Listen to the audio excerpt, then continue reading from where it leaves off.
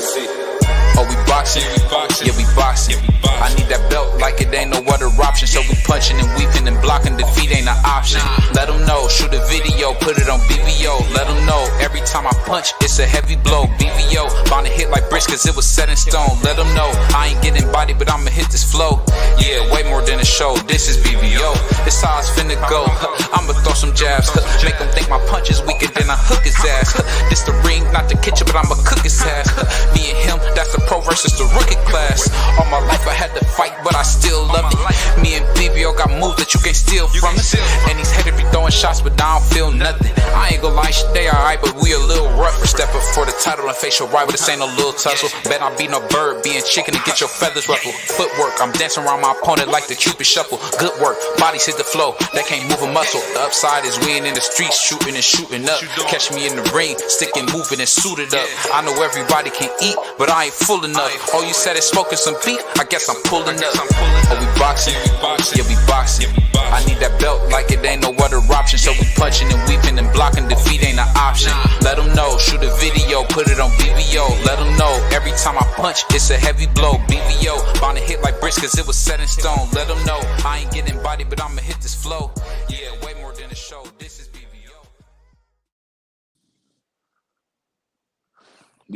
Yo, what's good? It's your boy Prize Fighter. I got the big homie in the building, the homie D Free. Free, what's going on, my guy? What's good? What's good? Ain't nothing, man. I'm just, we in here getting it, man. Waiting for the homie MarkyDon to come up. But what's going on with you, Free, man? You been watching any of this things going around the boxing community? Yeah. I've been what's going on, tight? I've been catching up with somewhat all the news. Yeah. I was tied up all weekend with wrestling, man. My daughter makes straight A's, man. So when it's hard to tell her no. So I wasn't able to watch no fights. I've been trying to catch up on the news the last couple of days. I wasn't able to come up here. I got in a little late. When I got in, y'all was talking basketball, so I just took it down last night. You know what I mean? Oh yeah. I mean, it was Richardson Hitchens. Yeah. He had a fight last weekend. I saw that. I did see that, D Free. Now I had to watch that one. Go ahead. Yeah. I didn't really pay attention to none of the other fights. That was the main one that I was looking at, and he didn't look too hot. He kind of got beat up a little bit. He almost got stopped, and I mean he was still able to pull off the victory, but he didn't look too hot. He didn't. Did you see that? You see that 117-111 scorecard? What was that about? What were they watching, Free? What were they watching? I told y'all every single fight, there's always one judge that has it way different from the other two judges. Like the other two judges, they pretty much be where the boxing community, the boxing fans, they pretty much see it how everybody else see it. It might be one way or another, but it be fairly what the fans see it. But there's always at least one judge that be way off base. I don't know if way that judge off. is paid by one of the fighting companies or what. I don't know what it is, but it's always at least one. And you absolutely right. I don't know what it is anymore, Free. I don't know what to say. 115, 113. If you wanted to give it for Africa, fine. If you wanted to give it to Limos for 115, 113, fine. If you want to call it a draw, I'm all right with all of that. 117, 111, come on, man. And I'm going to go back to my favorite phrase. He should be investigated by the FBI. And I'm going to stand on that every time I see some corruption, bro, because this is our sport, bro. We don't deserve this kind of treatment that we're getting with these scorecards. And damn, the fighters damn sure don't deserve what they going, man. They be messing up people's lives, dog. Forget losing a fight. You don't know that fight could elevate their life. You know what I'm saying? And then you get a crappy card like that as a joke. Africa, then he went on after that. I don't want to move too fast, but we're going to stay with Richardson Hitchens. Then, they asked him about Sabril and other fight. He said he want one more fight. you know, he basically said he wasn't ready. So you mean to tell me you not ready, but you're in a mandatory spot for the title, bro? Like, make it make sense, Free, please, man. I mean, it's pretty much what we saw Saturday. He's not ready for the top level guys. He still got some work to be done, and rightfully so. I mean, he's a young guy in the professional rankings. He's a young guy, so he still got some work. He hasn't had that push through the rankings gradually like he's supposed to. Now he had a good fight with the last one with Zepeda. But we all know now that Zepeda was past his prime because we just seen Zepeda get stopped in his last fight. So we all know what that was. I mean, at the time, we thought that was a good victory for Richardson. We were like, okay, this man ready to make a step. Yeah, it just didn't age well. Yeah, but then we see the very next fight, Zepeda gets stopped, and he said this might be it. If he can't win this fight, he was retiring. So we all know what that was. It was a man that was past his prime. So. Yeah. He still got some work that needs to be done. I mean, I still believe he got a decent future in front of him because even though it was a hard test, he still passed it. However, he looked in it, he passed it because the end goal is to get the W. Regardless of how you get the W, that's the end goal. Pass the class. You know, you can pass with C's and D's. You know what I'm saying? Yes. So that's the end goal. So he still got the W. But he got some work that needs to be done. So that's what I see, and I feel that's the reason why he said what he said. Yeah, I agree with you. He ain't ready. At least he's man enough to say he's not ready. But you know, the fans don't want to hear that. They're waiting to attack you for something. They're waiting for you to say some stupid stuff like that. And he said it. And the man was being honest, but he ain't ready. He definitely ain't ready. He said he's a couple fights away from one of them because, I mean, that guy he was fighting, that guy came to win, period. The guy was 29-0, so let's not forget that, people. You know, the man was, regardless who he beat, the man was still 29-0. So, you know, Africa got a long way to go, to me. I don't know what the hell BVO talking about in the chat. He talking about Virgil had Boots scared at 54. No, Virgil ain't even in a position to fight Boots at 54. Yeah, I don't know. Virgil don't got no title. Boots go to 54. He's fighting for a title shot. He's not fighting no daggone somebody that's trying to get a title shot. He's fighting a champion. Boots is the IBF champion at 47. Whether y'all believe he was emailed or he didn't fight for it in the ring, however it happened, that man was the interim champion, which the IBF only the third time they have gave out an interim championship. He was the interim champion. Bud said he wasn't going to fight him. He dropped the belt. They made him the champion. That's what happens when you're the interim champion. When the belt is relinquished, either they promote you as the champion or they put you in a championship fight. The very next fight, the fight for that vacant belt. Yeah, I mean, and then Cody Crowdy, that fight was ordered for him in Boots. That man he literally ducked Boots. He said, "Nope, I'm gonna go fight somebody that we never heard of, another sanctioning body. I'm gonna go over to the WBC and fight that man over in his country in France." Right, and it's not. And he's on the undercard now. Andy D-Free, isn't he on the Tanks undercard now? I think I don't know if it's the Tanks undercard or if it's the Canelo's undercard. Canelo, I'm sorry, D-Free. Yeah. Canelo. I saw his name on the. I was like, damn. So he ducked Boots. I learned that today. But again, I was trying to catch up on my boxing. I did have to see Africa fight because everybody was talking about, oh, this guy Limons got robbed, and everybody used that word robbery so loosely. I don't think it was a robbery. I think that scorecard was atrocious, but a robbery, no. That's not a robbery in my eyes. I think I watched the fight one time, and I had it I believe I scored it 114. I didn't actually write it down. I was trying to go off the top of my head and remember, but I think I had it 114. Yeah. No, Athletic. I know BVO be trolling. He talking about Virgil should have stepped on Bud when he was the Mando. He was in line to be the Mando. That man ducked. That man, they said, look, that nigga said duck.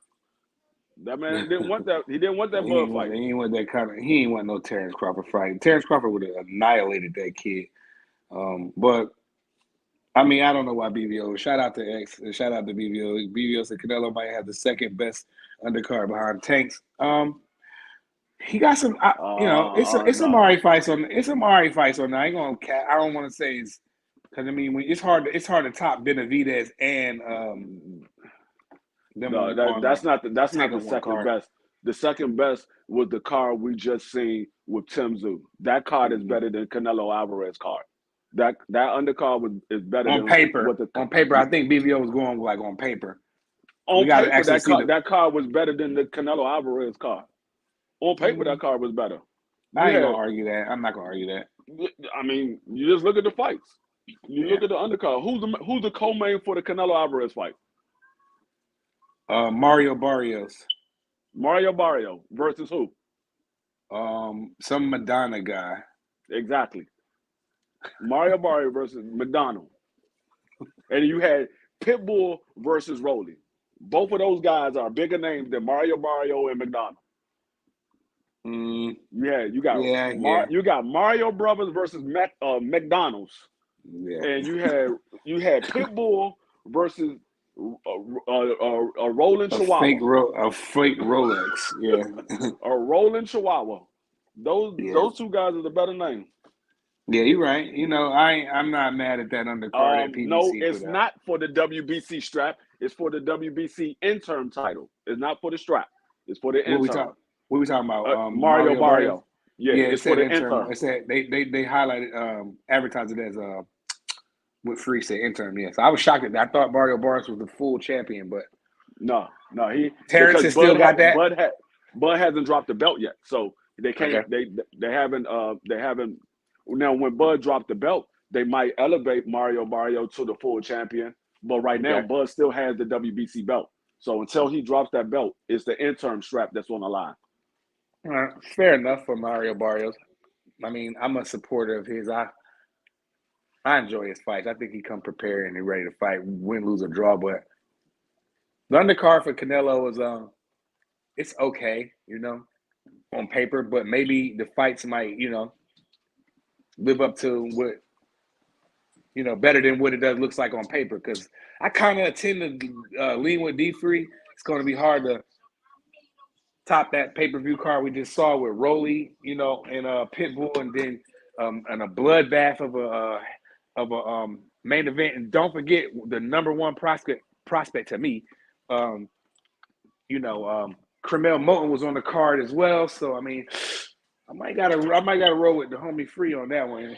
You know what I'm saying? It's hard. That's hard to argue, Free. Yeah, that's what I'm saying. I mean, I believe Tim Tszyu and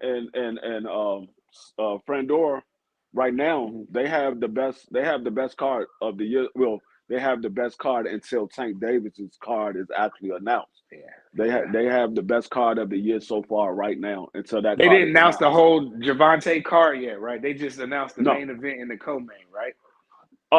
They have. I don't know if they officially. I seen Tank put it. But see, here's the thing, though, Free. I seen Tank posted on his IG, and I seen Frank Martin put it on his IG. Usually, when them brothers put flyers on their IG, they usually, you know, when it comes to certain fighters like Tank and them, you know, they usually be pretty accurate. Tank and Frank has acknowledged that that's the fight that's happening next. It's just I don't know if PBC actually physically done it. Yeah, I don't know if they officially came out and said this is the fight that's next. Yeah, it's I mean, Tank is shredded, by the way. I was like, Jesus, that's the best shape I ever seen Javante in. Frank is in store, man. I ain't gonna change my pick. I'm gonna stand on what I picked, and I picked the 12 rounds. But sheesh, Javante is looking extra strong right now, dog. Like he's coming to do he about to try to kill this boy, man. Easy Rouse said, "I would love to see Bud and Mel. What you think?" I would love to see that too. I still want to fight. Yeah, I still want to fight. I mean, is Bud first fight at 54? I still favor Bud because the way Mel looked in that Canelo fight. I favor Bud in that fight, but I wouldn't be surprised if Mel beat him because that's the first fight at 54 for Bud. So I don't see. I would favor Bud because I didn't Definitely. like the way Mel looked. If Mel was looking like he was looking when he beat Brian Castano and he looked like that in the Canelo fight and he got beat by Canelo, then I would favor Mel against Bud. Just But he just well, I don't want to. I want to watch my language starting off, but he just pretty much crapped the bed, Jermell Charlo. He didn't put any effort. He was there for a payday. I wish he would have just tried and just got knocked out. You know what I mean? Or go in there and just get dog walked. You know, but at least go out like Earl went out. I know people say, well, Earl didn't really go out like you think he did. Man, if you go back and look at the fight, Earl was swinging. Earl was trying. He was trying, bro. You know what I mean? Jermell didn't do any of that. If he would have went down, I would have liked to see Mel just try to fire off on Canelo a couple times. I had picked Jermell to win. I think he can beat him. He's pretty much the same size as him, but you know, he just went in there and didn't want to let his hands go, bro. He turned into Adrian Broner overnight. I had Canelo winning that fight once they made it because I know Canelo, he picked certain fighters for a reason. You did. He definitely picked Canelo. He picked Mel because he knew Mel was coming off a long layoff. He was moving up 2 weight classes, so that was the reason why. Did Mel have an injury? Free. He had a hand. Right. He had a hand. That's what kept him out of the ring, right? Yeah, he had a hand injury right after the Brian Castano fight. I think he got the hand injury in camp fight? before in camp for the Tim Tszyu, because Tim Tszyu was supposed to be the next fight. Right. And he got injured. And then that's when he got that Canelo fight. Yeah, you're right. Yeah. Well, you know, Jermell, shout out to you, Jermell. Just get your mind right. If you need another year off, do that. But come back prepared, man, because I'm a supporter of yours, man. Prize fighter. I rock with Jermell. I can speak for BVO. He's a big supporter of yours as well. So shout out to Jermell Charlo, man. Hopefully. I didn't kind of like the way the sanctioning bodies did them. They stripped them naked, boy. As soon as they had a chance, just rip him. He don't have no belts.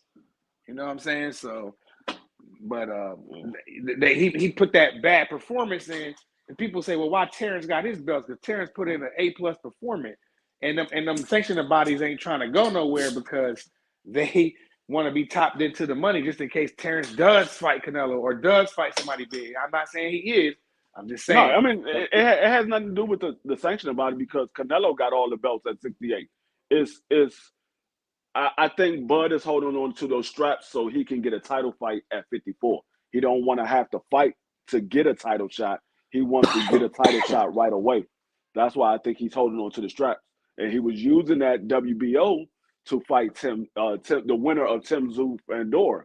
It just so happened the winner. Well, his manager said they want to fight Earl because there's more money fighting Earl. Yeah. And Fandor, he actually broke his nose in that fight, so he's going to be out for the rest of the year. So that both of those belts are being – I don't know if they're going to drop both those belts from him or if he's going to hold on to them and they got to go fight somebody else for those other 2 straps. Right. And shout out to Carlos. Pardon me. I was eating, man. I was moving too fast. Pardon me. Yeah, Carlos. Tank did fight Barrios at 140. He put a little. I don't want to say little, but he put a rehydration clause on Mario Barrios. Shout out Bentley. But yeah, that fight took place at 140. You're absolutely right, Carlos. Shout out Dub right side. He's asking for the link. BVO got all that stuff, Dub. I don't know if he's in the background or not. I keep forgetting to sign into that email where I could bring you up here. I'm doing the best I can. Shout out to Puro too. I could bring him up. I just gotta put the link in the chat. I gotta go out and put the link in the chat for my YouTube channel. Oh, I don't know about none of that stuff, man. Yeah. Man, you give it a minute. BVO probably be in the background where you don't gotta do all that. But yeah, I mean, what was we talking about? The Fandor, the Earl Spence, I believe you said it on this show, Free. You said how it's business. That's why Earl can jump the line like that. Yeah. If you scroll up, I believe the link is in the chat because X just got up here. Yeah, X is in there. Yeah, X is up here, so I believe the link is in the chat. Shout out to the OBX too, man. That's my dude. I can hear me, man. Yeah, you on there. Hey X man, not to Yeah, switch man. gears, not to go too I crazy, know what you about to ask but me about. I already know what you about to talk about. yo, that last night, I just started watching wrestling again because of my 10-year-old daughter. I don't know what was going on. I didn't know half the people was coming out. But when Triple H came out, I know Triple H. That's my dude. The Rock came out. John Cena came out. CM Punk came out the crowd. It was the whole weekend was it was worth every dime that I spent. I don't got no money right now, but you know what? My daughter, she makes straight A's. It's hard to tell her no, and she enjoys. She screams to the top of her lungs. I be trying to tell people, man, It was a come vibe in on there. back. Come on back, wrestling, man. It's getting better. I seen the little I seen the I homie I seen the battle rapper. I don't know if you follow battle rap, but I seen Chess. Chess was out there. I seen Lady Caution and I seen Rock. I spoke to all of them. Shout out to them. They Yeah, big man. wrestling All fans. the So yeah. celebs was out there. It Snoop, was lit, bro. Yeah, it was lit in there, Drewski, bro. the streamers was out there. Everybody Yeah, was out it there. was like my Lil daughter Wayne. liked that Yeet guy. He Oh, came that's out. Jay He had Uso, that man. joint That's Jay booming Uso. at the I end, know. dog. That's Jay Uso right Booming there. at the end. That's my You nigga know what Jay I'm Uso. saying? Shout out to OG Bruce Gas too, man. Shout out to you, dog. It's But yeah, it just was me, lit. Oos. Yeah, that's the It Rock was lit. cousin. But you seen the okay? You want to cook on Africa? We can take a go a step back before we jump into the the current stuff. But you saw the fight last weekend, right, X? And Yeah, what was your take of Africa last weekend? I look, man. I didn't never get your. I never got your. I, You know. I'm gonna keep it short. You know what I'm saying? For because you ain't hear my because I went on a rant yesterday. Be Yeah, free, you know, everybody. good. Good. I didn't hear it. All Go I ahead. say is, man, the man run his mouth. The man talk about how his opponent was a bum. He was this, he was that. He didn't fight nobody. All the niggas on his resume is trash. Then he get in there getting humble. You know what I'm saying? Mm-hmm. Get hands put on him and hands and feet put on him. Damn near. And Mm-hmm. now he talking about how the man got more knockouts than he got fights and. Yeah. He ain't never seen nobody like he ain't never seen T.O. fight nobody like that dude or Devin. Just comparing, that and that's what he do. He like to make his resume or who he fighting seem like these world beaters when they not. You know what I'm saying? And he just trying to change the narrative. This is the best. He's one of the best guys that I have seen switch the narrative. But that shit don't work. That shit don't work on me, bro. I'm very, very sharp and quick with it with stuff like So that. That's why. what did he do wrong to you, X, to make him get hands put on him like that? What does he need to work on? What did he do wrong in the fight? Was he sticking to the game plan? Was that what went wrong for him? I don't know what the game plan is, but I do know his own coach. His own coach tell people that he ain't got that dog in him. His own coach. You know what I'm saying? Wow. So for one, the man he throw one jab at a time, one jab Mm-hmm. at a time, one right hand at a time. Mm-hmm. It's no combinations he's trying to throw. It's just he trying to look too pretty in there, trying to One shot he now, huh? yeah, he's trying to when somebody try too hard and then when they try too hard they end up looking not too good. Yeah. That's what I Yep. think he is. He's trying too hard to look pretty. You know what I'm saying? Instead of just letting his hands go, he really struggled, man. He really struggled in that fight, man. Made it a Shout lot out, harder. quick. Keep He going, made X. it a lot harder than it's supposed to be, but styles do make fights, and it was a tough night for him. That's something I didn't Mm-hmm. say yesterday. It was a tough night for him. Maybe he could improve on things, but from what I know around being around his camp, it's more of the same shit. I don't know about recently. I can't speak on recently, but you In the know, past, yeah. yeah. But that's all I gotta say. And shout out to his opponent too. He probably earned himself a payday with that performance. You know what I'm saying? Another fight, another payday. So shout out to Limos or whatever, Lemons or whatever his name is. So shout out to him and his family. You know what I'm saying? Now he was saying things, like you said that his opponent ain't fight nobody. Da, da, da. Did you hear him then? And D Free made a good point on why he said it. But did you hear him go on and say how he was not ready for the Sabril Matias's and the Devin Haney's and the Tios next? He said he needs another fight. That's basically actually what he definitely said. Because I didn't even think about it like that. Because when he said, "Oh, I want to get one more fight before world title fight," I'm instantly just thinking about Super Matias. But there's other guys who are champions. So by that statement he made, he's definitely saying he's not ready for T.O. and Devin and Super Matias and Eastside Cruz. Mhm. Yep, that's exactly what he's saying. Now So why but is he he? said, So he should drop but his spot then, hold up, as the hold up, mandatory, Prize, right? hold up, Prize. what he's saying is, we like he said that, then he turned around and say, "Oh nah, but if I get a title fight, I'ma still take it." But I'm just saying though, like you know how somebody Yeah. try to fix up when they know they fucked up a statement. They Uh-huh. he like, yeah, I'll still take it, but I'm just Yeah. saying I need a tune up before because I haven't been as active as those guys. Now you haven't been as active as those guys. You fought what 3 times in the last how many months? You've been active, dude. Don't try to change the subject. Yeah. Right. Yeah, Go, they Free. won't drop his spot unless he's being called as a mandatory and he doesn't take that shot. I thought he Then wasn't mandatory to the no, he's in the number one position to be called the okay. mandatory. He's not the Okay. actual mandatory, and that's what a lot of fans get Mm-hmm. misconstrued. They think because you're number one, you're the Rank one. mandatory. No, you're not the mandatory until they call you the mandatory. They order the fight, then you're the mandatory. There's a difference in just being number one and being a mandatory. You're number one to be called the mandatory. That's what the position is for. You're not actually the mandatory until they call you the mandatory. Right, right. Yeah, absolutely. You're Yeah, absolutely right. man. People might see top 10 and then, they'll rank them 1 through 10 or 1 through 15 or whatever. And then on top of that one is where you're mandatory and then your champions or whatnot. But so, I mean, he ain't ready. I think he's 2 or 3 fights away from any one of them guys, even Pitbull Cruz. I think he's 2 or 3 fights away from that. And I could see him getting clipped by one of them guys, outboxed by Devin.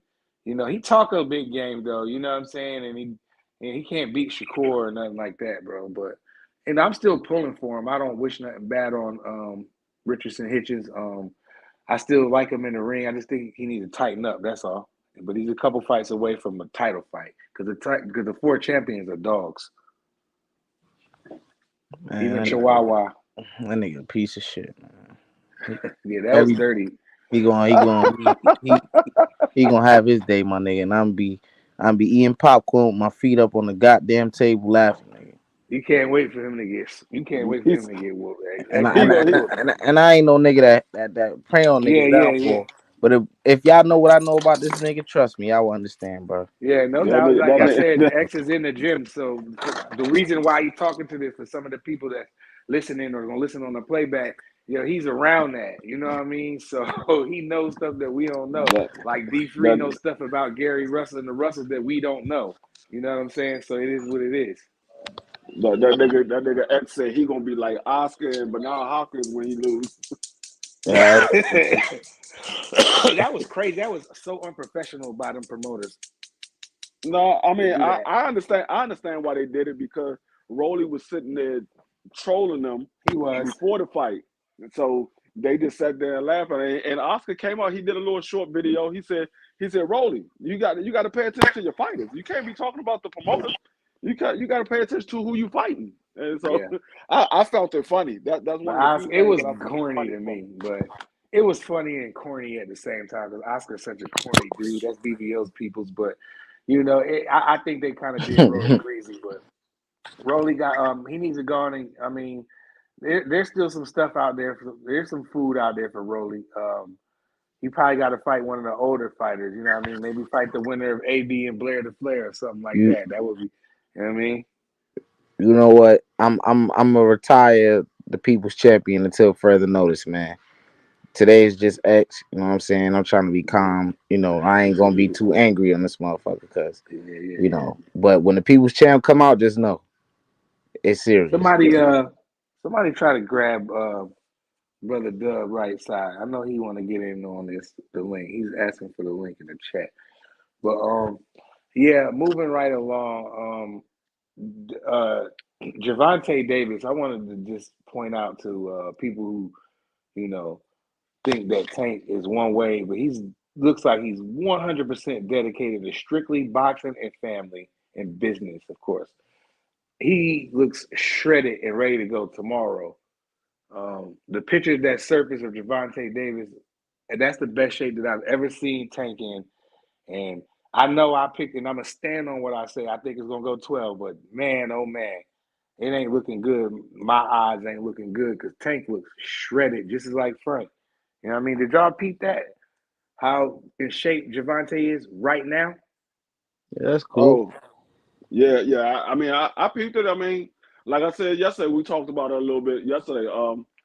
That's a dangerous individual when this man is 2 months out and he's already on weight, and now all he got to do is just fine tune his skills. That's a dangerous man, because when you see Tank in the past, a lot of times he was above weight, so he had to cut weight to get to his fights or whatever, or he had to gain weight to make to certain fights or whatever. So this man is on weight right now. That's a dangerous individual, because now all he doing is just fine tuning his skills. He don't have to worry about making weight and none of that. He ain't got to worry about doing some outside stuff. He just focusing in on the gym and fine tuning his skills. So it's a dangerous individual when you got to focus Tank, because we already know he has the power, and a lot of people don't believe in his boxing ability, but the man got a great boxing ability. They don't know what they're looking at, D-Free. Yeah, he got a great ring IQ, and he got great defense. So you got a dangerous individual in there that's focused. How you feel, X? You see the pictures that surfaced of Gervonta Davis and how in shape he is? Yeah, that's nice. You know, that's a 9-day comparison to what he used to be on, and you know he's been this way. I don't know what changed or what happened, but I know we remember when Tank was out of it, not looking like he was dedicated, getting fat. Like that changed like a couple years ago. Ever since then, the man been not looking like he blowing up a weight. The man been looking around his weight. So I've been giving him credit for that. Yeah, that's good, man. Yeah, he looks really like he gonna be super sharp. I'm like the brother Free said, and his IQ and his boxing abilities. People think he can't box, so they don't know what they're looking at. And shout out to Lonnie Lee in the chat too. Appreciate you tapping in. But they don't know what they're looking at. His IQ is like if we talking about Madden or 2K, he'd be 100. His IQ is 100. The way he can set traps and stretch you, not just land shots on, he will melt you if he set one of them perfect traps up and make you quit like Ryan did. You know what I'm saying? So he looked good. Yeah, man. I want to sing out this video, so if y'all could, I want to say out this video, motherfucking BVO. If y'all could, just drop that love in the private chat. I'm gonna send it to y'all. All right, bet. But yeah, Gervonta Davis looks like he's not playing around. It looks like he's 100% dedicated to boxing. And if he's 100% dedicated to boxing, it's going to be tough to beat him. I ain't saying he can't be beat, but man, oh man, if he stays in shape year round and be on some Terrence Crawford-ish, dog, come on, man. Tank is going to be – you think he folding cats down? Man, he's going to be stretching through people in the hospital now, bro. Man, he's just gonna destroy everything he comes. Man, if he's focused like that, he see what's going on. He see like how Dev is working. Dev is pretty much in the gym year round. I don't even want to use Dev. I always use Terrence Crawford. You don't think Tank see that? Bud is always in shape. You ain't never seen Terrence Crawford really out of shape. And if Gervonta dedicates his life, and then people might ask what made him change. Well, he's a little bit older. He got daughters. You know what I'm saying? And he's dedicating his life to boxing. He's doing what he's supposed to do. He's a businessman. He got people. He's feeding people. You know what I'm saying? He got an empire to maintain. So I think he's 100% focused right now. 100%. After them pictures, he's laser focused, bro. Hey, yo, Marky. Yeah, salute to everybody on the panel, man. How y'all doing? What's going on, Marky? Oh, what up, man? Marky, what's up, Doug? It was good. Yo, Marky, let me ask you this right quick. Yo, if you, I'm gonna send that video to them if you got their number that I sent to you, bro. I need them brothers to see that shit, bro. That's the video you sent us earlier. You sent me earlier. Yeah. Send that shit, bro. Let's do it. Send it to my Jack, Marky. But Marky, since you jumped on, I'm glad you came. I'm glad you made it. No Diddy. I'm pretty sure y'all cooked on Hitchison enough yesterday. I wasn't able to be with y'all yesterday, so I was trying to catch up with y'all brothers. Let's just keep it where we at. Have you seen them pictures that surfaced of Gervonta Davis' weight and how he looks? Have you seen those pictures? And what do you think about him? Yeah, I seen the first picture, which was him in like a big T-shirt, and he looked really shrunken down. Then I saw this video came out where he was basically flexing and showing that he's ripped and cut up. So yeah, I think it's real good that Tank is focused. He's in shape. I heard the other day that he's 138 pounds right now, and we like 2-3 months out from the fight.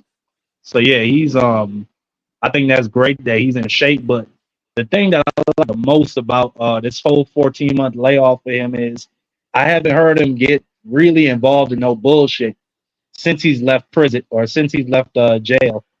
I think that's the big thing. He ain't had no baby mama drama.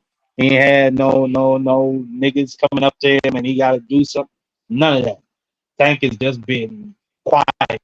I think that's the best part of really the change I've seen in him. He's not worried about any outside nonsense. I like that. Yep, he pretty much agreed with me. Like, oh, I agree with you. He looks laser focused, and it looks like he's dedicated his life to boxing. That's what I'm on because he got a beautiful daughter, and I want her to never have to work and stuff like that. So I want them to be set for life. And Tank is he's pretty much there. If he dedicates his life to boxing, dog, he's gonna be super unstoppable because he's already that now. He like that right now. So a focused Tank, just like, you know what, I'm gonna be in the gym, family. It's curtains for dudes, bro. Curtains. You know what I'm saying? Straight like that. Yeah, you gonna make me bring out the people's champ, man. I'm telling you, man. That's cool, man. I mean, he can be beat. I'm saying, I'm just going by what I'm looking at, like everybody else is. You know what I mean? Yeah. Right now, he looks sharp. Yeah, like I said yesterday, I give a lot of credit of Tank focusedness and being on weight right now. I give a lot of credit to Frank Martin because, like I told people before, Frank Martin is the most skilled guy that he's been in the ring with. So Tank know that he can't be in there playing around with Frank Martin. He sparred Frank Martin before, so he knows Frank Martin got skills. He knows So Frank what you're Martin saying can. is, you know what it is. Yeah, he knows what it is because I mean Frank Martin is not no guy that you just gonna walk through. I told that for a lot of people. I said Frank Martin, even when that whole Shakur situation was, I had Shakur winning because of the experience, not because Shakur is more skilled than him. I think Shakur is more seasoned than Frank. That's why I favor God. Shakur in that fight. You see now that y'all done it. Did you just say that Frank Martin is more skilled than Shakur Stevenson? No, I said I didn't say Shakur was more skilled than Frank Martin. I believe their skill levels is about the same. Oh I my don't. God. I think Oh my Shakur's God. levels above Frank Martin. But go ahead. That's ridiculous. The only thing you can say that Shakur has over Frank Martin is the defense. He doesn't have faster. He doesn't have faster hands. He don't have better footwork. He doesn't have more power. Oh my God. I might give you the power thing, but footwork and the way Shakur can master the distance and stuff. Frank can't don't master distance like Shakur. How he can just take a little half a step back and get him in a second. Listen what I'm saying. I'm not saying Shakur doesn't have great footwork. I'm not saying that. I'm saying Frank Martin also has great footwork. They use their footwork in different ways. Shakur used it to use distance. Frank Martin used it to give different angles. There's a difference in their footwork. Okay. It's not, I'm saying that Shakur, what you saying, I'm saying Shakur is better than him at that. Period. That's your opinion. Only thing I give you is the power thing. Okay, Frank might got more pop than Shakur, but everything else, Shakur, he's on B. Frank is a B level, and Shakur does everything that's an A. He's an A fighter. So what? If you wanted to say Frank was a better fighter, I mean, I wouldn't have a problem with your opinion, but I don't think that Frank is more skilled than him. Because if you wanted to say he's a better fighter, you wanted to say that he deals with adversity better, or that he has more power that's gonna show an effect later in a fight. I could agree with that, but when you talk about skills, I think Shakur is just on a different level. Facts. I never said he was more skilled. Y'all hear me saying that? No, you said he was on the same level, D Free. I do, and we disagree with that. That's your opinion. I mean, it's not no set schedule, set grade that you go by that say, okay, he got an A, he got a B. It's what you believe. That's opinion. It's opinion based. No, it's So not what I I'm not believe. It's what you disagreeing with y'all. see. If that's what you Can I believe, say that's so? what you believe. Can Go I ahead, say X. something? Go ahead, X. Go ahead. The man just woke up the people's chat, man. You know what I'm saying? I gotta remember yesterday. I gotta remember yesterday that this is the same man who said that Ja Morant is more skilled I didn't say he was more than Luka skilled. Doncic. You know, I a never more said he was skilled more skilled. scorer. A more skilled scorer, excuse me, than Luka I said Doncic. he's an all around better I, scorer. Is what I said. you know, he's same thing. You say he's an all around better scorer, same shit. This is the man that we dealing with, the brother D Free, my nigga D Free. You know what I'm saying? So So I'm not even. You're never gonna win this debate because that's my opinion. You can't beat that. That's my opinion. I don't care what you say about it. That's my opinion. You're never gonna beat it. That's my opinion. All I know is D Free, you've been needing glasses for a long time, brother. Dog, whatever you say I need, it doesn't matter. That's my opinion. Right. My opinion is my opinion. But it's kind of hard. It's an opinion, right. and you're right that it's an opinion. But a lot, like I'm going with the eye test. You know, It's absolutely. everybody on the panel knows boxing. That's your eye test. And like I said, I don't disagree with y'all opinion. That's your opinion. I don't disagree. But why y'all got to disagree with mine? Because I just believe that. Well, if you want to blame anybody for this argument, blame Frank and Shakur for not fighting. And we could have settled this argument a very long time ago. Yeah. So blame them niggas. Shakur could have gave him a little more. You know what? You right, D Free. You know what, D Free. You are absolutely right, brother. It's your opinion, and you know what? If you gonna say your opinion on the panel, you gotta accept that somebody gonna think it's some bullshit. You know what I'm saying? And they gonna voice that. I never disagree with what y'all believe. I never disagree. That's y'all, like I said, that's your opinion. Hey, now I set it off to where I set it off to where I was just basically saying D3 was like, I think the hand speed's the same. I think the footwork Frank's is better. I believe you did say Frank's is better. And I just said I don't think so. I think that other than the power, I think Shakur, if you want to grade it, I think Shakur is an A and Frank is a B. He'll average out as a B fighter. That's just my opinion. Yeah. He's not an A fighter, but he's not a C fighter either. So I put him at B. He does some good stuff. Like you said, he does have good footwork. He does have solid, respectable hand speed. He does have power. He is a gym rat. He looks like he stays in shape all year round, like he's ready to go. He's been in sparring where he's done everything. He's ready to go. You know what I mean? He's a little bit older, but he's still ready to go. You know what I mean? And the bottom line, I agree with you. He is that, but I just think when you grade him, if you grade him, that would be my next question to you. What do you grade them? What would you grade Shakur? What would you grade? And that's the point that I'm making. That's why I said it's opinion based. There's no set. I know, but I'm asking you, what do you, if you're going to grade him, if you say his footwork, IQ, speed, power, ring generalship, or you just ball all that stuff up and do a paper like you're a teacher, you're going to grade him. What would you grade Frank and what would you grade Shakur? It's just a simple question. I would say, if I had to grade their skill total package, I would say Shakur is probably an A, and I would say Frank Martin is probably like an A minus. Oh my God! You believe he's an A fighter? Okay, that's fine. Oh my God! Oh, like he said, it's an opinion. Oh, I got him as a God. B fighter, but if you want to put him as a B plus or an A, fuck, bro. That's cool. If D3 been around boxing pretty much longer than all of us, see, this is what y'all believe y'all gotta respect it. Y'all grading off. I just respectfully, in Dub right side words, I respectfully respect. Listen, and somebody get Dub up here. I put the link in the chat. He ain't clicking, so you might have left. I'm asking y'all, what do y'all grade Shakur off of? What is Here we go. I just said it free. Hands. No. Listen. Let me finish. When I say what y'all grade him off of, what fight that y'all say, okay, that fight right there, he is that much better? Because last time I checked, Shakur had 2 bad outings. Frank Martin had 1 bad outing. Oh my God! But the level of competition God. Shakur fought. He fought Oscar Valdez. He showed you everything in the tool bag.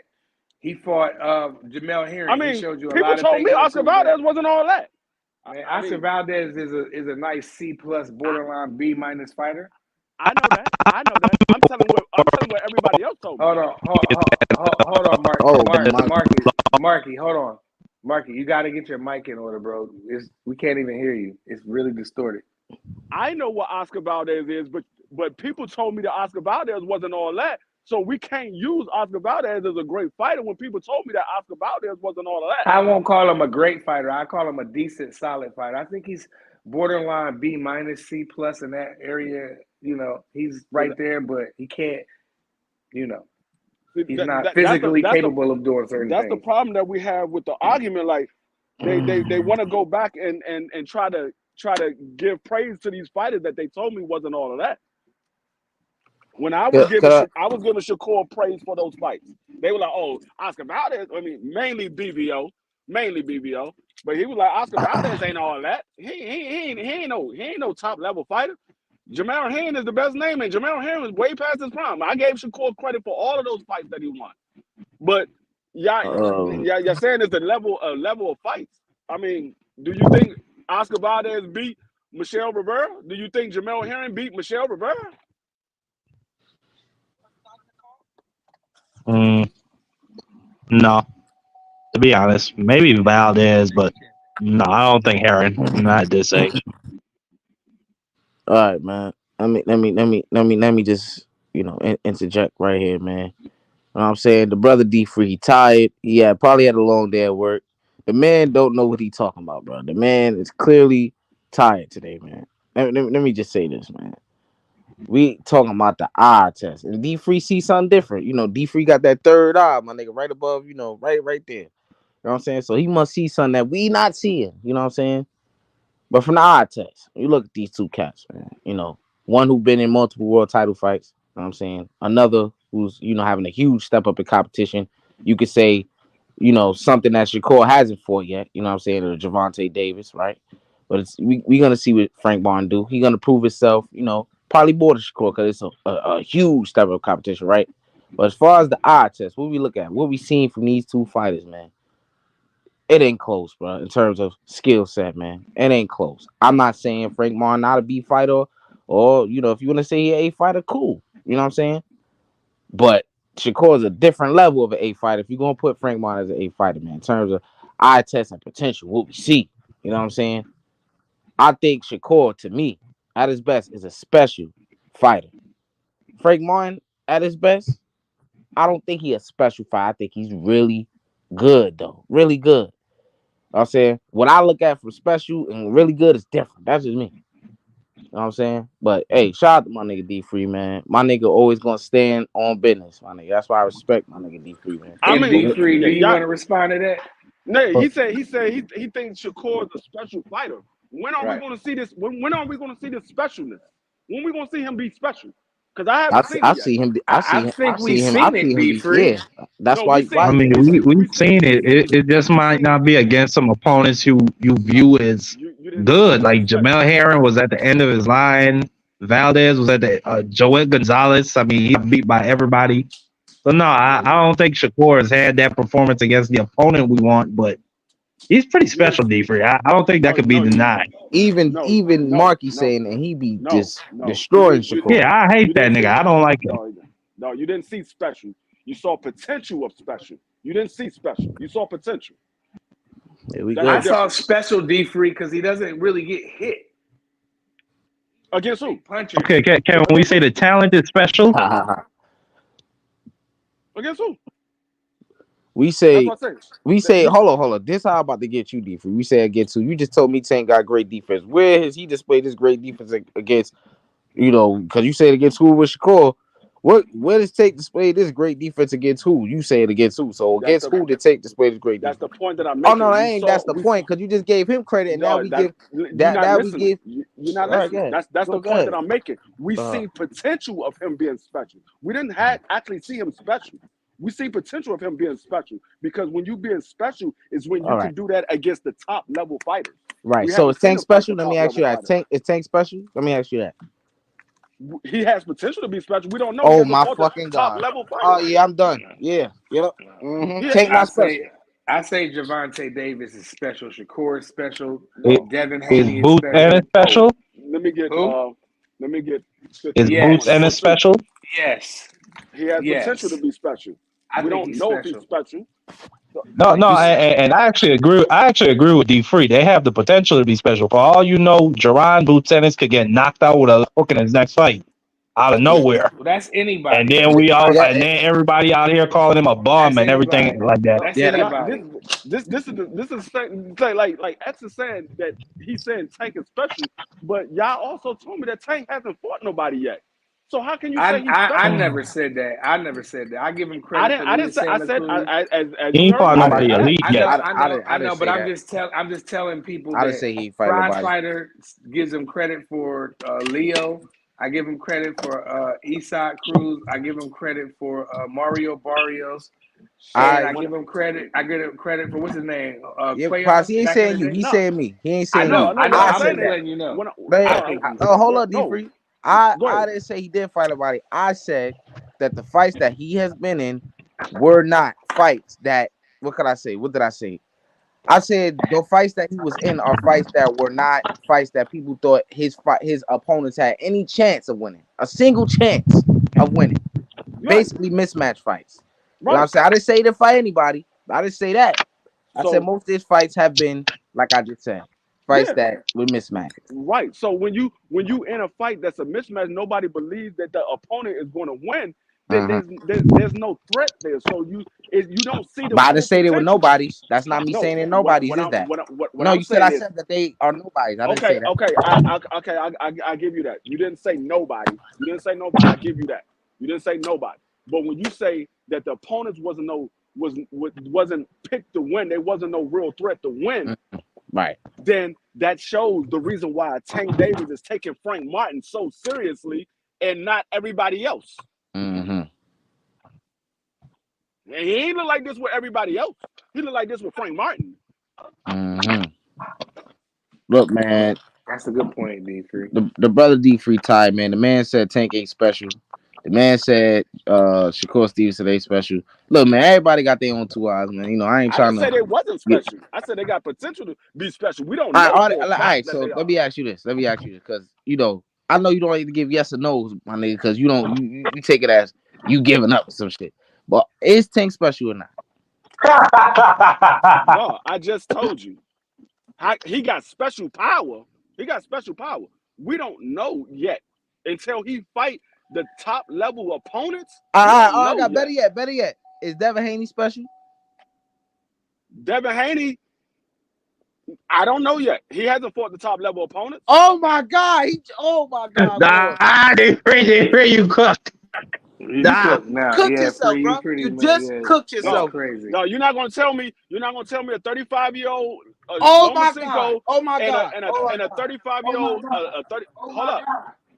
hold up. You're not gonna tell me a 35-year-old So now Lomachenko you blatantly and moving the a goalposts. Now you dog. blatantly moving the Let goalposts. me finish saying what I'm saying. All right, You're good. not gonna tell me that a 35-year-old Lomachenko and a 35-year-old Regis Prograis is the best in the division. Look. They're not. All They're right, not the look. top I'll level. give you that. They Look. they The reason they why. they are a name that was All the right. top level. Okay. Listen to this. The reason why I brought that up because listen, I don't think Devin Haney's special. That's my opinion. I think he's really talented, like the brother sent a comment. But the reason why I brought it up is because he has faced to me a better level of competition, like you like to say, Yes, than he has. than Tank or Shakur. So my thought process is okay. He has proven that against the top competition because look, we look at him, we look at what he's accomplished. He's undefeated at this current moment. And even by that metric, you saying you don't know if he's special, and he tested himself against the best in 2 divisions. Despite what you may think, the guys that have not done that yet, from the eye test, I look at them, I say, hey, those guys are special. But with Devin Haney, I just brought up Devin Haney. You like, oh no, I don't think he's special. And he is proven, like you said, he's fought the guys that are the best in the division. So how's he not special? He didn't. Loma ain't the best of 135, dog.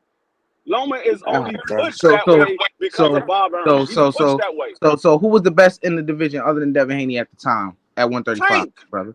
Tank. Okay. So Loma's not a close second or right after that? He's a tier below them. He's a tier below them. Okay. Yes, All right, brother. That's my belief. He's That's a tier always below been my them, belief. but Devin Haney barely beat him. Dog, that's why I said he has potential to be special. That's why I said it. But thank you for proving my point. Shout out to Thomas. Wait. So wait, hold on, X. Hold on. Let me read these comments real quick. Then I'm gonna let you go. God. Shout out to this protocol. Shout out to Thomas Hill, and shout out to Kareem too, and the homie Bentley. Go ahead, X. Thank you for proving my point, X. Thank you. He barely beat him. I believe Loma's a tier below him. I've always thought Loma wasn't better than those guys. I always thought that. Y'all never heard me say. I said Loma is skilled, but I always thought he was not better than those guys. So for you to say that Devin Haney barely beat him, you prove my point. He has potential to be special, but we haven't seen it yet. Thank you. So because he barely beat a former unified champion, that means he can't be special. He's not special. No, right? They're going. And right. Dongo was a former unified champion. Dog. That doesn't mean because somebody go out there and beat him. Doesn't mean that they special. Doesn't mean that they special. He's a former unified champion. All right, man. All right, because I think you go look completely. I don't know how we got to Don because he got fucked up. He got dominated. Former unified. No. Hold up, brother. So because Devin Haney, which I gave him shit for having a close fight with Lomachenko too, because I thought he was supposed to absolutely wash him, but it still doesn't take away from the fact who he was in there with. So I don't look at it like, oh, Devin Haney, he can't be this or he not that because he had a close fight with Lomachenko. No, I'm not saying he's not talented, dog. No, I didn't say he did. Saying, okay, so just because I say he has potential to be special, he just hasn't proven it to me yet. He might have proved it to you. They haven't proven it to me yet. You breaking up, Marky. You breaking up, Marky. Marky, you breaking up, bro. Marky, you fried, bro. No, they just haven't proven it to me yet. I'm not saying they proved it to God. They just haven't proven it to me that's yet. That's fair.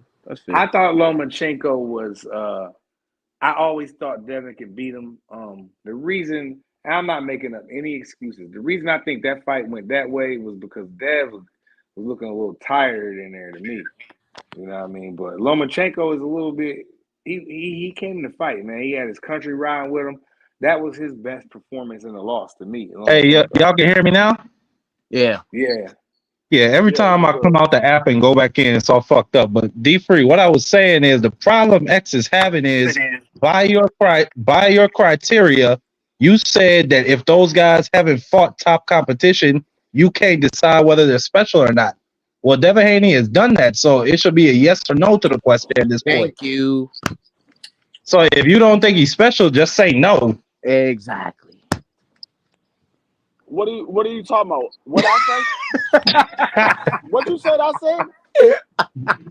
You said you can't decide whether Shakur Stevenson or Tank is special yet. You said they have the potential to be special because they ain't fought those guys yet. Is that not what you said? Yeah. I want to be very clear about your word. No, yes. And I said they haven't proven that they were special to me. They have potential to be special. They haven't proven because they haven't fought each other. I think that all of those have potential to be special. Because you fought tough fights, that doesn't make you special. Because you fought tough opponents. That just means you passed the test. You fought tough opponents. You passed the test. Wait, so now if I heard you clear, you said they have to fight each other to prove that they're special? I believe those are the best of the best. He just moved he just moved the goalpost. No. And when we thought Sugar Ray Leonard was special, he fought all of the best of the best. You're not going to tell me because you fought some tough opponents that you're special now. No. People thought Sugar Ray Leonard the reason why all the way from the Montreal Olympics. The reason why Sugar Ray Leonard, Marvin Hagler, Tommy Hitman Hearns, Roberto Duran, the reason why they get the love that they get is because they fought the best of the best. That's the reason why they get the love. But we're not talking about love and likability, D-Free. We're just talking about grading some fighters, whether they special or not. We're not talking about that other stuff. I don't know about for y'all. But for me. All right, just say that then. Don't say, oh, this and that. And I said resume. That. I've already said that. I said maybe they proven it to God. They haven't proven it to me. I already said that. I think we can end right there. Yeah, because I think we cooked this as far as it can go. D3 gonna go on his illogical rant. You know what I'm saying? When all it is just to him. That's all he had to say in the beginning. You know, we wouldn't be here in this mess. You know what I'm saying? But shout out to my nigga D3 once again. You asking me my opinion, so I gave you my opinion. Yeah, no, I'm not mad at your opinion. It's just you tried to give your reasoning, and then it didn't make sense. No, You know what I I'm saying? gave the reasoning for me. You asked me my opinion. All right. I gave you my reason. All right, and I'll tell you it don't make sense, but it's all right. I will fight, bro. I will fight. You know what I'm saying? But yeah, man. Shout out to What's the next topic, Prize Fighter? Well, I was letting them two brothers. I was really just trying to catch up with y'all. Yeah, appreciate it, Prize. Wrestling. So cook on whatever you got something. Cook on it. Yeah, man. Oh yeah, man. Yo, definitely. Yo, don't forget to send that video. Marky, I need them to see that shit, man. That shit legendary. Man. I already sent it. I sent it to Free and I sent it to Prize. All right, bet. Yeah, man. No, I sent it to Prize and BVO. All right, man. But on another note, man. Yeah, man. I think them dudes special, man. We gonna move on after this, but I think them dudes special. Shakur and Tank. I even think Loma's special. I just think he older now. But I think he gonna stop old boy Cambosos. And prove that once again that he is a one-hit wonder and he got lucky on one night. You know what I'm saying? But shout out to him though. He did that. A lot of niggas ain't become a unified champion. He did. So, hats off to him, my nigga. That's about it. But yeah, man, them niggas cool, man. I want to see them fight each other, to prove, I guess D3, if they fight each other, they gonna prove it. But what if them niggas have a close fight with each other? How we going, because he Devin had a close fight with Lomachenko. What if you have a close fight with Tank? You still gonna be proved. I mean, I guess, but it is what it is, man. It is what it is.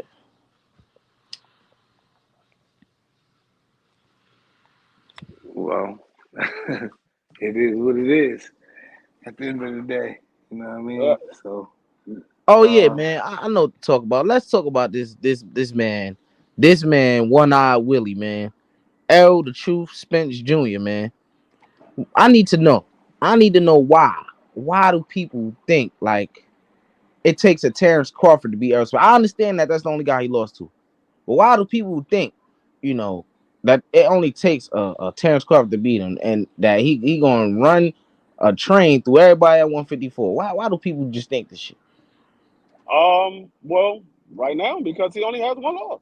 Until somebody else do it, I mean, I can't argue against it because nobody else done it. So that's like saying, okay, Floyd Mayweather ain't the best in the daggone boxing industry. Well, nobody else beat him. Nobody beat him. Sebastian Fundora had one loss, and then all of a sudden everybody saying, "Oh, he ain't shit." Everybody can beat him. You know what I'm saying? That's how it went. Well, niggas. That's a bad example. That's a bad example. That's a bad example. It wasn't really a bad example because when Fundora got melted, I was like, I knew that was going to happen. He's a walking knockout. You know what I mean? It's not that I say he was a terrible fighter. I just was like, I expect him to either go to work, or get knocked out. You know what I mean? So, Fundora, he all right with me. You know what I mean? Can he beat Earl at that kind of game? I mean, if Earl body holds up, then I say no. If they sit there in the phone booth, I think Earl will break that skinny boy down. But can he just run through 54? It'll be tough for him. Him and Zoo's a good tough fight. Him and Fundora's a tough fight. Oof, we already know about Terrence Crawford. Jamel Charlo's is still a good fight. You know what I mean? Earl, all of those are. I won't say all of them are 50-50 because I favor Earl in there with Fundora. Yeah. But Zoo might be. I don't know. If you disagree, X, that Zoo that might be 50-50? I think. Look, these are the fights that I think Errol Spence has somewhat of a chance in. I think he needs to stay far away from Tim Tszyu because at this current moment, the man is getting criminally underrated. Tim Tszyu. I'm just leave him out the equation. I'm gonna say, Fundora. I can see why people have that opinion. His defense is not that. It's not good at all. I'll just say that.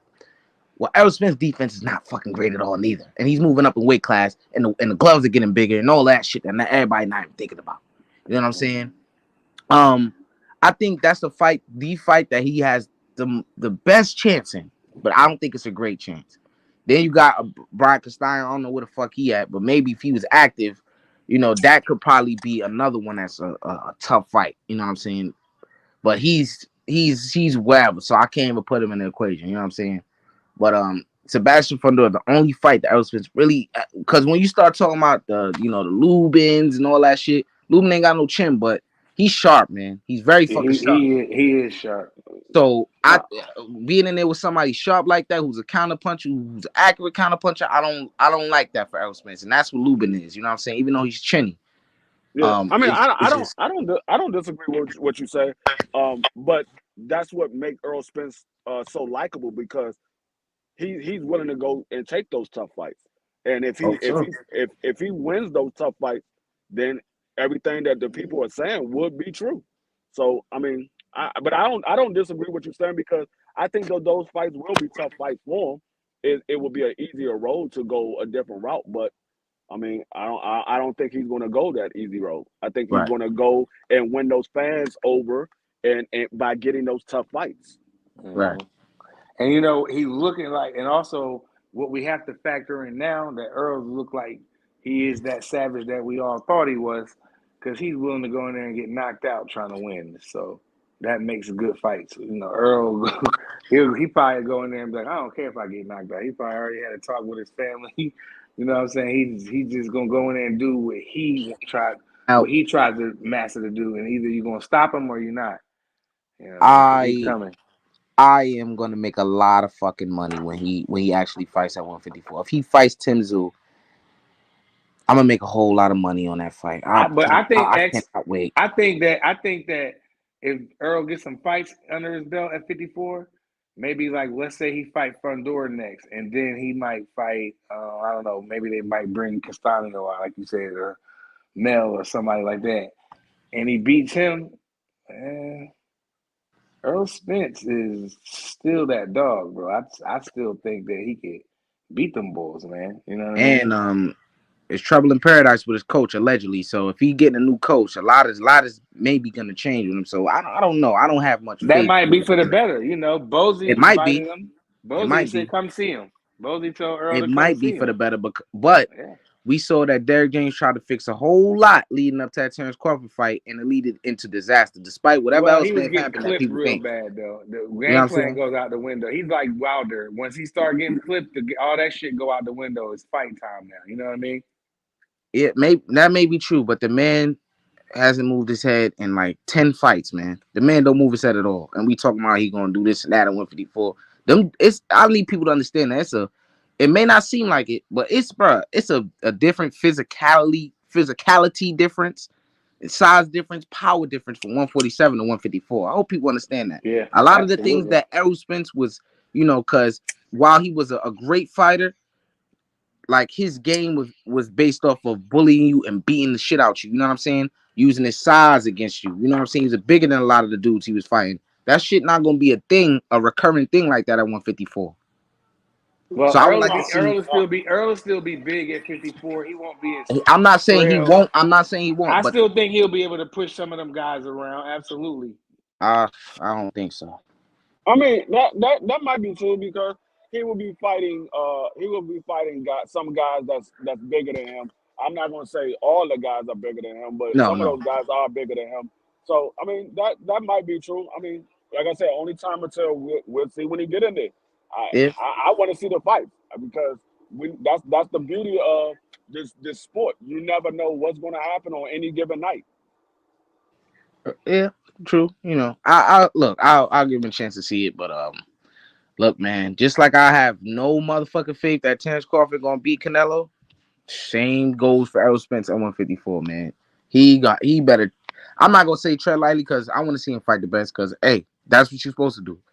But I don't want to see the man get hurt again, bro. That's just not something I want to see. You know what I'm saying? I hope he can do well. We never want to see a fighter go. I mean, I want to see him get hurt again. You know what I mean? And I'm a huge Earl Spence supporter, but it's a fight game. It's a hurt business. So if he goes in there and get hurt real bad again, then I'm like, damn, Earl might just need to chill. But I still salute him for entertaining me, for coming out there and giving me the best fight, because I believe, in my opinion, like Free said, we'll go back to that opinion stuff. I believe that Earl Spence has fought everybody he was supposed to. You know what I mean? Now, he came up short in the big one, but it's okay. He still still can't take away what he did. And I think if he moved up to 54, I think he could beat Zoo. He's cool to me. I give Zoo a B. He's good, but he's the goods. But I just don't think that like he can beat Earl, man. I just think Earl can beat him. You know what I mean? I think it'll be a tough, close fight. You know what I'm saying? But, are you willing to bet on that fight?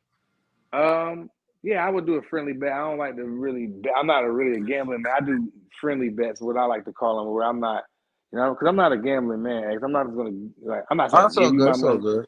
Like I can do like a little light $50, so it's not a big deal. Like if I owe you, not I owe you, but if you owe me $50, I'm not like tweaking like. But I'll leave that up to the people to grind you up to be like, damn, you ain't paid Prize. That's crazy. Oh, nah, you ain't gotta worry about that. Then I don't worry about it. That's why I do friendly bets. Because I know that I can pay. I know that I can give you $50. Not a problem. You know what I'm saying? Yeah, because BVO, no, that's what I'm gonna say.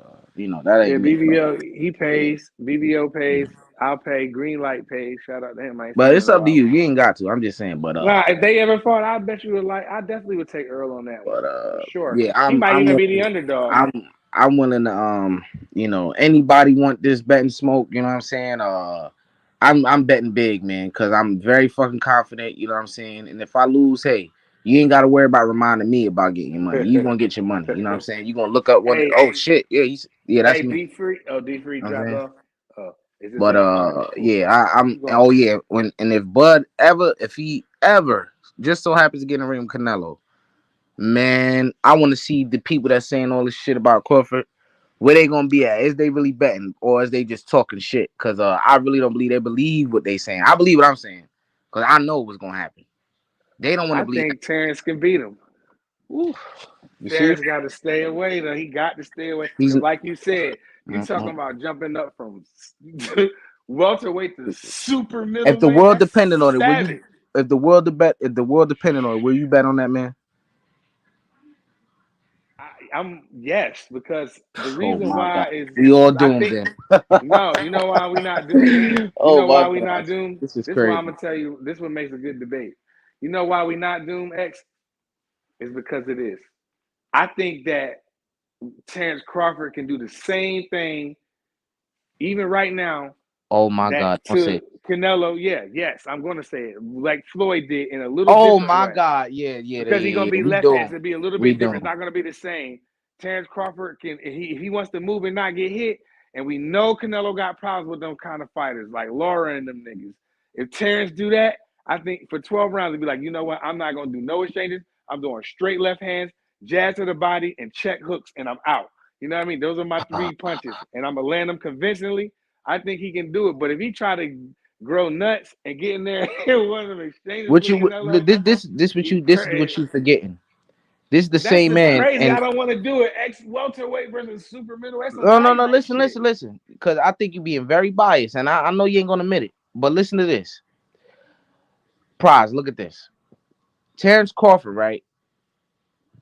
What did he say about Jamel when Jamel fought? Oh, he fought like a pussy. He didn't see that. He did that. And I said, that's not me. What I said about Terrence Crawford, who was my favorite fighter, I said, yeah, that's cool, but you wasn't in there, so you don't know how you gonna react. You could say you gonna do this, and that, like Jamel did, and then you get in there and you see something different, like, oh shit, I wasn't expecting this.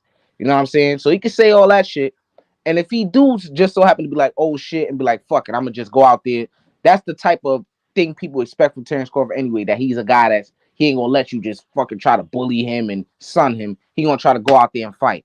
Like you just said, you don't want him to do that.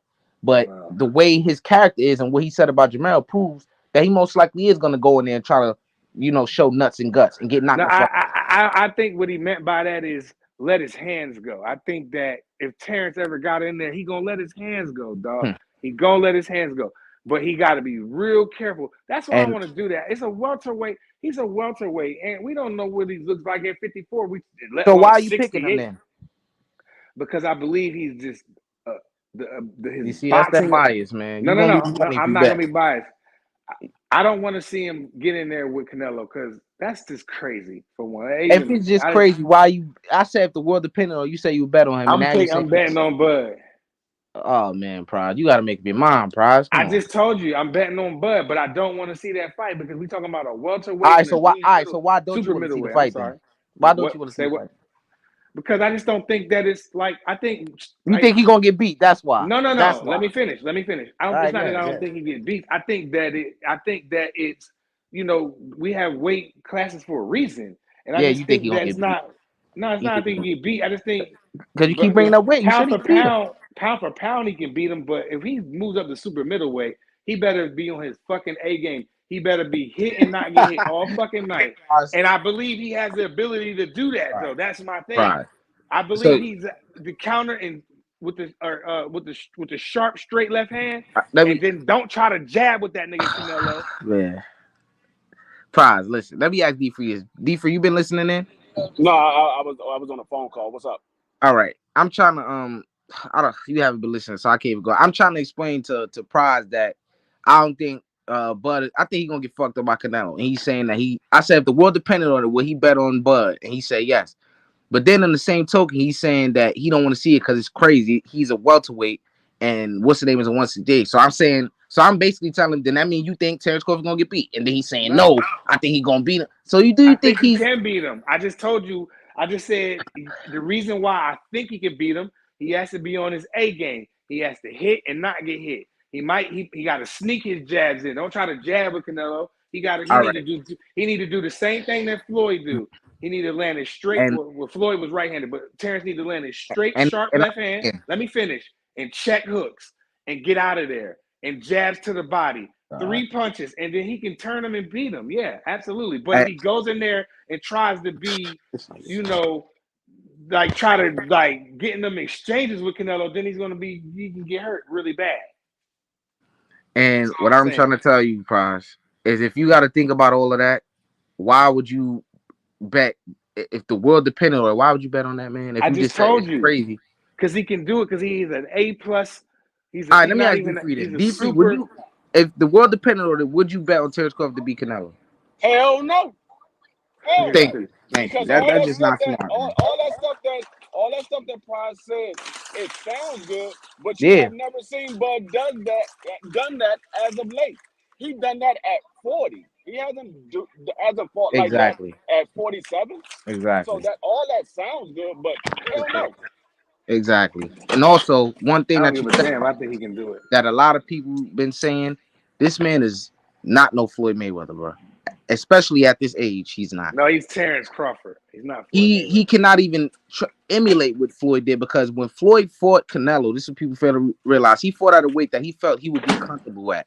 He didn't fight him at a weight that he'll be way like Bud. I don't care what nobody say. I don't care if I ain't see it yet. He will not be comfortable jumping 3 weight classes at 168, a weight class he has never fought in. Look how Jamel physique looked at 168. He did not look in shape to me. He may have been in shape, but Jamel though. That's Jamel. Terence. But Jamel is 5'10". You're not getting it. Jamel is 5'10". I do get it. I get it. I'm with you. No, he's 5'8", I think. So what I'm saying how tall is Canelo? Canelo is Jamel is 6 foot. Canelo 5'8". Right. So, but like I said, Canelo is bigger than Terence Crawford. He's not taller. He's not taller. It's a weight class. It's not a height class.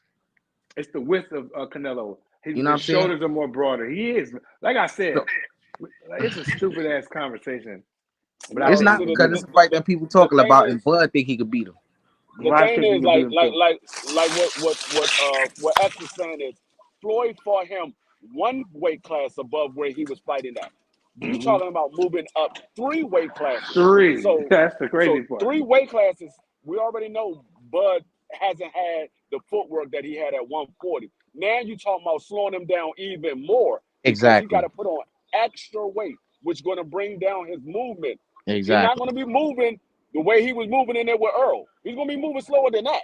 Yep. So it's you got somebody that's acclimated at that weight class, who's the undisputed champion at that weight class, got multiple fights at that weight class, to somebody that's moving up there for the first time, 3 weight classes for the first time in their entire career.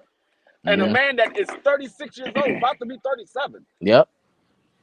Yeah, I mean, D3, you make good ass points, but X asked me the question, and I truly believe that Terence can beat him. I hear you, and I agree with you. Canelo's big as he's just more physically bigger than Terence Crawford, and like I said, I don't know why even Terence was doing that.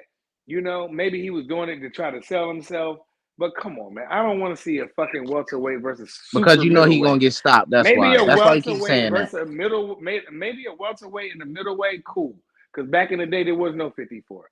So, but a welterweight and a super middleweight, come on, man, that's crazy. Why are you scared to see it if you think he gonna win? I ain't don't scared get to that. see it. I think he can beat him. I would. So why you keep saying you don't want to see it then? It's a great fight, right? I He just can win. said it is a big fight. It is a great fight, but I just like because you know, man, this man biased, man. Stop. I'm not biased. It's just hard this with because you, it's a bro. super middleweight versus welterweight. But I think that welterweight can outbox him for as long as it lasts. Now, as long as it lasts. Now you think he gonna this man, you playing? I didn't say that. Don't mean nothing. Oh man, bro. Terrence Crawford can beat him. I just told you why. I told you Look, a bunch of times why he can beat him. Terrence Crawford definitely have the skills to beat Canelo Alvarez. He can beat just him, not at 68. not at 68. No, I agree with that 100%. So what they gonna do? 66? I think he's more skilled than the man. I don't think that's a question. I think, you know, I think he's just more skillful than Canelo. But it's all about when they get in that ring, and then you bring you bring size into the equation, and you bring the fatigue into the equation. You know what I'm saying? And the pressure, the mental, all of that. You know what I'm saying? You could say, oh, he won about how Jamel performed, but he ain't never been in that situation. I ain't never seen nobody do that to Jamel, make him look like that. You know what I'm saying? The same thing could very well happen to Terrence Crawford. He could bark all he want. You know what I'm saying?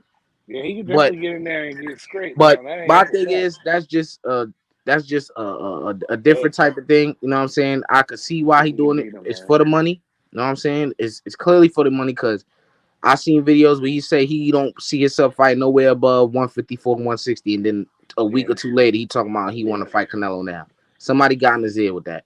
So if the world depended on it, for me, if my family, my livelihood, if the whole of mankind depended on it, I would absolutely not bet on Terrence Crawford, because the odds are telling they are stacked against them. That kind of stuff. Now I ain't betting my family, but I bet $100 Terrence Crawford can kick his ass. So why did you just say you bet the whole world? Because the whole world is including your family. I mean, that's crazy. I mean, that was a crazy setup question, but yeah, you're right. I'm just saying those. But all right, no, I mean, if the whole man. I mean, come on now. But but if I had to bet $50, $100, man, something like that, some if I was betting, I'm taking Crawford. I'm taking Crawford, absolutely. I think he can beat him. I mean, if you like Free said, that he has the skills to pay the bills. If you got money to lose, you can bet on Canelo. I mean, you can bet on Terrence Crawford because Canelo has slowed down too, D Free. No. What I'm saying is, if you got money to lose, you can bet on Terrence Crawford, because there's a very slight chance that Terrence can win. And if you win, you're going to win big. Mm-hmm. But that's why I said if you got money to lose, because the chances are you're going to lose that money. Man, I think Terrence, they about the same height. Terrence here we go with this shit. Man, Terrence will whoop him now. Fuck that. I changed my mind. You see, that man just love going with the black fires. I get it, man. I respect that. I'm going with Terrence. I think Terrence can beat Canelo's ass. What I was about to say, I'm on the record. But yeah, man. You know, shout out to Bud. He clearly want that bag, man. But all I know is I'm gonna make a whole lot of bets. A lot of niggas gonna run off for me, bro. I already know it. He said a lot of niggas gonna run off. It's okay though, man. You know, cause I hope it don't happen. You know, and if it do happen, and if he do win, you cannot convince me that man is not the greatest of all time, bro. You can't. Canelo? No, Terrence Crawford. Oh, yeah, that would be crazy. Yeah, I mean, he have a hard argument. You know what I'm saying? Nobody's gonna tell me that 3 times undisputed, and he jumped up 3 and he's a super middleweight champ. He got to ride a white horse out there, and just be going from that. Yep. You might get on his boat and set sea. That's movie type stuff right there. But he gonna get laid out. He gonna be in the ring looking like the Jordan sign, man. He gonna be sleep. That's crazy, man. You know, I mean, I don't want to see that fight, man. I'd rather see. Yeah, he is good, Chris. Though. Shout out to you. Shout out to you don't know what you want to say. You just said Terrence gonna win. Now you got to say, man, that's why I don't want to see that fight, man. Facts, bro. That's what I said. I said that. I meant to say that's why I'd rather see Terrence Crawford and Jerron Ennis. That's what I meant. Or Bud challenge himself at 54 against Tim Tszyu, Fondor, or something like that. Yo, this man funny. I'm just keeping it a bean. Like, I'd rather see those fights. I mean, it's shit. Well, if they announce that shit tomorrow, I'll be excited. I ain't gonna cap. Yeah, I would But too. I would. I'd be like, yo, Terrence this nigga is crazy, bro. We riding. I think Terrence will go in there and boxes. Man, he'll beat that nigga, man. That nigga Canelo ain't shit. Hold on, Crush. I'm about to drop it. Hold on, Crush. Yeah, he ain't Terrence Crawford to get in there and kick Canelo ass. You know what I'm saying? How about that? And I don't care what none of y'all say. Yeah, I'm going for the American fight. He So what? fight David Benavidez. What you think about I'm that fight? riding. What you Hell think nah, about he him too fight? big. That nigga Oh, is now too he's too big. big. You see, That look. nigga way too big. Because David Benavidez is tall with his shit too. You Yeah. know what I mean? Yeah, I get it. Canelo's more of a, he's more short and stocky. You know, that don't mean shit. You know what I mean? Terrence gonna be, man, he go in there and all you But need is three punches. Jab what to if the solar plex, check hooks, and straight left or right hands, and he got that nigga. Canelo say, hey, and I'm not saying Bud even gonna listen to this shit, but what if Bud agreed to it? Canelo be like, hey, I want you to fight David Benavidez. If you beat him, you can fight me. Man, I'll be like, man, Terrence, fuck them niggas. Man, go fight 50 skill. But these niggas trying to send you on dummy routes, dog. Trying to send you on dummy route. I'll be like, if I'm his promoter, I'm like, man, we ain't fighting no goddamn David David. Benavidez, and he beat up David brother too, so he gonna be in there. He gonna beat he the gonna try hell to out of go in Terrence there, man. Crawford. He'll try to kill Terrence. He's too big. He's just too big of a light heavyweight. He was a light heavyweight fighting that super middleweight anyway. You know what I mean? So, like Canelo's more of his height. Canelo gonna be big in there though, man. But Terrence will box that nigga, man. Fuck that. Nigga Canelo ain't did shit, man. If John Ryder was putting hands on him, you think Bud can't put hands on him? Oh man. Wasn't John Ryder putting hands on him? Didn't that shit go 12? It don't work like that. That's triangle theory, Man, I Prize. don't give a damn, man. If John Ryder can put leather on Canelo, I know goddamn Terrence Crawford. Yeah, he gonna touch Canelo. He gonna hit Canelo, but he's gonna have the and same if effect. John Ryder survived, Terrence Crawford would knock John Ryder out at 68. Terrence Crawford would knock John Ryder out. I don't know about Mark my words. So if I'm standing on what the fuck I say. I ain't changing for nobody. That's why I truly believe. You, man. I believe that Terrence Crawford can box Canelo brains out for 12 rounds and turn them 3 punches like you Floyd. don't believe that because you keep saying, Yes, I "Oh, did. I don't want to see the fight." I had to think. I had to think about now this you shit. had to think about yeah, it. I had to think about it because if John Ryder can put hands and feet and rip the pockets off that nigga jeans, I don't see why Terrence Crawford can't put some leather on him either. What you mean? You see the problem with that is. Yeah, Chris, exactly. He'll give Canelo all kind of fucking. You see, the problem with that is I seen Bud get hurt by Gamboa, dropped by Mean Machine, all the shit that people saying, and he fucked up Errol Spence. So what does that mean? That means nothing. Man, that shit was back in the day. I'm talking about. Now it's back in the day. Okay. I don't give a fuck about none of that. He did get rocked. Now you don't care about that. Canelo got rocked by fucking little brother, young boy. Almost stretched Canelo. Cotto's little brother or older brother. One of them. When he was 19 years old, you talking about, right? I don't give a fuck. Now you don't care. Man, this man body, man. I'm trying to tell you, Terrence Crawford will knock John Ryder ass out. Mm-hmm. Yes. Terrence Crawford will beat John Crush, Ryder what ass. you think about this, Crush? Man, Canelo, yeah. What's happening? Salute to everybody, man. Salute to the family. What's up, salute to the chat. I hear y'all cooked it, man. Let me tell y'all something, man. I like the conversation. Want some real shit? But losing to that man at that heavier weight, plain and simple. All right, that's why it's weight classes. Go up too fucking big, shit just gonna be a little too big for you, no matter how good you are. We seen it happen in boxing before. This motherfucker ain't no goddamn exception. Ain't nobody in this game an exception. Some of them just happen to escape, not going through some things. That's just what it is. It's a fight I wouldn't want to fucking see. I want to see Terrence Crawford fight fucking feet. I don't want to hear nothing else or need somebody that's meaningful at 154, not trying to go ahead and cash the fuck out. Because that ain't happening for the man. Everybody can't be a damn star, no matter how good you are. You ain't gonna get that same love. But if it was a smaller weight, 54 maybe, I could see Bud beating him at 54. Of course, 47. Maybe. But anything above 54, as good as Bud is, the advantage is going to go to Canelo. Listen, man, it ain't like Bud is a very strong guy. There's a lot of strong guys in this game. You hear me? But it ain't gonna be enough strength, man. Then when you think about it, he's going to need more strength because he's going to try to be more durable because he's going against heavier punches, man. You know what I'm saying? And Bud ain't gonna have no power up there. People, he ain't gonna have no motherfucker, all that snap, crack on pop that he had. That shit gonna be like Canelo gonna be like, come on, man, hit me harder than that. Yep. We'll see. Okay, listen, man, that dude ain't. And that's what Bud the fuck he gonna do. Man, you ain't believe that, man. I believe it. Me, Prize. No, you don't. I don't care what nobody say. I think he can beat him. I don't know. Like now, the odds is definitely stacked against him for sure. I mean that's why when they announced that fight, I'm like, man, y'all, what the fuck? That nigga Terrence is crazy, but that nigga is really, really strong. And Canelo, like I said, Canelo hit. What has he done? He ain't did shit. He was like I said, he let John Ryder put hands on him, and I whoop his ass. You see, Price? That's the same thinking. Hey, Price, but I hear you, but yeah, Ryder put motherfucking hands on him, but motherfucker goddamn Green Beans was putting hands on motherfucking Bud. Exactly. I just told him that, Crush. That was back in the Terrence is way better than the Green Beans. Well, Green Beans. Well, he got dropped though. Green Beans dropped him. And he got dropped by Green Beans. Yeah, that was crazy. Yo, he got dropped by a can of Del Monte Greens, man. What we doing? No, he got dropped to the body at that.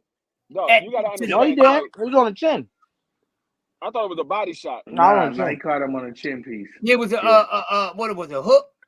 Yeah, it was a right hook. Yeah, it was a right hook one. It was in the exchange. This is what you gotta understand about Canelo.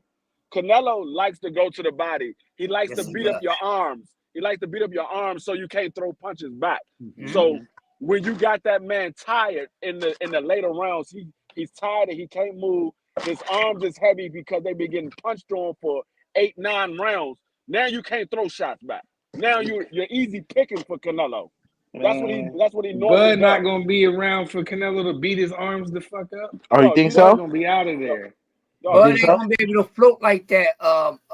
Bro, his mobility gonna be slower. He definitely gonna lose his. Let me say this: did you not see the first 2 rounds of Errol Spence cut off the ring with this man? And I understand what happened after that, but I'm talking about before that.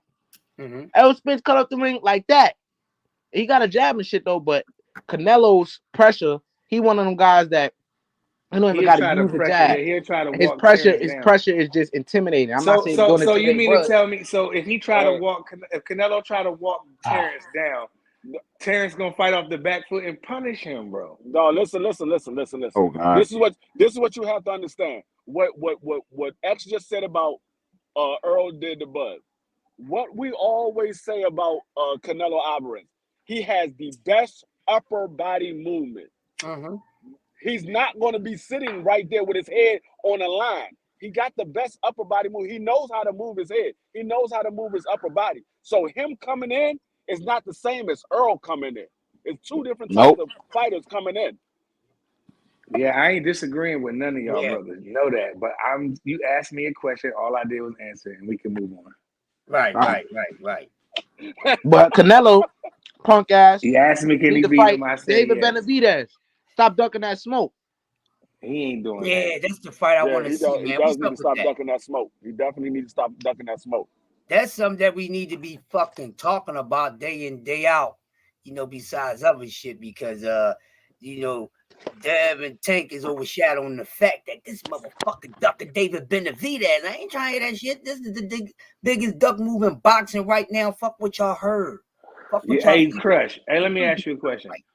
Now, let me ask you, this for all y'all on the panel. Like, is it wise for Benavidez to go up to light heavyweight and then get the Canelo fight and come back down since he's already, pretty much a big dude? And, it was pretty tough for him making 68, or he would have took another fight at 68. Is it wise for him to do that? Or is Canelo like, yeah, let that nigga go up there, and then if he want to fight, I need $200 million, and he got to come to 68.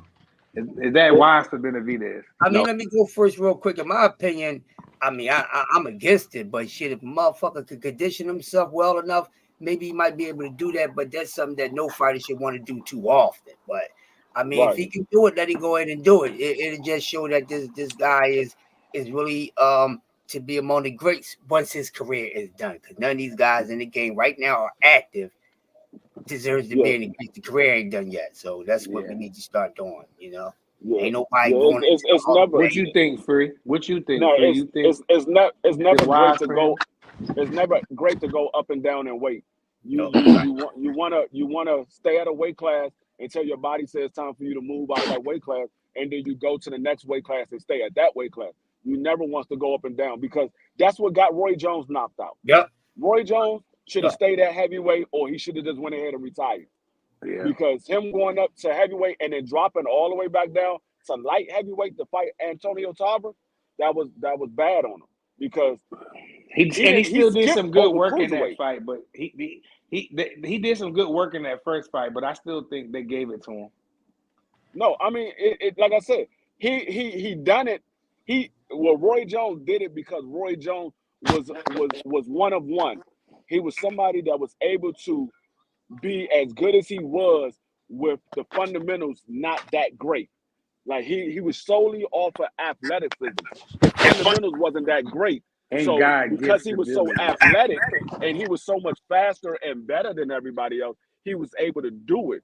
But it caught up to him because Antonio Tarver was right there waiting for him. Antonio Tarver was a decent fighter. He wasn't the greatest fighter. He was a decent fighter. Antonio Tarver was a decent fighter, and his athleticism slowed down when he fought against Antonio Tarver. And Antonio Tarver was able to capitalize on it.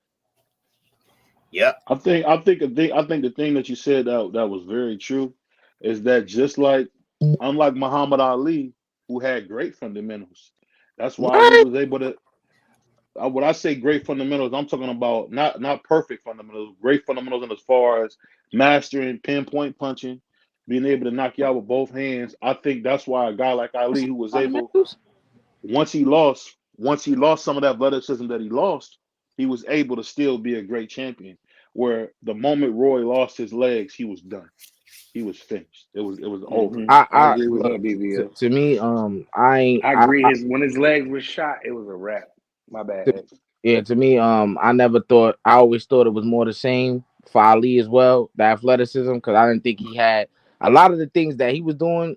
It was fundamentally wrong, but he was so great athletically that he was just an anomaly, man. I never thought of him like, oh, his fundamentals was great. That's not what I thought, in my personal opinion.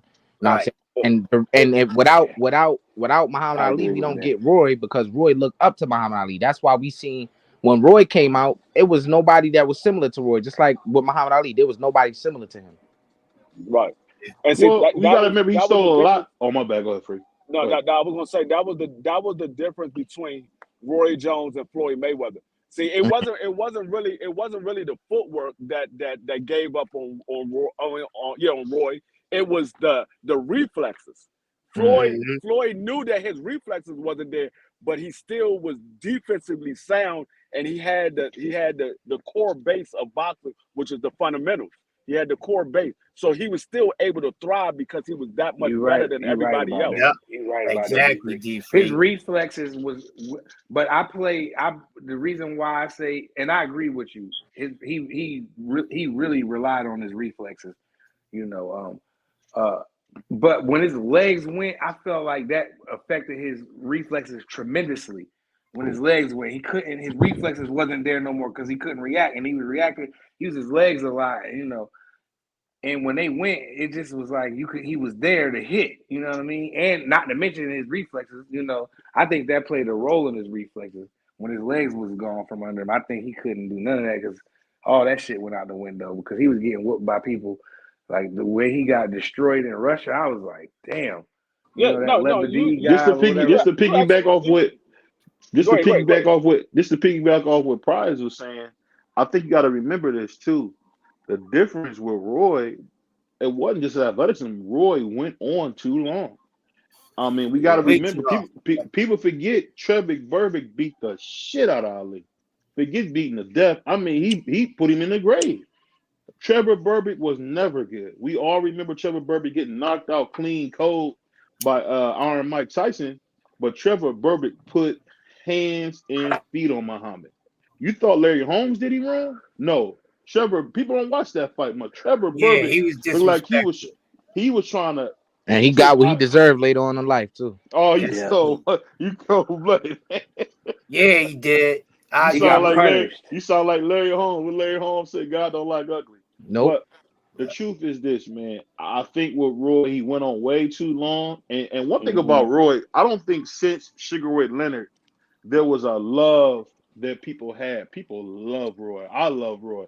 I remember I thought I was the coolest dude in 5th grade when I got me a Jordan headband like Roy Jones. Like, I don't know if you guys remember the Team Jordan, Derek Jeter, Winky Wright. Yep. Yeah.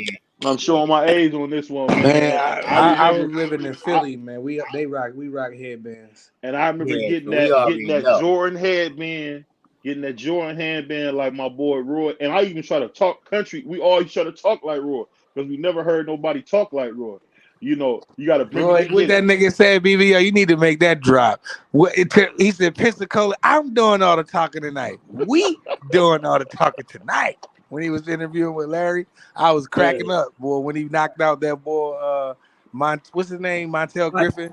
Yo, you know what's funny? I'm gonna tell y'all something funny. I'm gonna tell y'all something funny. Pressure agreed with me on this, and so my man D Free.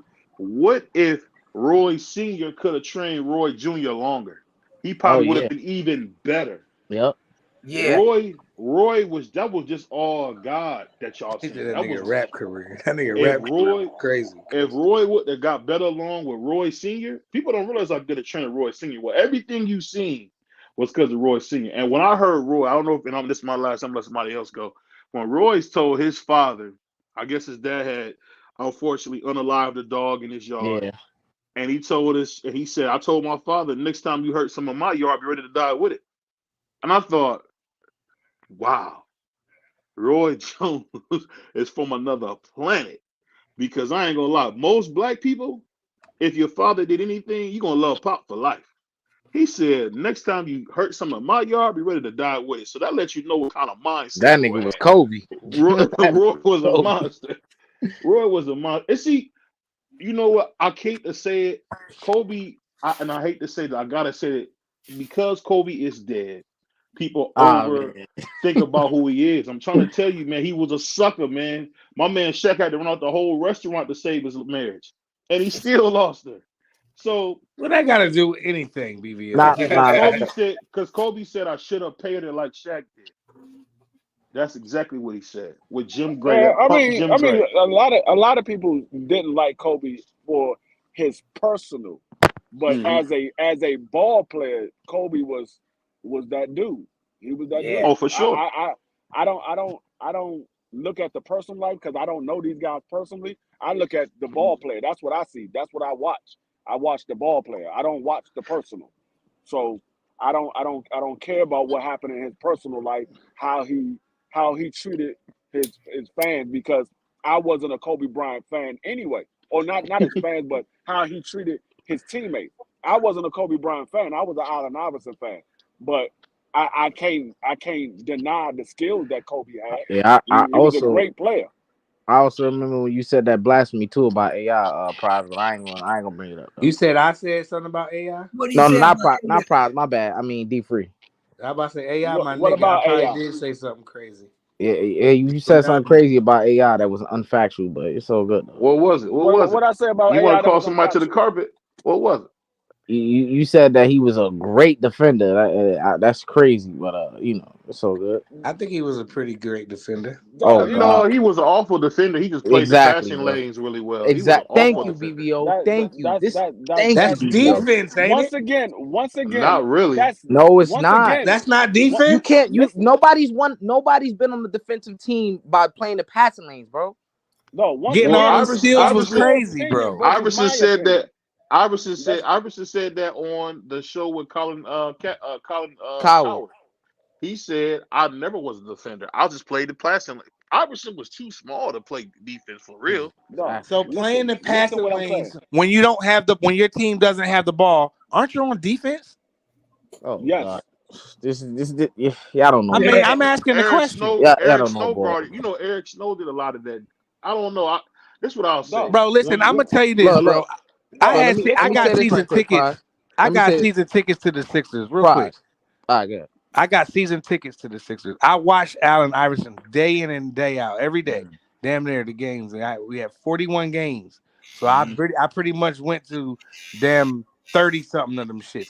Allen Iverson ass was stay getting steals and making the other team change the ball over. If that's not defense, I don't. What we talking about? Is he the best on ball defender? No. But as far as defense, Allen Iverson is a great defender. Oh my God! So Steph Curry is a great defender. Steph Curry a great defender? He's a willing defender. Willing? No, I'm asking him. Don't even answer me. Is Steph Curry a great defender? I didn't really. He's not. Steph But Curry, it's not because he's not trying. It's not because he's not trying. Hold up, BVO. Let me get my point out. Go ahead. He's not. But y'all giving Allen Iverson credit for the same shit Steph did 2 seasons in a row. Led the league in steals, but he's not a great defender, right? No. Once again, you cannot argue somebody's opinion. You could just say, now it's an opinion. Oh my God. No, me say okay. If I say, all right. First of all, if I say he's a great when the man said himself, he's not a great defender. Listen, I don't care what the man said. I say he's a great defender, that's my. He's a great defender. Hey, yo, BVO, play the Captain Saberhole, man. Because somebody else say that he's not a great defender, that's their opinion. They don't feel like they're a great defender. That's his opinion. If I said it, it's my opinion. Right. Well, let me ask you guys this. Let me go back to boxing for a second, because I think one thing I like the X brought up was talking about fundamentals and skill. The reason I say Ali had great fundamentals, if you watch Spinks too, that was all know-how and experience. When he fought Spinks too, he should have retired. I don't know if you guys remember that fight. I know you remember that, Crush. Do you remember how perfect Ali came out in that fight where Spinks too? I thought that should have been the last fight of his career. But again, he wanted to be Ali and get his head kicked. He had that taste to get his ass whooped. That's what Ali liked to do. But what do you think about that, Crush? I'm on that question. I said, what do you think about how Ali would show all his fundamentals when he fought Leon Spinks the second time? Do you think that was one of his best fights when he was old? Yeah, without a doubt. Yeah, that was one of his better performances at that age. Yeah. So would you say he had good fundamentals, or what would you say? Far as Ali, when I was studying, as long as I studied or even looked at him, I never even looked at him as fundamentals. Okay. Ali's a little different. I think it was more so mind over matter. You know, when they say that Mamba mentality, that's what I got from Ali. You know, because this man would just go ahead, do whatever, hit me with all you got. You gotta kill me. If I don't die, that's your ass, Mr. Postman. And it drove people fucking crazy. That's why when guys got in the ring and they really put something on him, you know, the haters cheered and they loved it because this guy was like, listen, you got to kill me, and you motherfuckers can't kill was already dead. Or I'm just too live for you motherfuckers. So it was never more so fundamental, just mind over matter for me, you know. That's a good point. Mind over matter.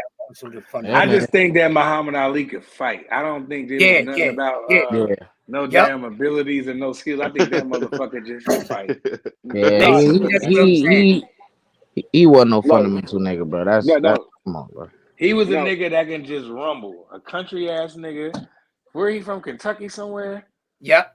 That can fight. One of them farm boys that can rumble. That's just what it is. Yeah, but he from the Midwest for real. I mean, I don't give a damn where he from. He one fight. Of those.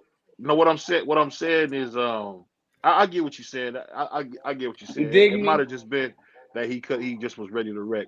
But the reason I asked you guys this, I want to get you guys' opinion because all of us are rap fans.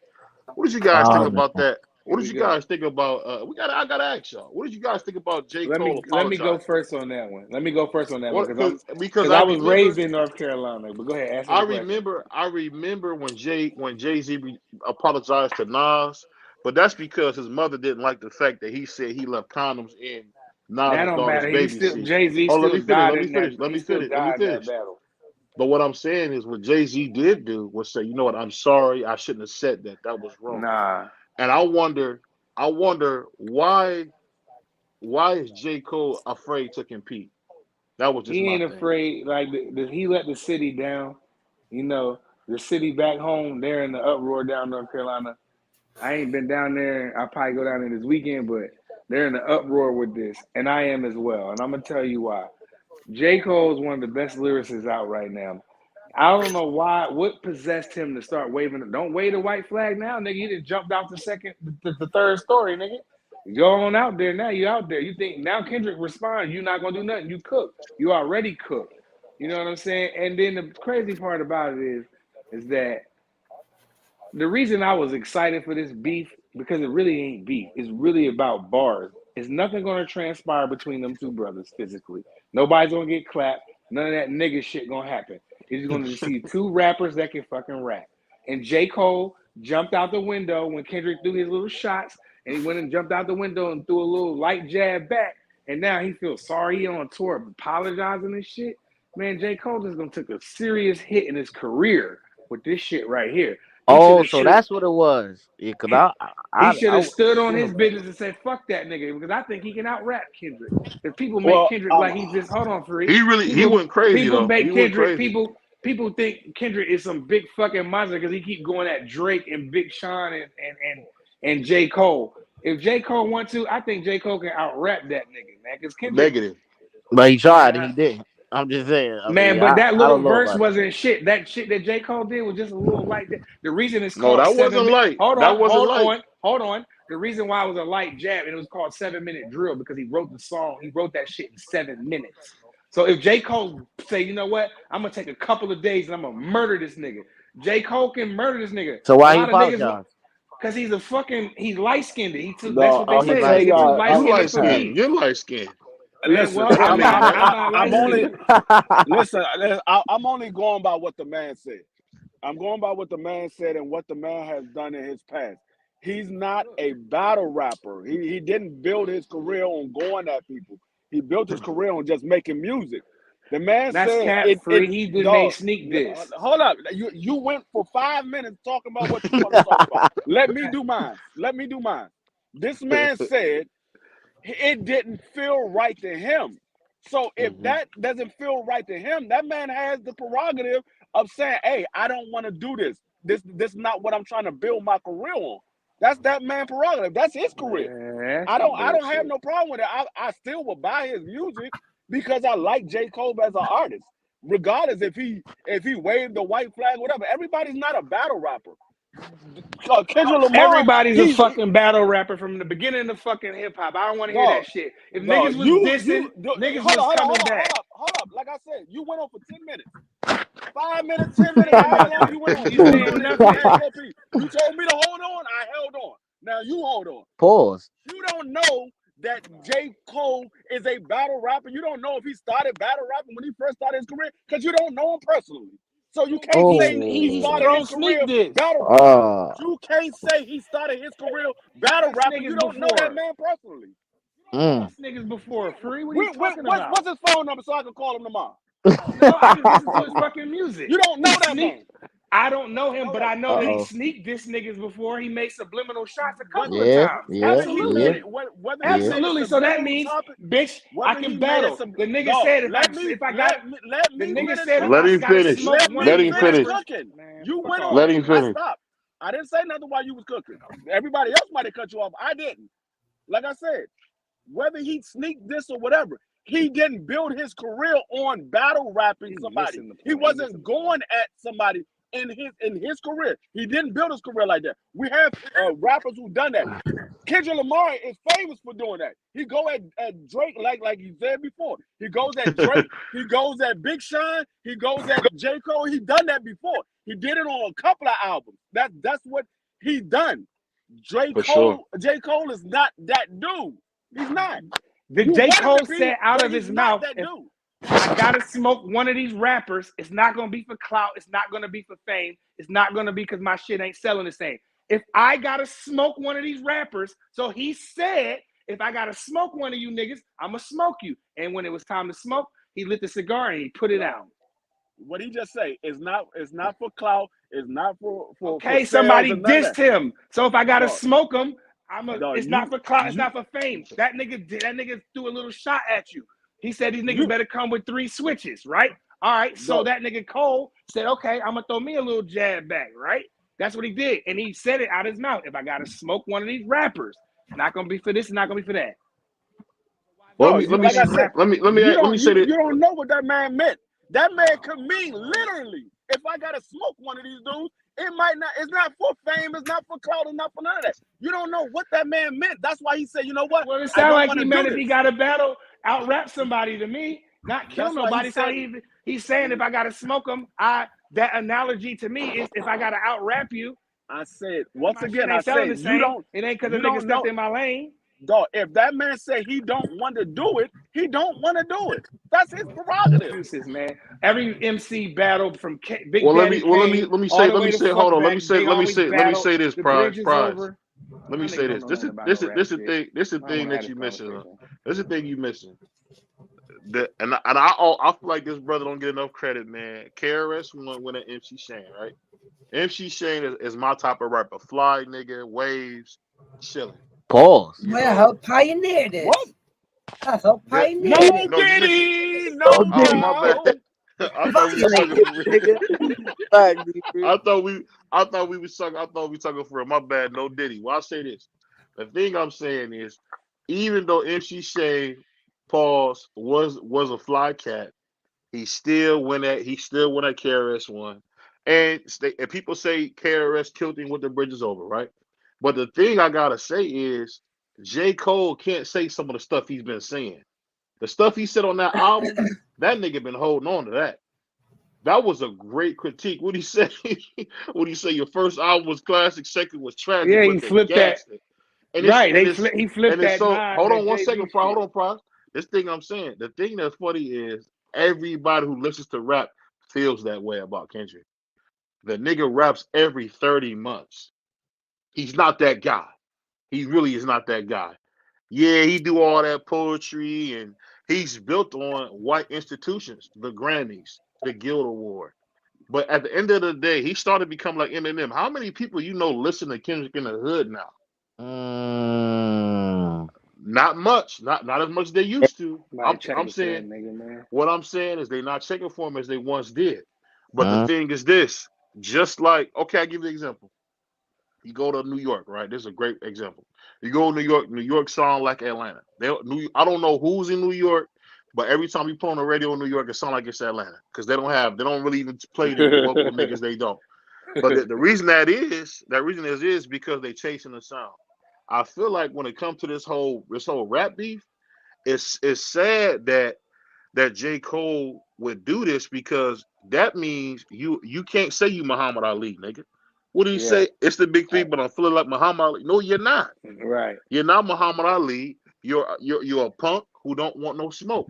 And the thing is, when Drake come in and decapitate Kendrick, I don't want niggas to say, man, that boy Drizzy went too hard. I don't want people to say that, because he's going to decapitate this nigga. He ain't going to do it, BVO. Drake don't even write his own lyrics, man. Stop the lies, bro. Come on. He got ghostwriters, dog. The fuck? Nah, that's man. See, you know what? Niggas always do that to Drake, because he had a couple reference tracks like everybody else did. You know that motherfucker, man. Fuck Drake, man. Fuck I. But I don't even care about Drake. I'm not even talking about Drake. This is the thing you missing, Chris. This is the thing you missing. This is the thing you missing. You like Biz Markie? Yeah, I like Biz Markie. Biz Markie never wrote nothing. So untrue. Big Daddy. Untrue. No, that's not untrue. Big Daddy can't. He said that Big Daddy can't write all his rhymes. Slow down, homie. Every single song that he put out was not wrote by somebody else, man. Go do some fucking homework when it comes out. I didn't say every single No, you song, did Grandpa. just say that. I said he didn't write his rhymes. He didn't write rhymes. He didn't write none of those rhymes because BVO. He didn't write what rhymes? What rhymes he didn't write? BVO. Album. Go ahead. I mean, a lot of niggas love Easy. He ain't write his shit. I mean, I'm just saying. Easy didn't write at all. Yeah. Bushwick Bill ain't right. Little Kim didn't write a lot. I don't even care about none of that shit though, BVO. J. Cole. Have you ever heard? Hold on, let me say this. Bro. When you heard Boss Bitch, I know you heard that doggone reference track of Biggie, rapping listen. word for word what Little Kim said. Listen. Gilly wrote some of Just, Lil Wayne shit too. They'll ju- talk about that ju- He though. wrote the just, whole Yes, fucking first Carter dog, album. just because somebody write a song on your album doesn't mean that you don't write. Yeah, that's a good That, point. that doesn't mean that you don't write.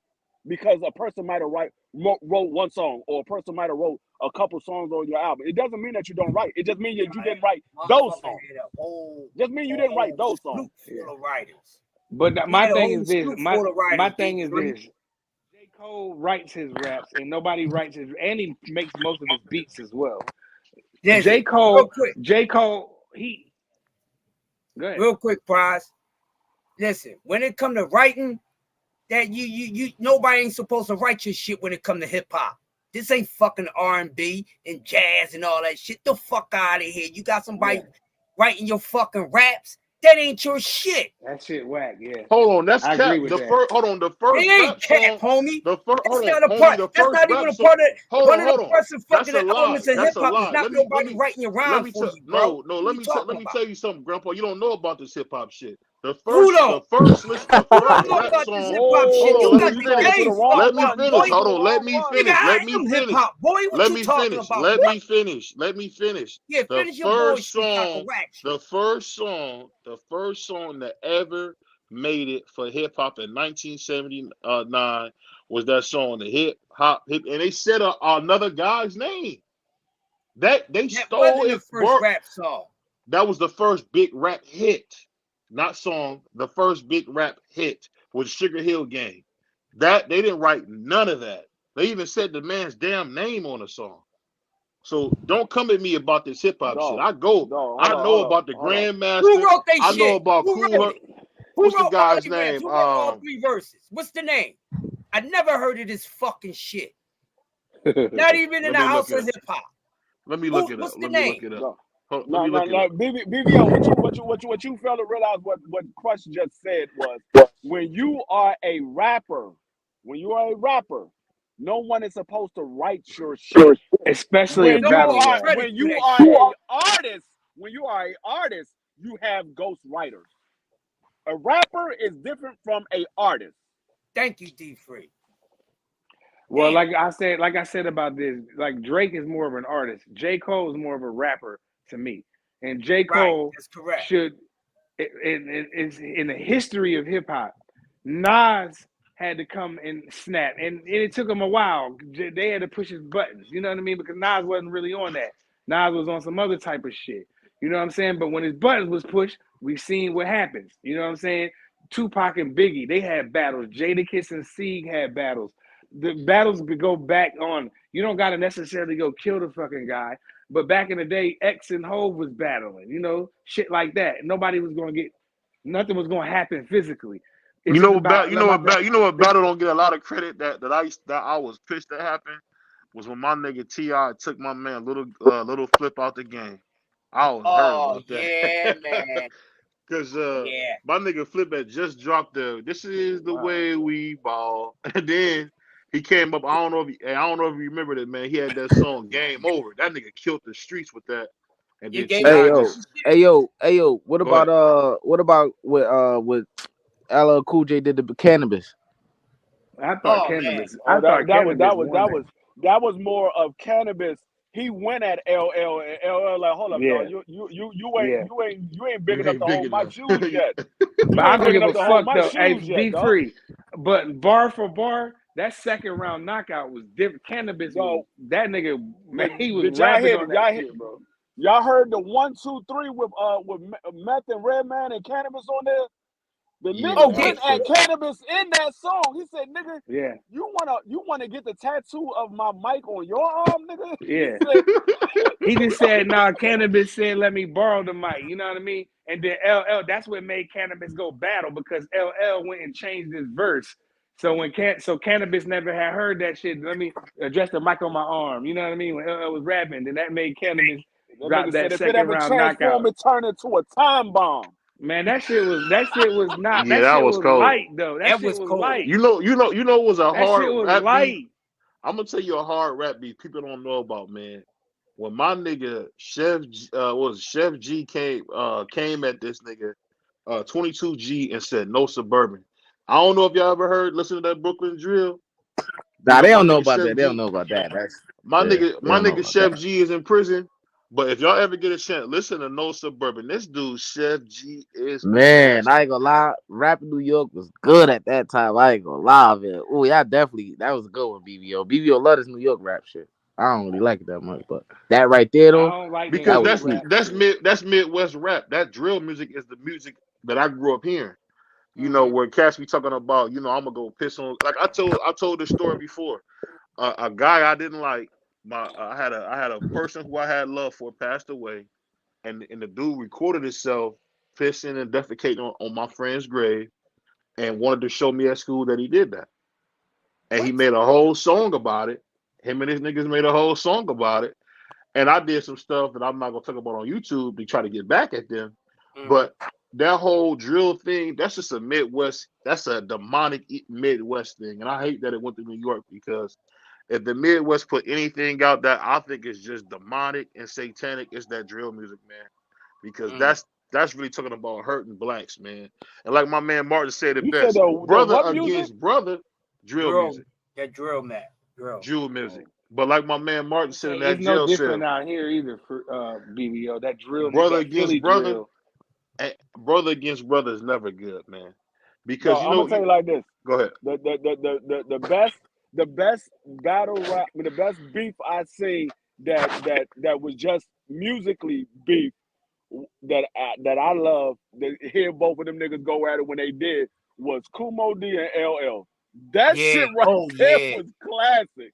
That shit right there. Yeah. That's when Well, you not really really. LL beat him easy.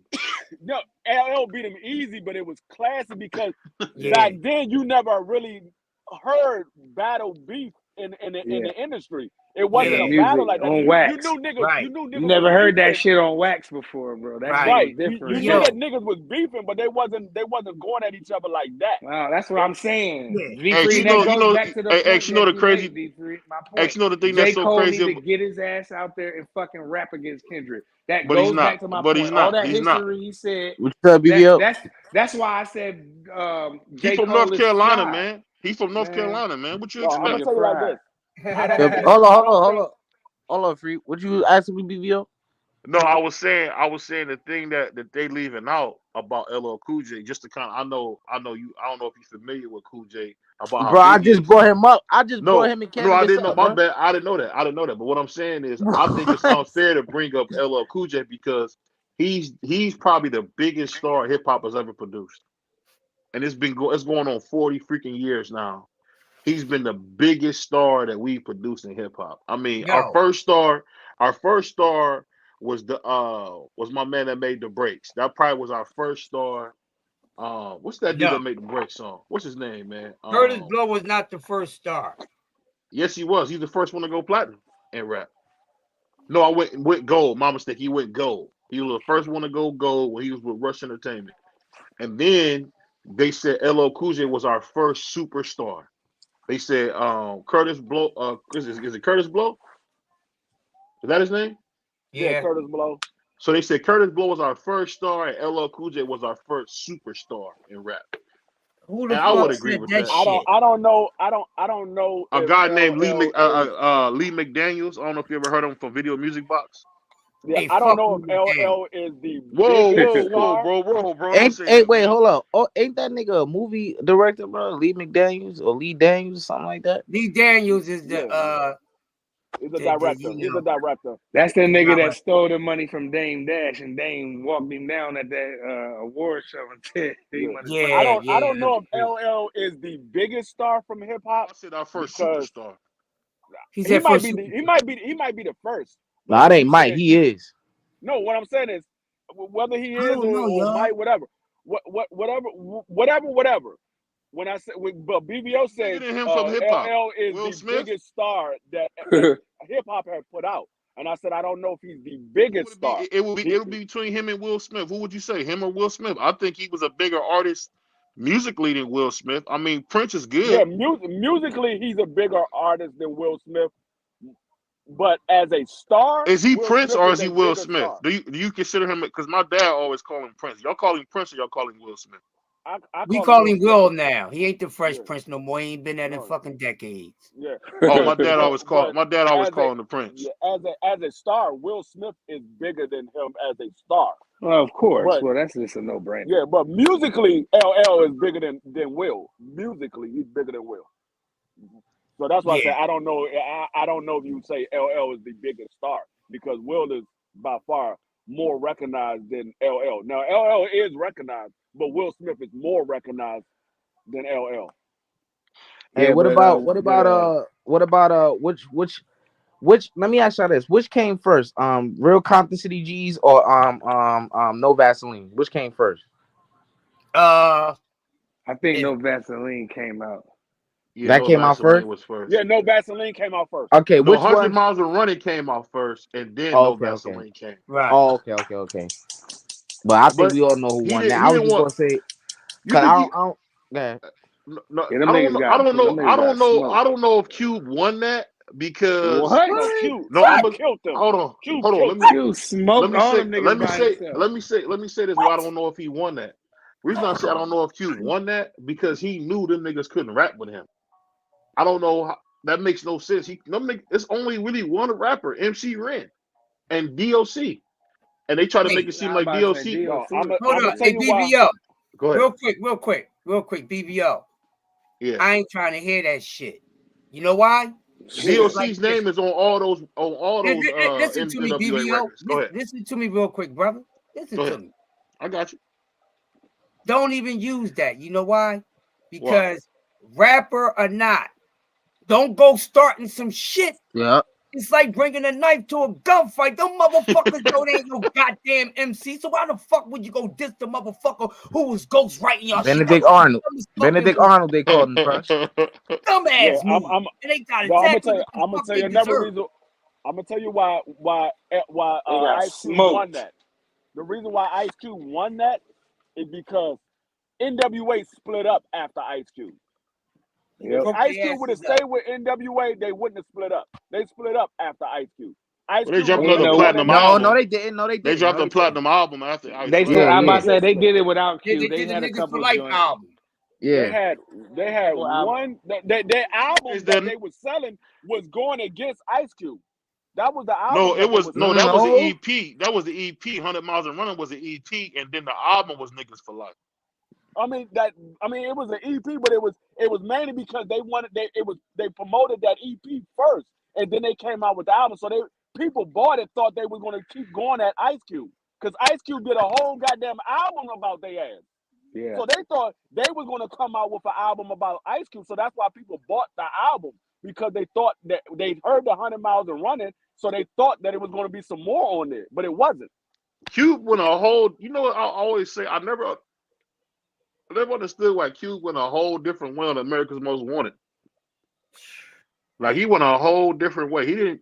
This nigga was Yeah. like talking like Chuck D. I was like, dang. Yeah. No, he went. See, Go ahead. Cube, real quick, NWA period, especially with Cube and Dr. Dre.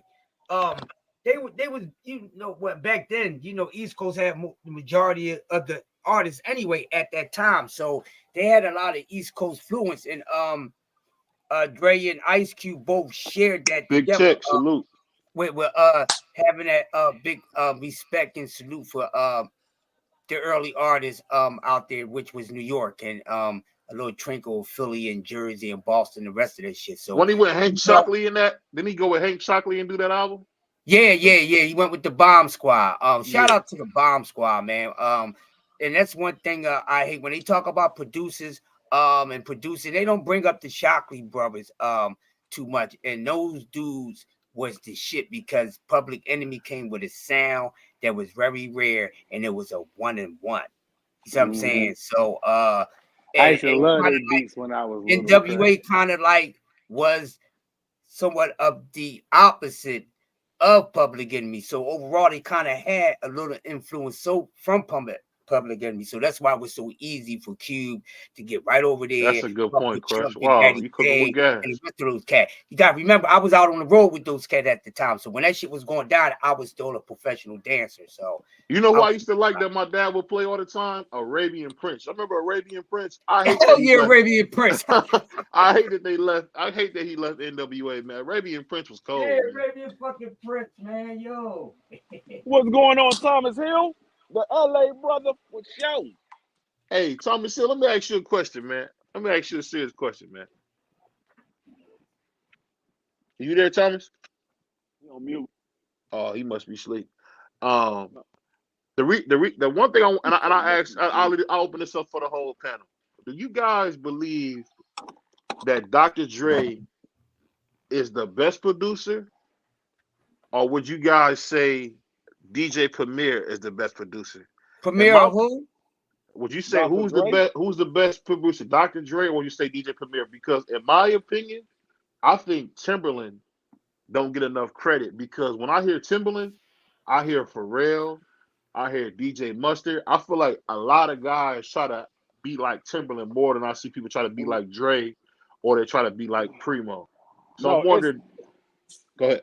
No, because you looking at it at a different stance. You looking at who came up under Timberland, but Dre, he gets put in that category as the best producer because of the music that he put out for so many years. Like, you gotta remember, Dre was doing this back in the early 80s. He's been doing this since the early 80s. A lot of these guys came out because of Dre. They came out because of Dre. That's why he's like the godfather to producing. Most of these guys. He had a lot of help though too, man. He had a lot of help because I'm not he's saying famous. that He's didn't have famous help. for getting Scott Storch. He's famous for getting what's that one guy? I mean, a lot of people get help on the album. That's why there's an executive producer and there's other producers under the executive. So there's a lot of guys, like Puffy had the hit squad. What did Timberland get help from? Timberland makes his own beats, but he has helps on some of his albums. What he would do, for what I heard, he would use Magoo and Missy for the words, but he did all the music. But if you think about, let me just say this real quick, and I'm gonna let you go. If you think about some of them songs he had with Aaliyah, I don't care who you is, we all men here, but Aaliyah has some crazy fire beats, man. beats. Like Timberland's best beats are R&B BVO. songs, man. What about that beat? What's that song? Damn, how it go? When Aaliyah be saying, "You'll let me know," she be repeating, "You'll let me know." I mean, Resolution. Oh my Resolution. God. That fucking Resolution beat is different. And niggas could have rapped on that shit, and Aaliyah blazed this shit. That's what made Timberland so good, yo. That's what I said. You know what I'm saying? I don't care. It's a couple of them joints. That Nicole Ray shit, that with Missy on it and them. Oh yeah, that shit fire, yeah. I'm gonna jump back in from the phone. Yo, Timberland, I agree with you, and we all men. But some of them R&B songs that he produced with them females, beats are fucking fire. I can play them over. They're on my playlist as we speak. Think about a light definitely one. Great. Think about a light one. A great producer. He's a great producer, but when you, like I said, he said he had a song. If Your Girl Only Knew, you can't tell me that ain't one of the hardest beats you ever heard. No, listen what I'm saying. Go ahead. Fire. Timberland makes great beat, but when you talk about the best producer, you got to look at Dre because of the longevity he has. The longevity that Dre has in the game. That's the reason why Dre. That's the reason why Dre gets all the praise, because a lot of these guys, they don't last that long. They good for a while and then they phase out. People start going with other producers because they like their beats better. Niggas keep coming back to Dre, and it's not because of his name Dre. It's because Dre put out good beats. He put out good music. So that's why they keep coming back to Dre. Let me ask Crush this real quick. We cruising. You remember he murdered that beat. Oh yeah, Crush. Let me ask you this, man. And then I want X to say something on the question I got for X. How good was DLC, Crush? Crush dropped off. Oh, Crush okay. dropped off. No, but DLC. I mean, I know about DLC because Yeah. I thought DLC was going to be one of those ones out of in the industry because he wasn't from LA. He was from Dallas, and That's funny. He was from Dallas. yeah, he was from Dallas. He had a And different. I thought he was from like, New York or thing. something. The way he dressed. Go ahead. yeah, he was from Dallas. So, but if you listen to his first album when he came out as the Doc, and he had that No one first does album, it better. Whoa, that was crazy. No one does it better. That first one. that right there changed how music started. I mean, how the industry came to about because it had a different sound to it. It was different. They used to hearing the West Coast play a certain way. They had that West Coast vibe. But when DOC came, he changed that style. So they had to make it for his style. His style wasn't a LA style. So Dre had to come up with a With that different G-Funk, sound. yeah. He had to come up with a different sound to bring out his style of rapping, and it changed how they started playing music. Their music started changing. It went from that West Coast sound that you used to hear with MC8 and all those guys. That West Coast sound. It went that from whiny. Yeah, I know you're talking about. Yeah. it went from that sound to start to sounding like the Midwest and the South and the East Coast. It started changing, and that's why. And DLC, lyrically, DLC was a monster back then. He was a monster back then. DLC had some shit back in the day. Hey, let me ask you this real quick, that first X, 'cause album. I want to get X's album opinion was on really this. good. Now, did you listen to Chink's Drugs at all? Nah, I ain't never listened to him. X, is X still on? I don't know if X is still. I was asking X. X, you still there? Nah, he up here, but he on mute though. Oh, okay. The reason I say that is, man, some of these artists, man, I don't know about so much now, but I'm telling you, man, I still remember where I was at when I first heard that Eminem song. Hi, my name is. I remember being in class in third grade. I couldn't believe that song when I first heard that joint. Yeah, that shit was crazy, but he had way better shit on that album, though. He had way better shit. Yeah, and that's the thing about Dre. He can make beats for diversity, any style, any that's style. A good point. And I mean, versatile as hell, bro. Another great producer who gets overlooked a lot because he doesn't have no actual group like that is Little John. Lil Jon gets overlooked a lot. If you go back to Versus and listen to the music that Lil Jon had produced, you be like, damn, I didn't know he produced that shit. Well, me personally, when I was a young boy, me personally, I used to like the RZA. When he get a hold of that MPC, boy, he not just that rowdy type music. He got a lot of different type of music out, and I'm sitting there listening. I'm like, I did not know Lil Jon produced that shit. When I heard Lovers and Friends, I used to be in a teen club, man, going crazy with that Lovers and Friends, man. Yo, the RZA got some shit too now. The RZA you used to go on there and be like, oh. That's you walk into the building like that, huh? What's going on, Thomas? Hey, Thomas, you know I said, D Free, what's good with you, eh? What's up, baby boy? I'm listening. My song was back then was that Tank, man. Please don't go. Oh my God! When that came out, man. You ain't like that song, Free? Yeah, Tank had all the ladies with him. BVO, you already said Dwight Howard broke your heart. Now you talking about please don't go. Come on, man.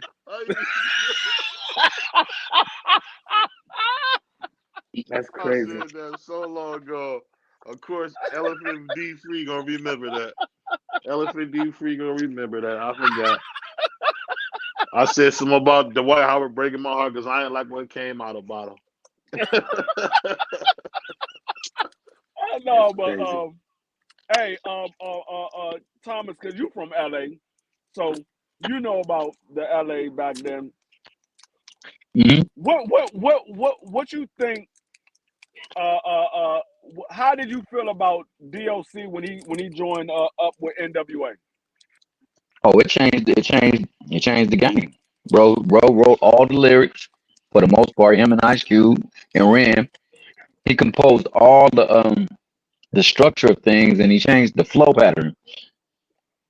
Yo, DOC is a straight out genius. Brother came out of Dallas, I think Texas. I don't know, some part of Texas. Yeah, Dallas. But Yeah. He from Dallas. Yeah, he from Dallas. Hey, didn't he the mentor man Dog, Tommy? musically, yes. Didn't he No, mentor I mean, Dog? but Didn't he? everybody up in there, like the nigga that was singing "I Ain't Mad at You." Danny Boy. He structured his stuff. Danny Boy, yeah, Danny Boy.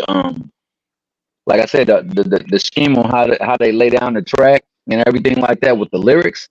He's man, dude is a genius, dog. Musically, What happened to him, Tommy? he got in an accident, Yeah, he and I got in a think he car did. accident. It Yeah, messed up it crushed his voice box. That's why when you heard yeah. him come back out after, I mean, a lot of people probably didn't know that he was in a car accident. For the ones that asked what happened to him, but when he got into a car accident, it crushed his voice box, his vocals, and so when he came back out, he had a real deep, raspy voice because he was starting. He was learning how to talk again because the vocals was messed up, so he had to learn how to talk again, and that it made and actually when he did I think he did a Helter LP. I'm not sure Skelter. if he did it. Yeah, Helter Yeah, Skelter. he did Yeah. that LP, and it made him sound even more powerful because of the raspy voice he had. I'll tell you like this, man. What I always wonder about LA in general is when y'all get music, how do you guys usually hear it first? Is it through the radio? Was it through the radio back then, or was it just like did they do the pop in the trunk like they did in Oakland? How did y'all guys hear music back then? We heard it off the radio because you got to realize most of the music at the time was being funneled from the East Coast. East Coast ran it, so we always vibe with the East Coast stuff. It was just that like the West Coast have like local stuff, and you could find it out through like parties at the skating ring because like Skateland USA used to be a big venue for like all artists. We'd have New York artists come up in here, like hip hop artists, R&B artists, but we would also have local talent get up in there. NWA, it started at Vanguard Middle School, and that's where they got together. And your boy Easy, he pretty much was just funding everything, but you know they convinced him to get on the track, and he just had an unusual voice, man, and it just hit. So they would write the rhymes and have him just spit it on the thing. When he first did it, it was whack because he didn't know how to rap over it. But how we used to get the music through the K-Day. K-Day was our radio station because we got all other stuff that catered strictly to like at the time was rock, um, R&B, and pop. That's what used to just come over through the waves all the time because that was the most popular music at the time. And then K-Day would play like the hip hop, so we would hear all the good stuff because they was dedicated to just giving us the straight, music that the radio don't really vibe with. It was an AM station, Mm-hmm. and it was hard. We got MC Light, Fumo D. Oh, see, I was hearing East Coast music out there. Oh, Okay. man, like I said, the hate really ain't coming from us our way. It's just after a while you get tired of being somebody who's just not getting recognized, so you retaliate, especially when Oh, so you're an y'all was artist. the South before the South then. Okay, I see what you're saying. That makes sense. Yeah, so like you don't get the recognition or the due. So like you start making your own stuff since they don't want to vibe it because like we rock with mute, man. I like music, bro, and that's how most of us are. If it's good music, it's in the radio, it's in the trunk, it's pounding, and like East Coast, man, back in them days, they was killing the radio waves with the art. I mean, with the rap. I mean, rap started Let me out ask that you way. this: where did that harsh culture come from in LA? How come everybody's so harsh? Where did that come from? Because it's not just one or Art? two people. Everybody's like that. Like the talking hard. Like not so much. It's like the way somebody from like LA talks. if you take him anywhere else, it would be considered disrespectful. I'm talking about like the harsh way they talk about stuff. You know what I'm talking about, like the cussing. Where did that come from? Is that just how it was in LA, or where did that come from? Because it's not like No, that I nowhere else. mean that just took over years, man. You know, like I say, at first out here we were getting attacked by people that's not like us, if you know what I mean. Yeah, So they got together and formed a group that was protecting people because it was old ladies that was getting taken advantage of, like young kids, and they would beat on them, do all kind of things. So the Crip gang, or I forgot what it was called at first, it started because they were protecting their people from getting abused by the other man. And then yeah. like eventually it just evolved into like sets and things like that. And hold on.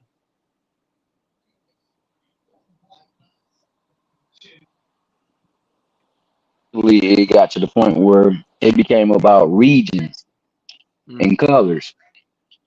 And then like out here, you know, you don't never want to be looked at as soft, so you carry yourself a certain way to let people know that you ain't nobody to mess with because you got people coming up there trying to pull your card, so to speak.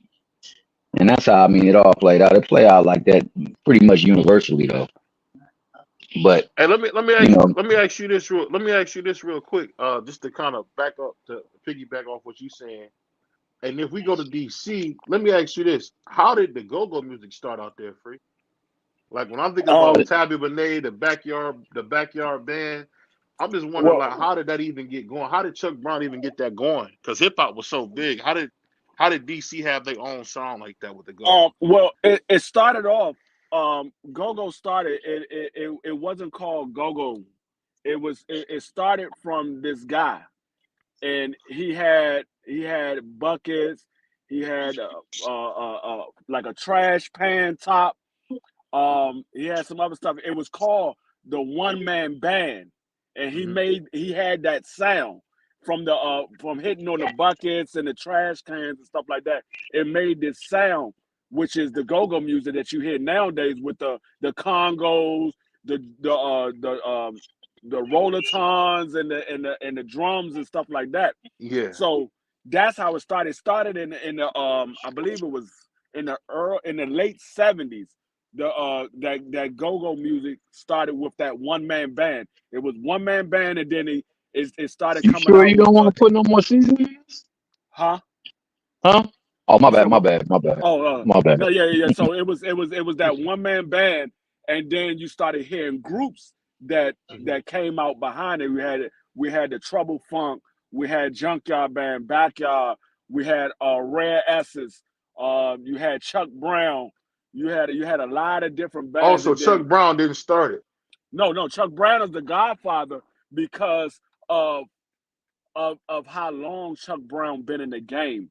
Like, Oh, but he didn't invent it. Okay, yeah, I no, see. he didn't invent it. It started from one man.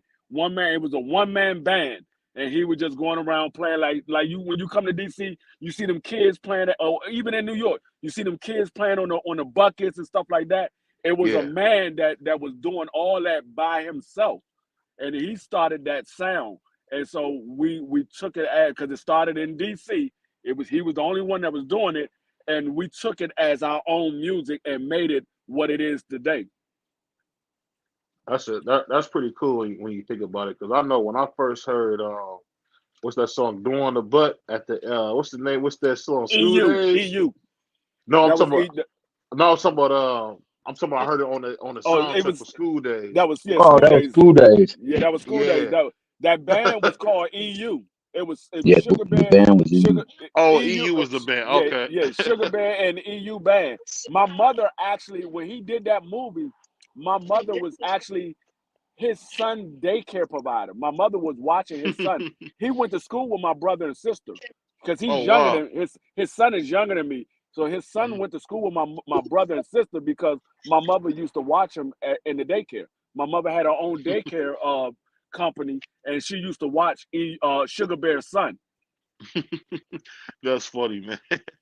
one thing I'll say that's so cool about when I hear about how my man Tommy grew up out here, how you grew up in DC.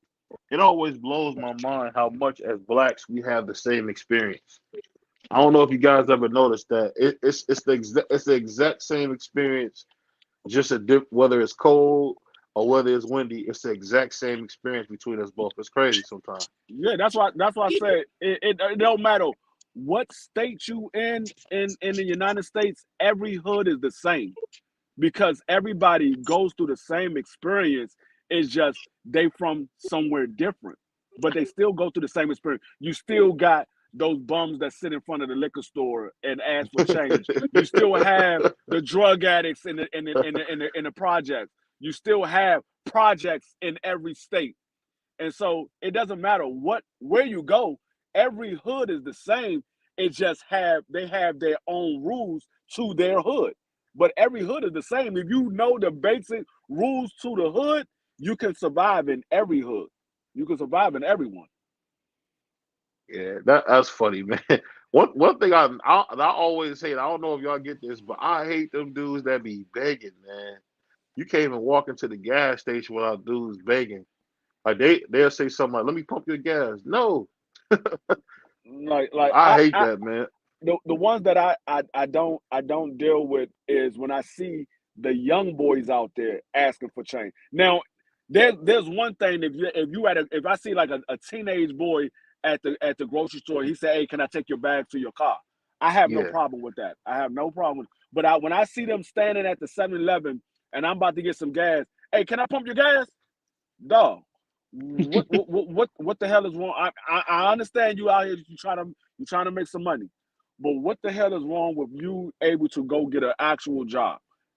Because I know what a lot of these young dudes are getting money for, especially at the gas stations and stuff like that. I know what you're getting money for. If you need to support your habit, you need to go get a job or you need to quit that habit.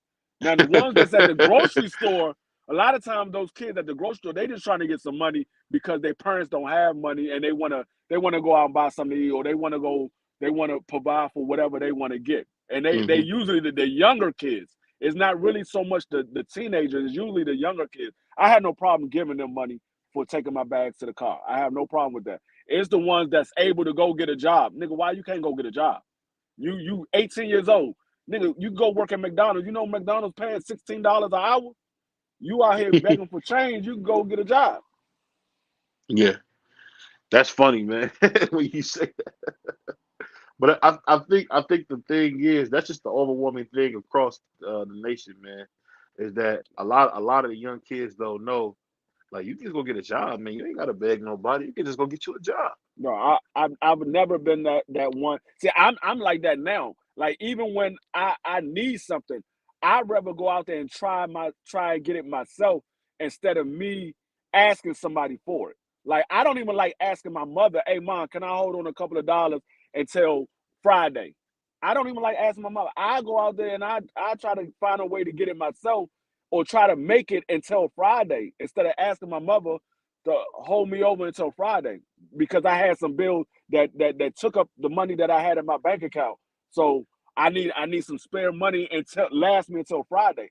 I don't even like asking my mother for that. So I never been that one. Like I said, I've been working since I was 14 years old. I've always had a job since I was 14. And so I don't know how to stand on the corner and ask somebody for something because I'm too used to going to get it myself. Yeah, hey, that's real, man. I wish more people thought like that. That's real, man.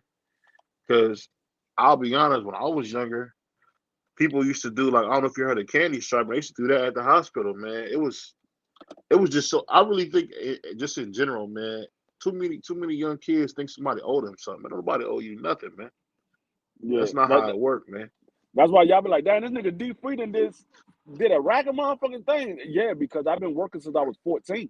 My father passed when I was 14, and I had to help my mother out. She had her daycare. Yeah, her daycare was provided, but I didn't want to ask my mother for some money to get some brand new shoes. I'd rather go out and work and get it myself because I know my mother was taking care of the whole house by herself now that my Oh, father had your passed. father passed young, man. Damn, Yeah, sorry to hear my that, man. father was 35 when he passed. He died 4 days after my mother's 35th birthday. They were literally a year apart. Like my father was turning 36 and my mother had just turned 35. So my father would have been 36 that September. But he died 4 days after my mother's birthday. And so I was like, hold up, my mother is taking care of 3 kids. Well, 4 because we adopted another child. My mother adopted another child, which is my baby sister. So my mother's taking care of 4 kids by herself. Instead of me asking my mother for money, I just go out and get a job, get a summer job, and make enough money to last me throughout the year. Because back then, when I was growing up, if you made $300, $300 was a lot of money to a 14-year-old back then. That's a lot of money. So I was making $300 a week working a summer job. Man, that whole summer from June until September, I was working that whole summer. That every paycheck I got, I cashed my check and I put it away in my drawer. So when school started, nigga, I had fresh clothes. My mother didn't buy me nothing. I went out and bought everything myself, and I still had money to last me throughout the school year because I was 14, so my clothes didn't cost that much. Yeah. That's crazy when you say that, man. My man MarkyDon said somebody above his age, man. He ain't got no sympathy for her. I really don't. Now I know when somebody is down and out. I can literally tell when somebody is down and out and when somebody is just trying to support a habit. I can tell the difference. So when somebody is down and out, I have no problem giving that person money. But when I know that you just trying to support your habit, I'm not giving you no money. No, because I know what you're going to do with it. Excuse me, I ain't gonna lie to you, man. I be having people, they ask for money because they hungry, right? Like that. I ain't got no bread on me right now, but what I can do is go get you something to eat. You good with that? And they'll be like, yeah. Some of them will be like, nah, man, I ain't gonna even hold you. I wanted to go get something to drink. And I'll be like, yeah, I can't support you getting some drink, man, because I ain't gonna do nothing. But like mask it for a little bit, man. But when you hungry, I mean, I can't like just sit by and watch you be hungry when I could actually do something. So a couple of times I went and got the food, brought it back. Some people was like, that's not what I wanted. I said, you said you was hungry though. Yeah. You know what I'm saying? I give you what I eat. Now I didn't buy no little Happy Meal, no nothing like that. I bought you what I would eat, bro. And that's a lot of food, bro. That's a lot of money that I done dropped. And you telling me that's not what you eat? You don't eat that? I thought you was hungry. No, Cause bro, if I'm hungry, like if you hungry, nigga, you eating whatever they give you. That's why I tell my kids that all the time. They be like, I'm hungry. I'm like, what you want to eat? Oh, I want this. You're not hungry. You just greedy. You're not hungry. Because if you was hungry, you'll go in there and make a ham sandwich or make a bologna sandwich. Because when you hungry, you eat whatever is in the house. I've been in I'm from the hood. I've been in those situations where we ain't had nothing but bread, bologna, cheese, and mayonnaise. I've been in those situations. So when you hungry, nigga, you gonna go in there and fix you a bologna sandwich. You might want something else, but you gonna eat what's there. Hey Tommy, you know they opened up a Louisiana chicken right in Cleveland. Yep. Dog, that bad boy's been packed. Now I'm talking about it be lines around the building, dog. I mean they're doing it right, man. When they make Louisiana chicken right, that ish is fire. Yeah. Huh? Nah, I was stopping because D3 was talking. Somebody got slapped in line because somebody cut somebody. Somebody got slapped. Oh, damn. Golly. Well, that's what they was killing people over them damn chicken sandwiches for Popeyes, and them joints wasn't even all that good. Dog, but I think at the end of the day, people just looking for the newest fried chicken recipe, whatever they could find there. Dog, when they came out with those chicken sandwiches, when I say I have never in my life seen a line at Popeyes like that. Walaikum salam, BS. Dog, the line in the store was leading outside of the store. The line in the driveway was leading out into the streets. I'm like, dog. And that was at every Popeyes. Not just every one. Popeye. Every Popeye. I'm like, dog. It was like that in LA too?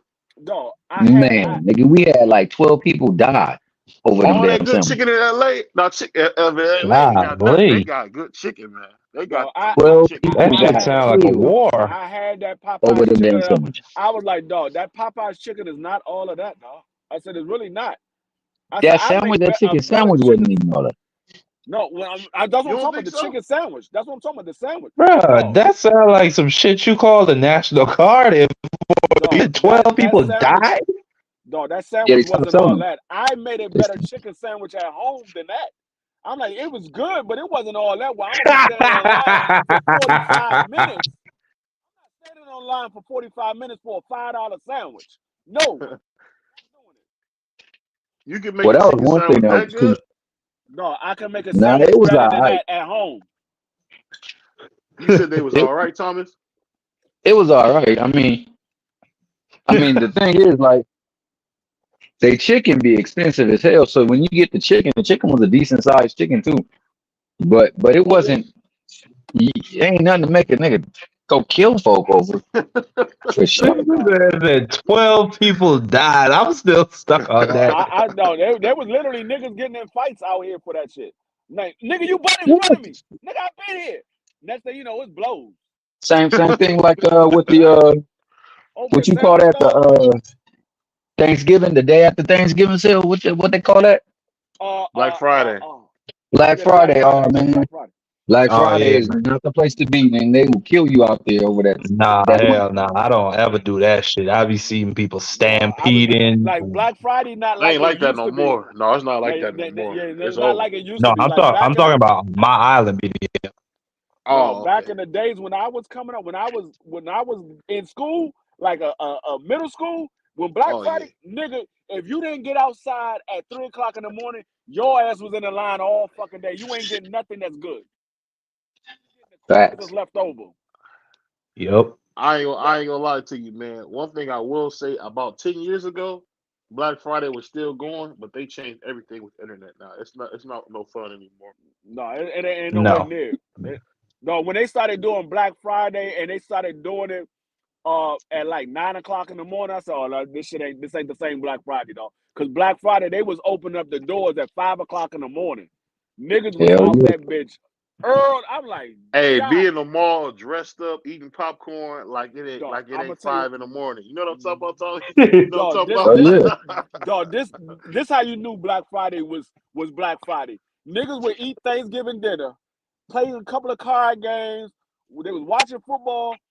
And niggas like, y'all about to go home? No, we're gonna go ahead and chill right here because we about to go to Black Friday. Yeah. I'm like, what you mean you about to go to Black Friday? It's 12:00 at night. Nigga, we gotta get out there early. My brother and them had benches in their trunk. They had picnic benches in the trunk. So when they got there, they could sit there in their line. I'm like, dog, I'm not sitting out there all fucking night waiting for them to open up the door. He's like, nah, they open up like 5 in the morning. Nigga, I'm not sitting out there 2 hours waiting for them to open up the goddamn door. Them niggas was cutting. If they was cutting, people was pulling out straps. Dog, niggas, so many niggas got shot at Black Friday when I was coming up. Dog, I didn't see cashiers get their ass whooped at Black Friday. For sure. For sure. Seriously? You said Man, I I'm love dead listening serious. to the OG stories, man. That shit crazy. The niggas said niggas getting shot and they skip the line. Yeah, no, that's real talk, bro. Like my aunt was like, "Hey, Tom, come with me to Black Friday." I said, "Hell no, I ain't going out there." She was like, "What you mean? We can get some." I said, "Man, you can get killed too." Dog, Them people don't be I'm gonna playing tell you over this. them gifts. This one episode, me and my wife was there. It was a Black Friday. Opened up the store at like 7 in the morning. We went out there. This is when the flat screen TVs was getting big. Everybody wanted to get a flat screen TV. There was a 46-inch flat screen TV. It was one left. A lady got the daggone flat screen TV. She asked the man, can he bring it to the front for her? When she got to the front, there was another dude that was standing there and said, nah, I want that flat screen TV. They whooped the fucking Walmart sales associate because he wouldn't give them the flat screen TV. whooped his ass. When I say whooped his ass, I mean they was zip his ass. That shit was all on the news. You Did didn't the make a police citizen's get? Did arrest? the police get them before they got out? You ain't make a citizen's arrest. You didn't make a citizen's arrest. Golly. Hey, what they say on Mark? Remember the dude hit Otis? Oh, you done dropped on Otis. No, that nigga, he was like, nah, she got the TV. He was like, nigga, I want the goddamn TV. He like, but she got it. He like, man, I don't see her whip. I see you whip it. Man, they whooped Yeah. that nigga ass, dog. I was like, That's God fine. damn. Okay. You know something I noticed now, because people stealing so hard, they getting rid of all the self cashiers. Now they got people at the self cashiers cashing you out. It's crazy when you see that. Like, They I getting was watching cashiers from the hood. I was watching this YouTuber. She was going in there showing you how to steal TVs. Like she'll scan a Snickers bar and like just take the TV out, and it'd be like, dang, I can't believe people would do something like that. Like, I would be too embarrassed to steal. I remember back in the days when niggas used to switch tags on clothes and shit. You'll see a motherfucker shirt on clearance for like $3. Nigga, take that tag off and put it on a shirt that costs like $70. I'm like, man, this shit only $3. Nigga, I got too much pride to go through some shit like that if I get caught by the door and them niggas gotta strip me down right there. I got too much pride for that bullshit. No, and that's what they'll do. That's why they stopped. That's why they They'll stopped embarrass having, you up there. They stopped having that regular loss prevention. They started having real police officers because those loss preventions was getting their ass whooped. Prevention was getting their ass whooped. They're like, nigga, get the fuck off of me. They start fighting the damn loss prevention. They's like, man, we got to get real police up in this motherfucker. Yeah. Because they whooping the shit out of these motherfuckers. Hey, let me ask you a question, man. Now you've been in law enforcement. Do people actually try to fight the cops? Have you ever seen that before, where they try to fight the cops? Yeah, people try to wrestle. People try to wrestle with the police ever? Dog, they try to fight. Like it's usually when it's more than one. The only time you get a one-on-one with like a police officer is like usually when a nigga is on something. Here try to fight the police off. But most of the time, if it's like 6 of them and there's only 2 police officers, hell yeah, they'll try to fight the police off. Hell yeah. Especially if it's something like somebody just got shot or somebody got locked up and they feel like the police did something wrong. Oh, them niggas definitely trying to fight them. Definitely. Have you ever had to take somebody on one-on-one being in law enforcement or not? Yeah. Hell yeah. No, I had to do. I never forget it. Because the way I handled it, the motherfucking store manager, he was like, dog, you wasn't scared at all. Dog, it was this dude. He had to be every bit about a good 6'4", 6'5", but he was a skinny dude. I'm only 5'10", but I'm kind of stocky for my size. So they say, hey, I think we got somebody in here stealing. So I walked around the store. I saw him. He made eye contact with me. As soon as he saw me, he tried to walk around the other way. And I saw what he had picked up. And he slid it in his bag. He didn't know that I seen him slide it in his bag. So I just stood by the door. As he's coming out, I'm like, you gonna drop the stuff that's in your bag? He's like, what you talking about? I was like, all the stuff you got in your bag. He's like, man, I ain't got nothing in my bag. And he tried to walk out. So as he tried to walk out, I snatched the bag off his shoulder. Everything out. Nigga, you violated him, dog. He was like, man, what the fuck you was doing? I was like, dog. I violated his right. In the bag. No, I didn't violate shit. I saw him. See, when you see the actual theft, you can go ahead and do what you got to do. If I didn't see it, I would have had to take his word for it. But I actually saw it. So I know that he had shit in his bag. And I dumped everything out. I dumped all the shit. It had the damn price tags of our store. Like the store had the price tag on it. So I'm like, dog, all right, you can have your bag, but you gotta get the fuck about it. Don't come back.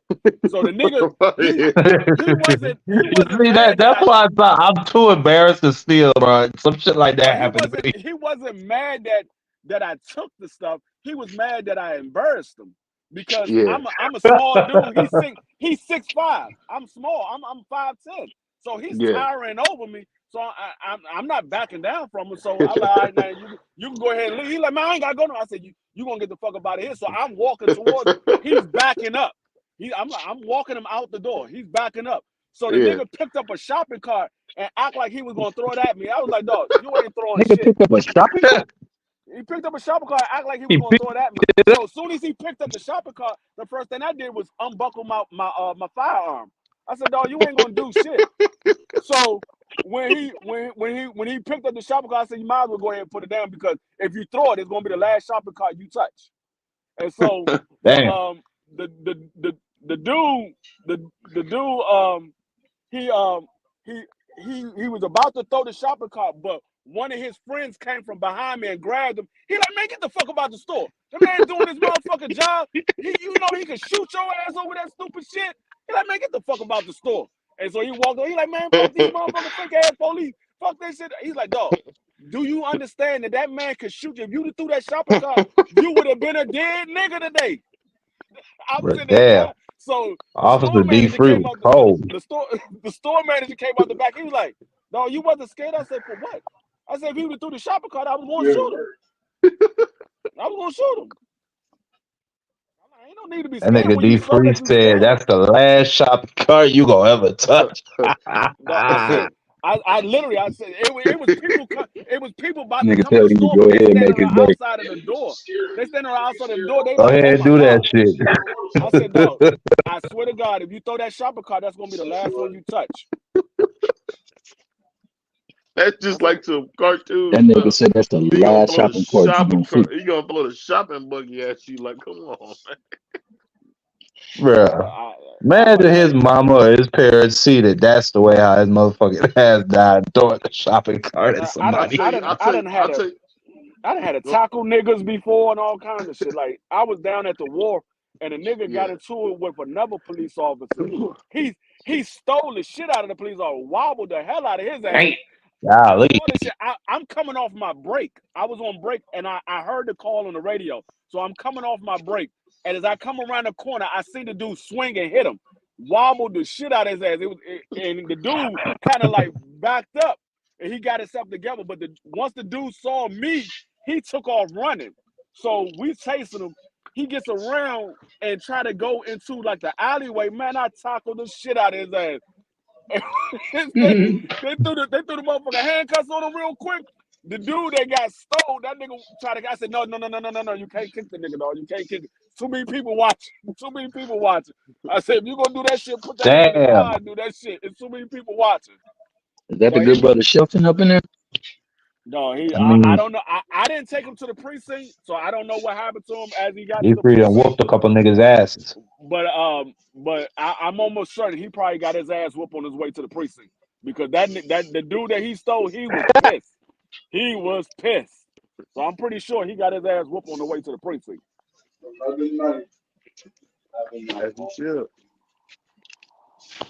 As he should. Yeah. Oh, we got the good brother Crush the Legend in here. What up, man? What's good, Crush? You always get those individuals that wanna test law enforcement or test security. Oh, yeah. I remember that one episode. I can't remember what. I think we was on G5's channel, and the nigga Crush was at work. Crush was like, he said, what did he say? Nah, we closed right now, or we're about to close, or something. The dude was trying to get something, and Crush was like, nah, you can't get it because I think they was either closing or they was closed. And dude was going back and forth with Crush. Crush was like, hold the fuck up, nigga. I just said you can't do. I'm like, oh shit. Crush about to whoop this nigga ass on YouTube. Yeah, he would have caught a beat down on YouTube because I wasn't catching no beat down on YouTube. Fuck that shit. That nigga Crush like we was literally in a deep conversation talking about boxing, and Crush was like, hold on for a second. And he started talking to me like, no, you can't go back there right now. We closed or whatever. And dude was like, no, I got it. Crush said, hold the fuck up. I just said you can't. I was like, oh shit. This nigga Crush about to fuck this nigga up. That nigga Crush ended up cutting the camera off. He got off the live and everything. And then he came back a couple minutes later. He's like, yeah, man, I'm about to fuck this nigga up. No, I'm about to fuck this nigga up. And it was like real bad. Like, all right, think it's a game, motherfucker. We're gonna get real dirty. Get this man off. Because they be tripping, man, you know. Because, I mean, you know, with law enforcement security, you get some dickhead dudes because, you know, they got a little sense of authority or position. So they, you know, you get the dickheads. But for the cats that's trying to do their job like myself, now I don't want no trouble. I'm really a diplomatic dude. But if you keep going pushing the panic button, then something might just happen. Don't push the panic button. Leave that bitch alone. That's it. I'd rather read you a bedtime story or something, but damn it, if we go there, then we got to get dirty. That's all. My man said he was about to sing his ass a lullaby for sure. Yeah, like I literally like because I've been doing this for so long. I've been doing this for over 25 years, off and on, and so I know how to stay calm in a situation. So I just keep my cool. I'm like, dog, you really don't want to do that. I said, you really want to go to jail for something stupid? Because I'm going home tonight. I'm going home. One way or another, I'm going home tonight. So you're going to be either in a jail cell or you're going to be sitting in a hospital. One of the two. Which one you want to do? You either want to go walk home or you want to take a ride to the precinct or take a ride to to the hospital, because I'm going home. So it's not that serious. Like, I'm not, when there's a serious situation, that's different. But the stuff that I be coming across, like niggas be, dog, when you really think about it, you be like, dog, it really ain't that fucking serious. Like, niggas be getting mad over dumbass shit. Like shit that you literally can't prevent. Oh, you arguing over a parking spot. No, it's another parking spot right there. But I had this one first. They just jumped in front of me. No, it's not that fucking serious. There's another one right there. Why are you getting mad over a spot when there's literally another one 10 feet Ego, away? nigga. Literally 10 feet away. Ego. But the ego I got dare a you lot jump of in people. front of me. The ego got a lot of people in jail. Got a lot of people in the graveyard. Hey, that's a fact. But That is a you fact. know, man, I'm gonna take it to this. I'm gonna take it to this one scene in the movie The Wire. You remember when that nigga went in there and stole that damn lollipop and looked at him? Yeah. It really be niggas that Bro, it really be niggas that be seeing law enforcement like in that manner. Like I'm a oh yeah, it was oh boy, Marlo. Marlo. He walked up in there, Yeah, the security Marlo. Oh, guard Marlo. looking at him. He saw him looking at him, and then nigga stole it. And then my man said, "Man, why you gonna do that, man? You know I don't want no problem with you, but I got to do my job." And he came out with it. He said, "You wanted to be one way, but it's the other." Next thing you know, that nigga found laid out somewhere. Like they really be seeing the opportunity to mess with the people in authority, especially when they got a uniform on. Yeah. Like, see, Yeah. a lot of Yep. these dudes think because they got a uniform on that a lot of these guys are suckers. Now there are some that are suckers. They once they got that badge on and they got that gun on their hip, they Superman. But there's a lot of these niggas that's literally from the hood that say, you know what, I want to make a change in my neighborhood, and so they became law enforcement. There's a lot of them like that. So everybody that you see with a uniform on is not a sucker. They from the hood just like you are. They just decided to do things the right way. So I know that because I'm one of those ones that's from the hood, but I didn't want to take my life down that path that a lot of these other guys did. So just because I got a uniform on doesn't mean I'm a sucker. It just means now I have the law on my side to do what I got to do to make sure you don't do what you want to do.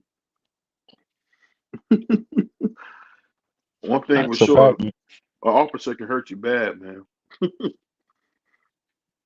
Because I mean, when you think about it, see, you don't really want to put them in a position where they feel like it's a matter of life or death. Yeah, that's the wrong position you put a police officer in, because a lot of these police officers, a lot of them are very scary. A lot of them are very scary. But when you give them that fear that their life is in danger, they have every right to shoot you. And it's their word versus yours. Facts. And 9 times out of 10, the judge is going to go with the police officer because they held to a certain standard. So they know that these guys been through training. They know they only supposed to do certain things when certain things occur. So if he said, I felt my life was in danger, he had this weapon or he had that weapon, and I felt like my life was in danger, he has every right to shoot you. Now, whether you intended to use that weapon or not, that's only you know that. They don't know that. They just know they told you to put the weapon down, and you said, man, fuck you. Okay. Pow! Drop the weapon. What y'all think about those guys from the $30 million from that security place? Y'all see? I didn't hear the story. Yeah, what's the story? I never heard it. It's that starts with a G. I think it's the Garda Security. They The had Garda? a building. Garda. Garda. Yeah, the Garda Security. They had $30 million in like a chest or something, and somehow they went in through the wall and got $30 million in cash out of there. It's crazy. Them niggas did the blue streak? Yeah, they couldn't find them or nothing. That was planned. That was inside. That was an inside job. Inside job for sure. No, because the only way you said they went through the wall They went through the wall. They went through the wall to get to their bin to get $30 million out. First of all, $30 million is not a little bit of money.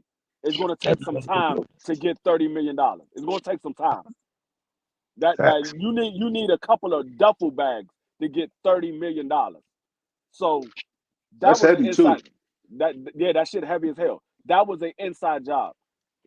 And the detectives know that too. That's why they trust and believe they're gonna find out who did it, and everybody's gonna go down for it. You have to know that they're gonna be at a certain spot at a certain time, and you have to know where they're gonna be at. Because you're not just gonna drill a hole in the wall hoping that they come to that wall. You gotta know that they coming to that wall. You gotta know. Oh, my man Gregory Pratt up in here? Yeah, that's hey, let's drop the link for my man Gregory Pratt, man. Let him come up. What's going on, Gregory? The link in the chat. But they had to know. Either they've been watching those individuals for a long time, and a lot of times when those people work for those armor trucks, they always tell them. They always tell them because I was about to work for one, but I said I'm not doing it for the pay that they was giving out. But they always tell them, change up your route. Never do the route the same way every single day. They always tell them to change up their route. So they had to know either, like I said, either they was watching them for a while or it was an inside job because they had to know that those people was going to come to that specific spot. And like I said, $30 million, dog. You saw when Floyd poured out I think it was like a $500,000. Yeah, it was like a $500,000, something like that on the bed. Nah, it was like a $500,000. Yeah, it was a lot of money. It was like a $500,000. He poured that on the bed. That was a small duffel bag that he had, and that was a $500,000. Imagine $30 million. That's not no small bag, dog. That's gonna be like two or three big ass military duffel bags. So that's like 60 more of those duffel bags that he would have to pull out to get to 30 million. Yeah, them big ass army green duffel bags, them big motherfuckers that you get in the military where they put all your shit in that duffel bag when you going from basic training to your AIT. Yep, over up to 100+ pounds of that shit. I remember that, man. Yeah, like you gonna need a few of those to take out $30 million. So that's what. Well, they said they didn't have no cameras or nothing. It was an inside job. That was an inside job. I ain't even got to hear no more to the story. I know that was an inside job. Yeah, the FBI said they don't have any clues or nothing. I was like, dang, how did they do that? What happened exactly? Who got robbed? The Garda company, where they keep cash reserves for companies. Like that's what Garda does. Yeah, they come get the stuff out your safe. They bring you change. It's a bank. It's just a mobile bank. Yeah. God is like what's the joint called? Dunbar. It's like Dunbar armor. What they do is they go to different stores and take the deposit drop. They might give them change Yeah, presidents. for the store and stuff like that. So they just change over money. They come sometimes they come and deliver money, or they come to pick up money. So they might go to a department store and get Oh, all so of the those people money got robbed. yeah. So that Yeah. like that with 30 million, that wasn't no give it no pickup. That was them delivering Damn. that money was supposed to be delivered to a bank. 30 Yeah. million, that's the money that gets delivered to a bank. So, like I said, that was the That's inside some job. You Ocean's had to know, 9 type scheming and you had to planning. know that they was going to Trying to pull they that was shit going to be off. coming with that type of money. You had to know that. You had to know that Hey, they was coming with that type of money. They was coming at a certain time, and they was coming to a specific spot. You had the only way you can know that is either you've been scoping them out for a while, or it was an inside job. Those are the only two things that would fit that scenario of how they got away with that. You either scoped them out for a while, or it was an inside job. yo, GP, what's going on, man? How you feeling? I'm doing good, babe. I'm walking in on the tail end of the conversation. But I got a I question appreciate for you you. coming through, man. No doubt, no doubt. Appreciate you. What up, big homie? Yeah, but I had a question for that money insured? Yeah, it's in short. Okay, cool.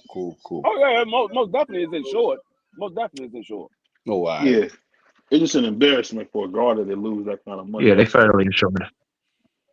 Yeah, Yeah. like Goddard and Dunbar are the two biggest armored truck companies in the United States. So for them to lose that type of money, that That's a huge embarrassment. that's a bad look on that company. It's a bad look. So whoever's behind it, they're gonna DP, what you try to think for the about that highest. though? I'm just listening right now. Like I ain't heard nothing about it. Yeah, So I didn't hear basically, neither. what happened was we didn't hear either, but the way it was described to us was that there was a place where they were holding the money Mm-hmm. at the state with like D Free said, they go to various companies and they hold their money for them. Mm-hmm. The earnings that they take in and they take it to the thing, and then like somebody broke into their building and took $30 million. Oh, they broke into the building. I thought like they took like maybe they No, they broke hijacked in one the of the building. trucks. No. It's too He said they dangerous to went do through. that. Wow. So They they went. hold on. So you telling me these robbers they actually got into the building, went into safes or wherever, took money out, and got right the fuck up out that bitch? No, BVO said it was in a bin. So he said they came through the wall and they took What it was out the of a bin at? the bin. Inside It's the like a building. Ben was in in the building. yeah, it was in Yeah. the building. So I gotta you're read not this article. This is some exciting shit. I ain't gonna lie. Right. you're not getting in no safe. I don't you're not getting in none of those safes. So I that got visions of Bad Boys 1 right now. No, yeah, this is Fast and Furious, my nigga. This is Fast like 6 or something. BVO I said that mixed with a little bit BVO of said Blue they went. Street. BVO said Yeah, that's what it sounds like. according to what BVO said in the story You was see the thing, you see the article, Marky? It's called Garda. The name of the company is called Garda. Did you put it in the chat? Yes, GARDA. Hold on. I'm actually watching this, man. it's Put it up. Go on, D3. GRADA. But Go on and say what you were saying. according to what BVO said in the story, is they had $30 million in a bin. The guys or females, whoever it was, came through the wall and took the money out of the bin. There was no cameras there, and they have no evidence of where these guys went to. Damn. So, like I said, that was either an inside job or they were scoping those guys out for a while, because you had to know that they was going to bring that type of money to that specific spot. With that kind of security, like with that kind of security, it's definitely an inside job. And you ain't just scoping out them kind of. No, they highly secured.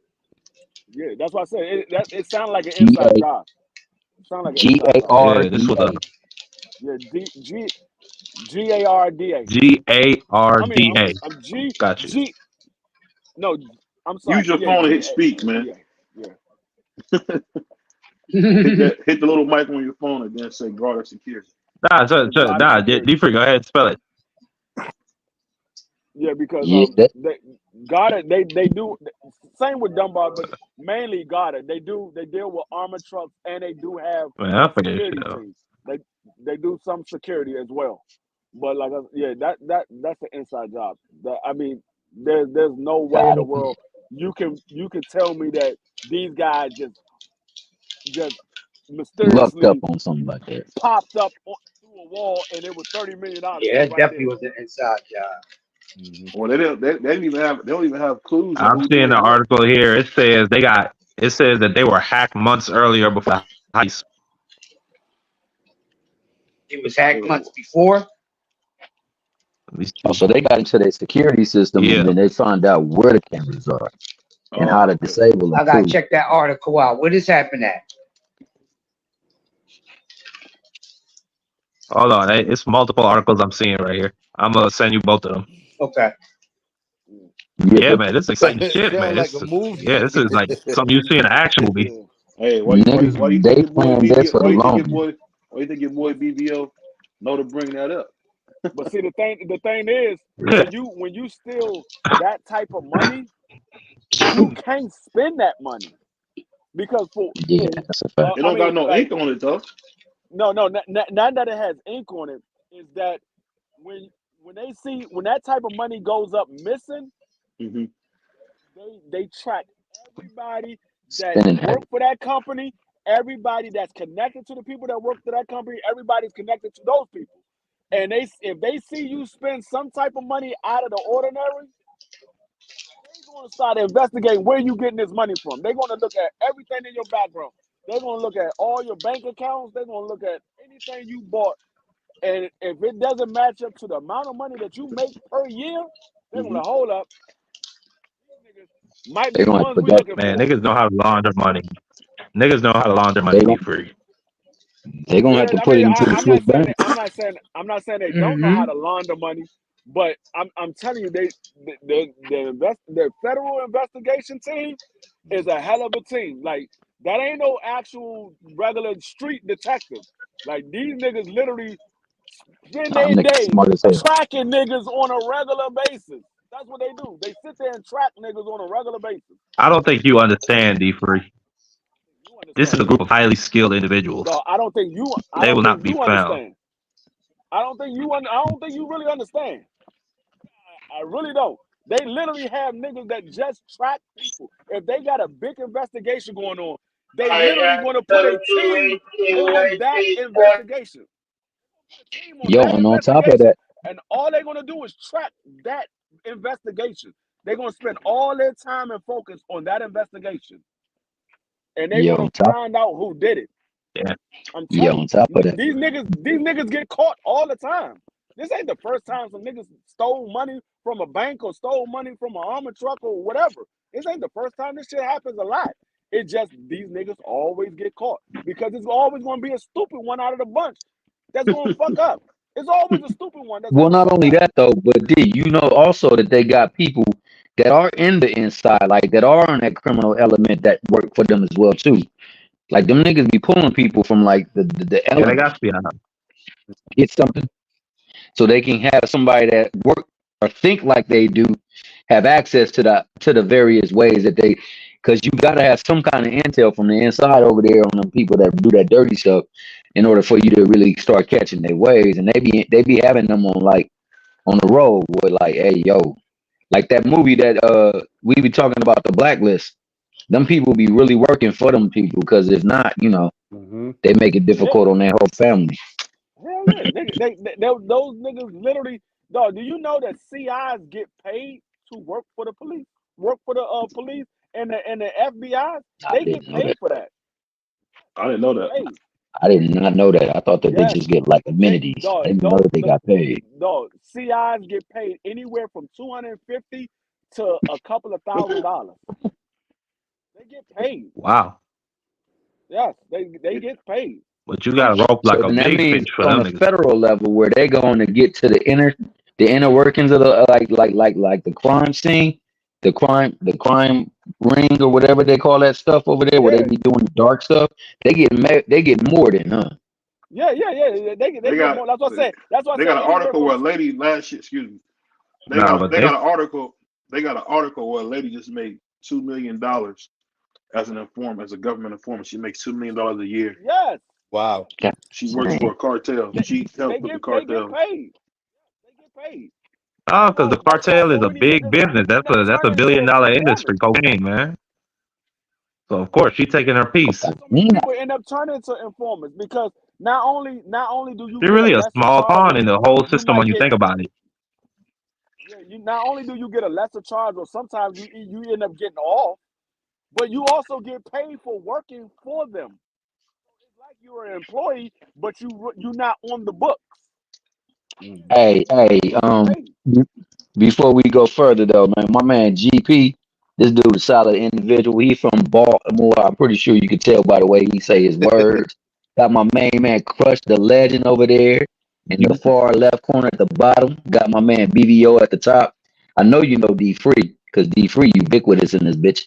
And then my main man X over there that got I guess he said that's BVO brother that says is an That's Anthony avatar. Anderson. Anthony Anderson. And got That's my my big man brother. Marky Dan. My Marky Dan underneath him. Mr. And that's my Sugar You, guy Dan. GP. Appreciate Watch y'all, man. watch your Appreciate wallet. Watch your wallet with Marky Dan. He's still Yeah, your Marky wallet. Dan on the chill mode right now. Every now and again, just Marky Dan he be getting it. He be getting it in though. Yeah, it. I but I keep an eye out for that. watch your food around BVO. Keep an eye out. yeah, but no, yeah, them informants get paid. They definitely get paid. They like y'all saw the wire. Y'all saw Absolutely. the wire, right? Yeah, but I know they made Yeah. millions of dollars. They Bubs make used to get millions of paid. dollars in being No, what I'm saying is y'all saw the wire. Remember how on the wire when the police was pulling up on the little crackhead dude and they was asking Yeah, for Bubba, Bub. yeah. information about, they was giving him money every time. Yeah, Bubs. They were Yeah, giving but him I thought money he every was time get. carbon I thought he was No, only information. he getting a was with little bit the just to keep him on that habit. No, Yeah, they he was was no, but they was only when he was giving him a actually little bit. when they were actually investigating Barksdale and they were serious with it, he was getting a salary from them niggas. Yeah, I Yeah, think you know weekly. what? You're right. You're right. No, you're right. You're right. I remember it now. Yeah, you're Yeah. right. That's what I'm saying. When they started off, he was just a crackhead. So they were just giving him a little bit of money to support his habit.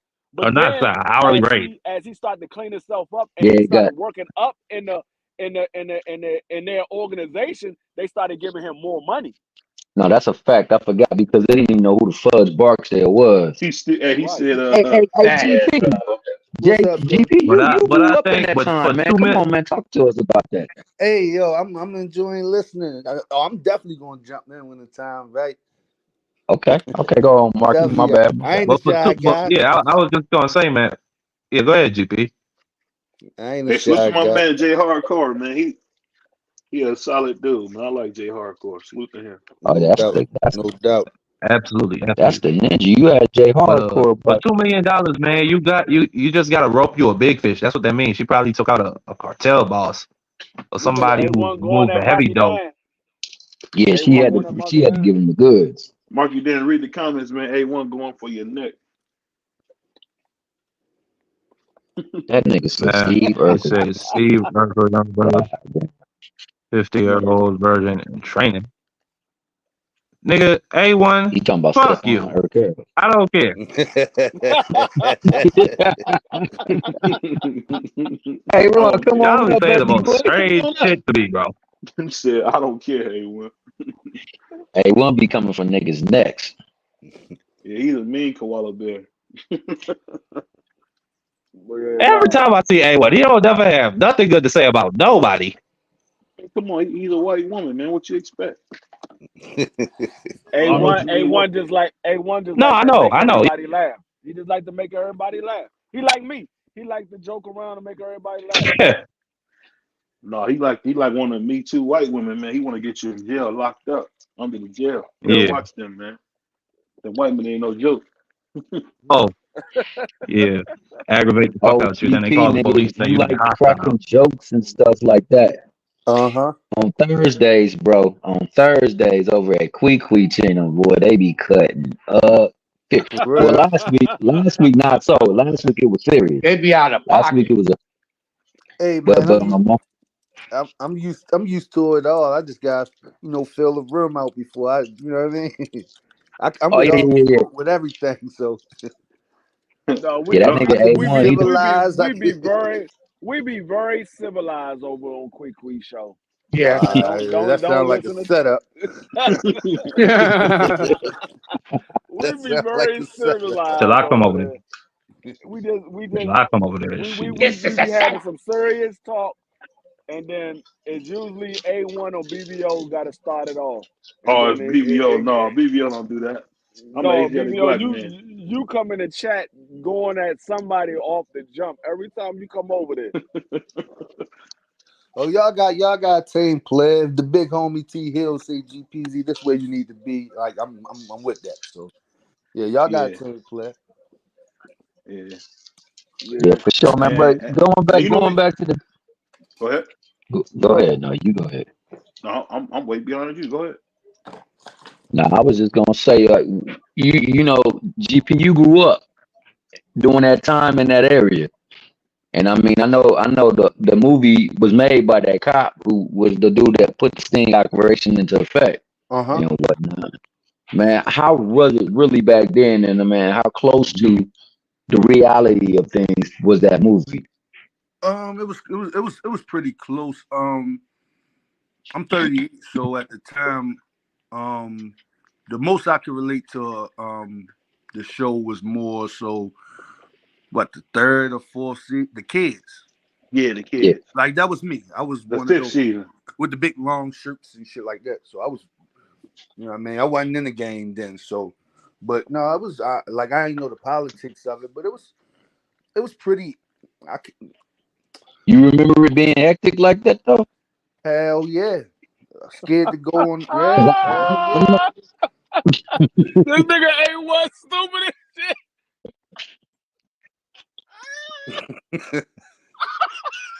Damn, Junior. Never got nothing good to say about nobody, man. I told D3 the last time. He's just what did I say? He's a Just miserable not a white good woman. individual. This is a Yeah, miserable evil woman. white woman or something. That's what he is. Nigga said, congratulations, BBO, aka Precious for such a surgery.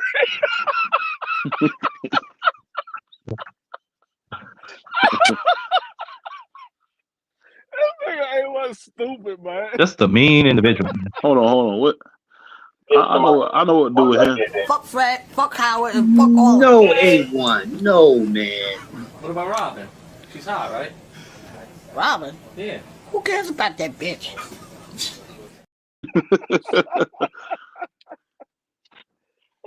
Every time I hear A1, I always want to say I don't hate the kid. You don't. I don't hate the kid, but I just like to put him in the hospital, though. I like to send his ass to the damn ambulance.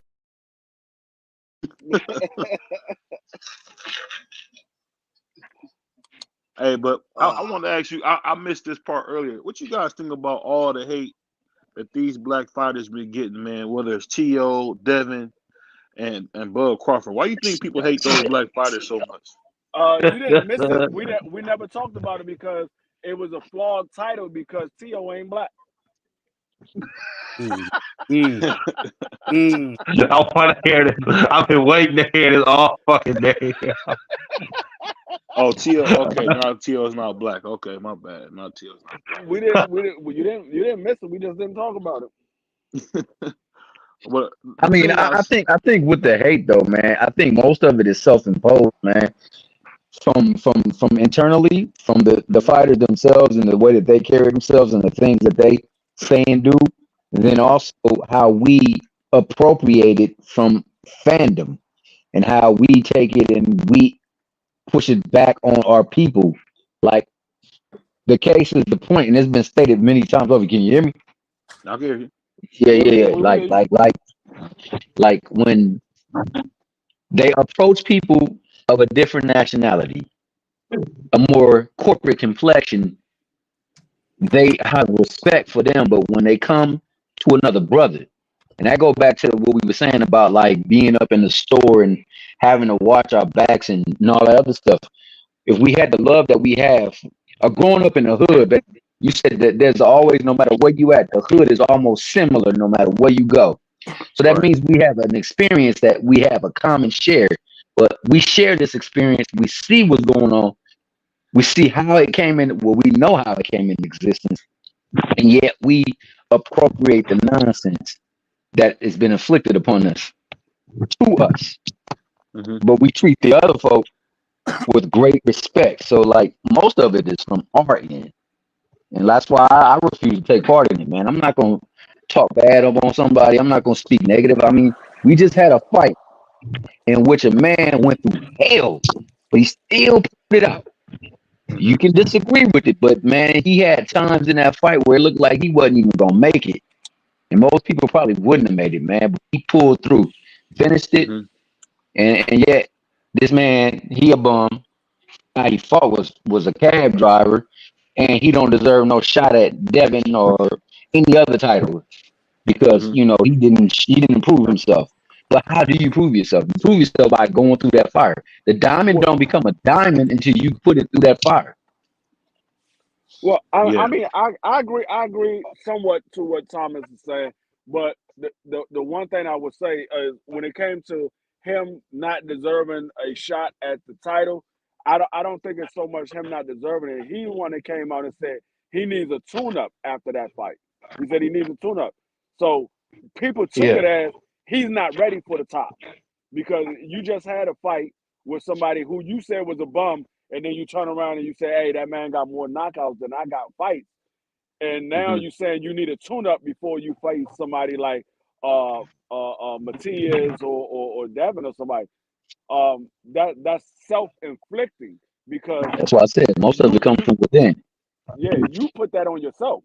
So, but with the whole Bud, I don't think it's so much hate. I think it's more so Bud feel like he was supposed to win Earl Spence fans.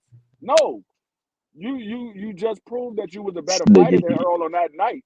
But that doesn't mean that you win his fans because you beat him. Because it usually doesn't happen like that. If you're a fan of a fighter, you're a fan of a fighter whether he win or lose. You're still a fan of it. It's just like we're a fan of football teams or basketball teams. When they lose, we don't say, okay, we're not a fan of them no more. We still their fans. So it's the same thing with fighting. If you're a fan of a fighter, that's why I said I'm a supporter, not a fan, because I like all of these guys in the ring. I like all of them in the ring. But if you're a fan of them, you're going to support them regardless whether they win or lose. You're going to support them. But if you just there because they only winning, then you're not a fan. You pretty much just like the person because he's winning. You more of a what's the word I'm looking for? A front runner. You're more of a front runner. When they're winning, you're on their side. When they lose, he ain't all that good anyway. So I think that's what it is for Bud. When it comes to Devin, I think Devin's still trying to find an identity. He wants to be that superstar. He's just not there yet. And he got to keep working to become that superstar. Tank Davis didn't become a superstar overnight. Tank Davis was knocking everybody out, and people started gravitating to Tank Davis because he was knocking everybody out. Earl Spence didn't become a superstar overnight. People was looking at what Earl Spence was doing, and he was a man of his word. That's why people started gravitating to Earl. So it's not something that you get overnight. Is you gotta work at it, and you gain the fans and the supporters respect. That's how you become that superstar. Same thing with Tio. He has an identity crisis as well. He wants to be that spotlight, but he's going about it the wrong way. He's talking crazy, and then he's saying one thing, and then he's doing another, and then he'll come out and have a great performance, and then he'll turn around and he'll have a lackluster performance. So he has an identity crisis. So all of these guys are having some type of identity crisis when it comes to what they want to be in the sport. And I think that's what the problem is with a lot of these fighters. I mean, I can't deny that at one point. I mean, I did allude to the fact I didn't like further articulate on it, but most of it is from within, man. They do the damage themselves with the things that they do and what they say. I mean, case in point, man, you can't be calling out people only when you got stuff locked up or locked in. And then likewise, man, you can't be saying stuff about other fighters when you know you got things that match what other fighters do. But he wants to get the fight. Well, you know, it's a business. He can't be operating like he a rogue assassin. Like he only what you call them, people for hire, a killer for hire, or something like that. I come in and I fight you and I take your goods and then I go. If they're gonna invest in him to get the fight, then he's gonna probably have to invest in more fights for that company so that they know that no matter what, if you do win, you know, we still get a piece of what you're doing, and we get to give our other fighters from our catalog a chance too. You just can't be saying like I'm an independent agent and I go and fight wherever I want to go, because as you can tell from Top Rank, they hoard belts, man, because they want to be able to offer people an opportunity to fight for a reason. Like, hey, you can be a champion here. We got many belts that you can fight for. And I think a way to help like dissipate that is if these people would have to be employed or implored, I should say, to work with one another to set up fights, irregardless of which promotional company you are. The fights need to have almost like a structure. It needs to be almost like a playoff structure where you got to fight no matter what, because then you get these fights made. That's why I love the Super 8 and the Super 6 and all that other stuff, man, because you get the fights. I mean, hell, they could even structure the way that the payouts are going so that people can. Oh, go ahead, man. My bad. You breaking up, Marky. Your joint breaking up. No, it's still like it was before. It sounds like you going through I don't know what it sounds like. It just sounds real choppy. You might have to do like you did last time. Go out, come back in. Yeah. See, like Tio, he had the boxing industry right where he wanted them, and he started moving funny.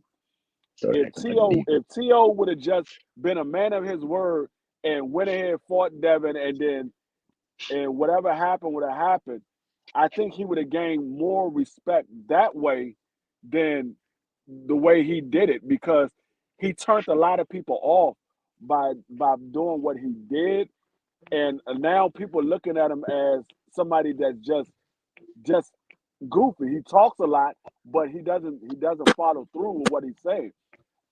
And then he had another opportunity when he beat Josh Taylor. You had another opportunity to capitalize on that success. And although you had a lackluster performance against Jermaine Ortiz, you could have came off better by taking another tough opponent like Raymond Maritalo. You could have took him on when that was offered to you, or Kenneth Sims, or I forgot who the other guy was. You could have took one of those three guys, and people would have looked at you. Okay, he had a lackluster performance. Let's see how he's doing the next fight, because maybe it was the style of fighting that caused him the problem. But you still taking on that tough competition. It might not be the best competition, but it's tough competition. Like going from Josh Taylor to Jermaine Ortiz. Now Steve Claggett, like you went from the top, and then you started trending down, because Jermaine Ortiz ain't on Josh Taylor level, and Steve Claggett is not on Jermaine Ortiz level. So it's like you trending down instead of going up or staying at that level of Josh Taylor. Or if you don't think Josh Taylor is that high level, they're taking somebody better than Josh Taylor. But you went down after Josh Taylor, and then you're going down again after Jermaine Ortiz. So that's why he gets the criticism that he's getting. Well, yeah, that, and then the fact that he went out there talking that good talk. I mean, that's part of the reason why your boy Hitchens got the criticism he was getting, because he was talking that good talk, and then you oversell and underproduce. I mean, you got my man over there talking about he trying to bring boxing back. He's trying to make boxing great again. And like you said, he's picking a cat we don't even know. I don't even know who this cat is. Never seen him fight before. Lemos, I at least knew who he was and saw him fight, but this cat, I have no clue. And he could be tough, for all I know, but I know he's not the caliber of opponent that you said was offered to him. No, he ain't that caliber. Nope. So a lot of it, like you said, he's self-inflicted. Kenneth Sims, Elvis Rodriguez, and who's the last one? Raymond Murataya. Turn down all those dudes. I'm gonna say it right now, and you know what? Respect him. He fought Josh Taylor, he fought Lomachenko, but T.O. is a duck. Just to say that, it's very clear. He ducked all three of those fighters to fight Steve Claggett. What is a Claggett? Can somebody tell me? I don't know. It's a goddamn appliance company, goddamn it. That's what a Claggett is. It sounds like a goddamn power drill company. Claggett Power Drills. What the fuck is a Claggett, man? I can't tell you. Yeah. Man, that somebody shit gotta hurry crazy. up and get T.O. out of the way, man. He just simply in the way. Get him the fuck up out of there. I think all of these guys that you have on your thumbnail, I think all of them have the hate that they have is self-inflicted. And the only one that I would say might not be so much self-inflicted is Devin, because more people hate Devin because of his father. It's not so much of Devin. Now, Devin do some of the talking or whatever, but it's more so because of Bill. It's not really so much of Devin. But I think all of them have the hate that they have towards them. I don't really think it's hate. I think it's more so criticism. All of them have that criticism towards them because of self-inflicted issues. I think that we ain't understand how deep 40 was. Devin, T.O., Phil, they ain't understand how deep 40 is. Like, yo, you had it made at 35. You know what I mean? Win or lose, you still one of the kings. Like, but going up, I think they bit off more than they can chew, for real. Yeah. Yeah, I agree with that. I think also, man, especially going back to Devin and T.O. D3, right? Most of the backlash that he catches is from the tactics of his father. Whereas T.O., you're talking about fighting. You're talking about possibly trying to fight Gervonta Davis, Bud Crawford. Who else did he mention? This was right before he chose. Yeah, Boots, and then he go on and choose a Claggett. I mean, come on, man. You gonna get hit for that, dog. You just used all those names to try to. It's like, man, telling the story that you whooped somebody's tail or you was gonna whoop somebody's tail, and you dang well wasn't even gonna get in the fight with them. That's what he be doing. Yeah. You can't say you want to fight Boots, Bud, and Tank, and then go fight Steve Claggett. That doesn't prepare you for one of those guys at all. At all. You not getting prepared for him. Claggett, you got that Claggett. When you say you want to fight somebody of a certain caliber, you usually fight somebody close to that caliber or right on the level of that caliber. You don't fight somebody that's well below that caliber. That's not getting you ready for that caliber of a fight. Because, yeah, you fought Josh Taylor, you beat Josh Taylor. Yeah, you fought Loma, you beat Loma. But we don't think Loma is the level of a Tank Davis. We don't think Josh Taylor is the level of a Tank Davis. A lot of people thought that Tank Davis could beat Josh Taylor. I don't know what would have happened. I mean, it very well could have been. John Taylor could have beat Tank Davis. We don't know. That fight never happened. But I know John Taylor's not. I know John Taylor is not on the level of a Jerome Boots Ennis or Bud Crawford. I do know that. So you saying you want to fight Jerome Boots Ennis or you want to fight Bud, and you fight a Steve Claggett? How are you preparing yourself to fight those guys? Because if you go to 47, Bud is not going to be there, but Boots will. How you prepare yourself to fight Boots? Because you haven't fought nobody of the caliber of Boots. Nobody. I don't care if you did fight Tank Davis or Devin. You would have to fight both of them at the same time to prepare you for a Boots. And then, like I said, 40 thick. There's a lot of guys at 40 you could fight, bro. Like, you calling out the best of the best of the best. Like 40 deep, man. 40 deep.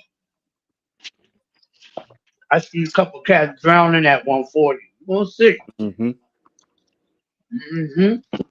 To all you love to live in the moment ass guys.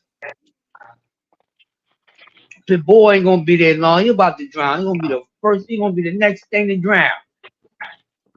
I will count Rolly, but he was just there by accident. So I can't count his ass. He's there by default. Shit, how the hell he land? I think they said Pitbull already got a fight set up for September. You ain't fighting no damn body. No, he ain't fighting no champion. But what I'm saying is, he not. I don't think they're gonna let him get swept up or drowned in that 140 water. I don't think they're gonna let it happen. Sean Gibbons, they done went through a lot to promote this kid. They invested a lot in him. They're gonna ride this wave. Pitbull is star now, no. So I think we'll turn into the damn star. Yeah, star now, man. It don't matter if he is or he isn't. People perceive him as a star. We want to see him fight. And he gets mobbed. That means something when motherfuckers just run up on you like that. Nah, I agree. They do perceive him as a star, and they push him as a potential star, especially for the Mexican fan base. You don't want to see his next fight? Stars for the Americans. Man, after you beat Rolly to death like that, with all the trash talk he was talking, he a star now, man. You just gotta say it is what it is. Off of beating a no-skill fighter, this is what's wrong with boxing. No, this is what the F is wrong with boxing, bro. No, you don't become no star, be no retarded ass, yellow buzz, no chin ass, your ass fucking Rolly, bro. I'm not trying to hear that. That's what's wrong with boxing now. First he become a star because he survived Tank Davis and shit, right? Hold on, let me rip real quick. First this motherfucker become a star because he didn't get knocked out by Tank Davis. He lost to a man that was a hand short. Get the fuck out of here. It's the worst shit I heard in my life. Yeah, he getting a merit award for surviving a man who was a fucking hand short. This is what boxing turned into. Bunch of clown ass shit. Yeah, I'm here to hate on all that bullshit right there, Jack. Get out of here, because it's bullshit. This is how this dude became a fucking star. By fucking beating a man that was a hand short that's known to knocking out everybody, but he's a fucking hand short. Then he knocking out a fucking retarded motherfucker that a fucking 11-year-old could knock the fuck out. Man, get the fuck out. He ain't no damn star. He's a star for the handicap. His reign gonna be over. Soon as he get in there with somebody educated enough, his ass is out of there, man. One-dimensional nut ass nigga. I will pick his ass apart. I think we all agree. His ass apart. I think we all agree with you, but it is what it is. It's like, yeah, that's why it's sad, bro. You know what I mean? That's why it's sad. I'm not saying y'all disagree. That's why it's fucked up. He gotta get his ass up out of there, dog. Typical old man on the stoop cursing. That's who he is, man. You gotta leave him alone. Hey, BVO. Oh no, I ain't no guy. He's cool. I'm used to it. I don't like the little motherfucker. BVO, you there? Yeah, BVO still here. He laughing. No, because I heard BVO try to slide one in there real quick. Pause.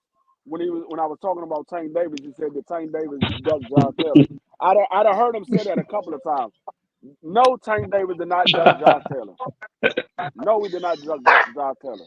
I hear people say that all the time, and what people fail to realize is Josh Taylor had just fought May 22nd, 2021. He had just beat Jose Ramirez for undisputed. Tank Davis fought Mario Barrio the following month, June 26th of 2021. Mm-hmm. He couldn't fight Josh Taylor because he had just fought. So And he made it clear.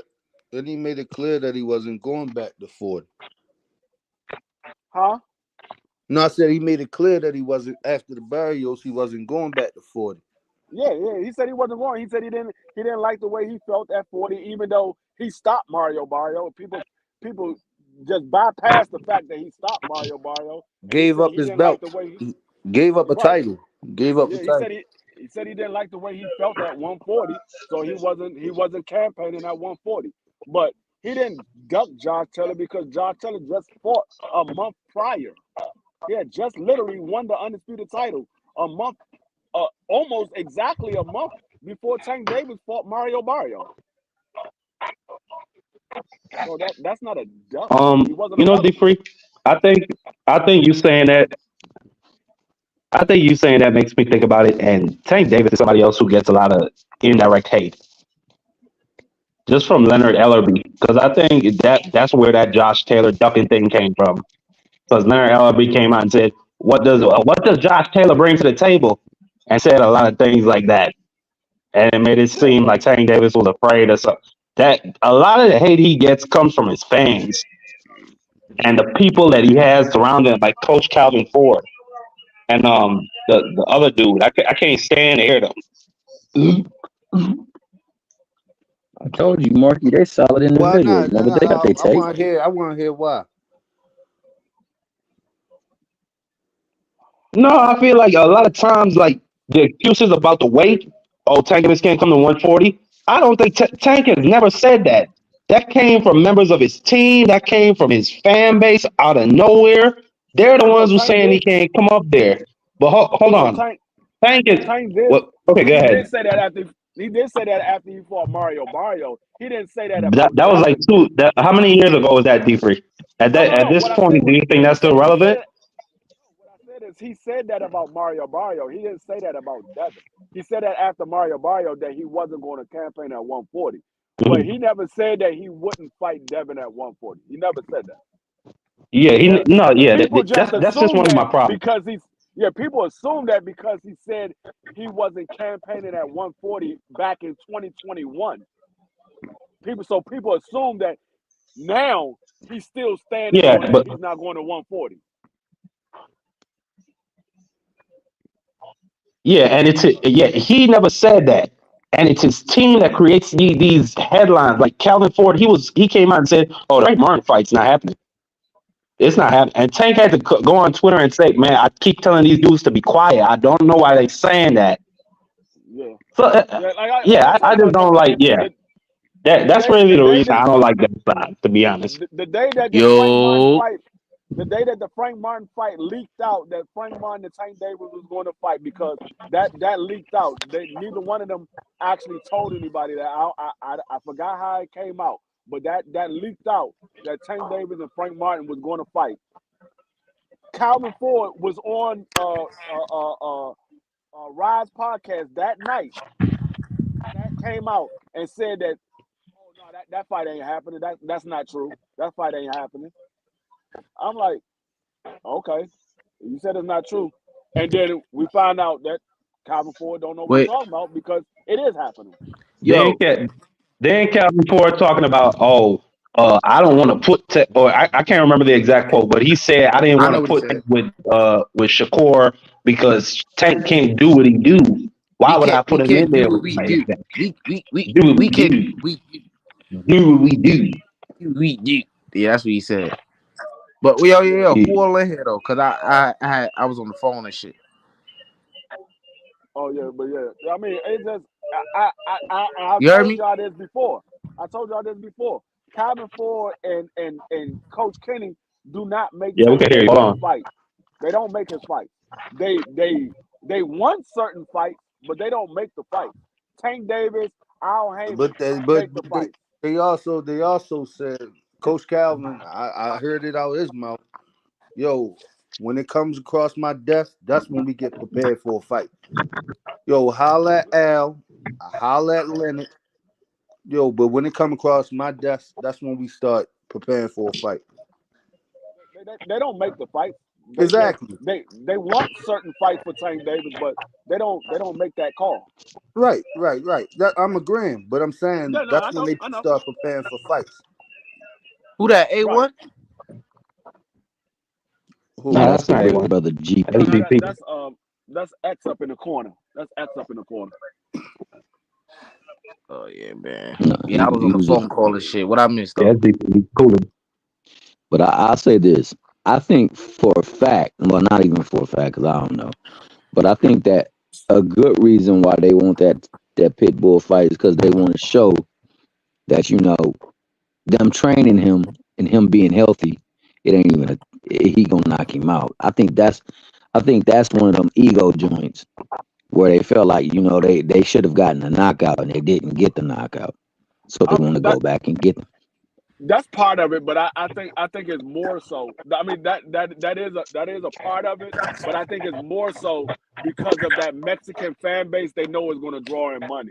Oh, for because sure.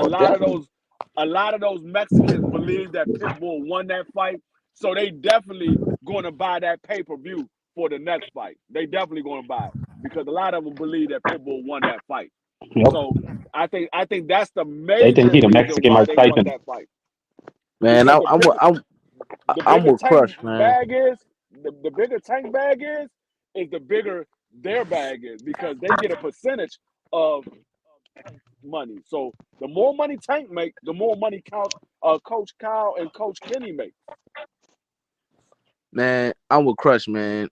Man, forget about that little nigga, man. Nobody, man, that little nigga ain't on nothing, bro. Like that nigga, I can't stand that little nigga, man.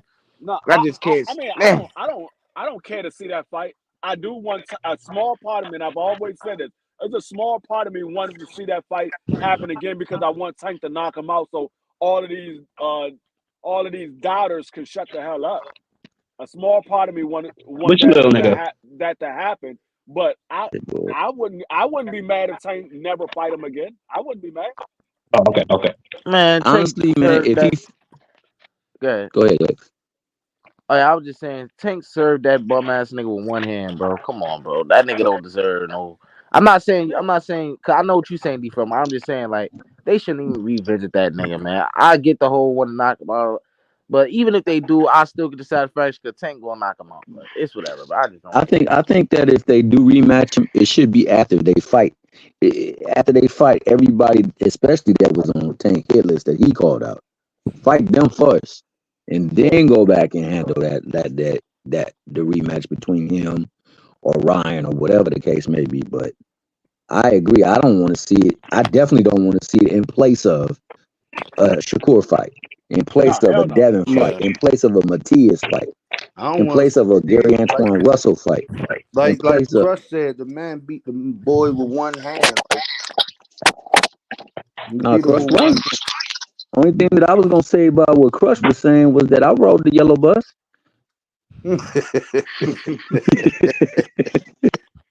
Only when you went on a field trip, man. You know what I'm saying?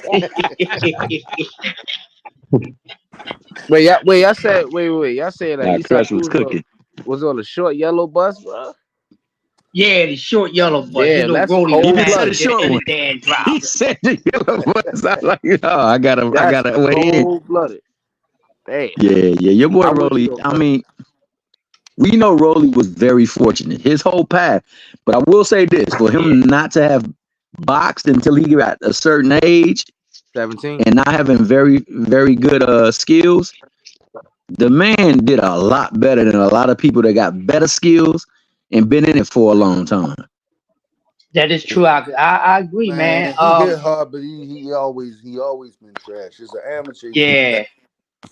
My son, he's comical though. He's definitely a personality, man.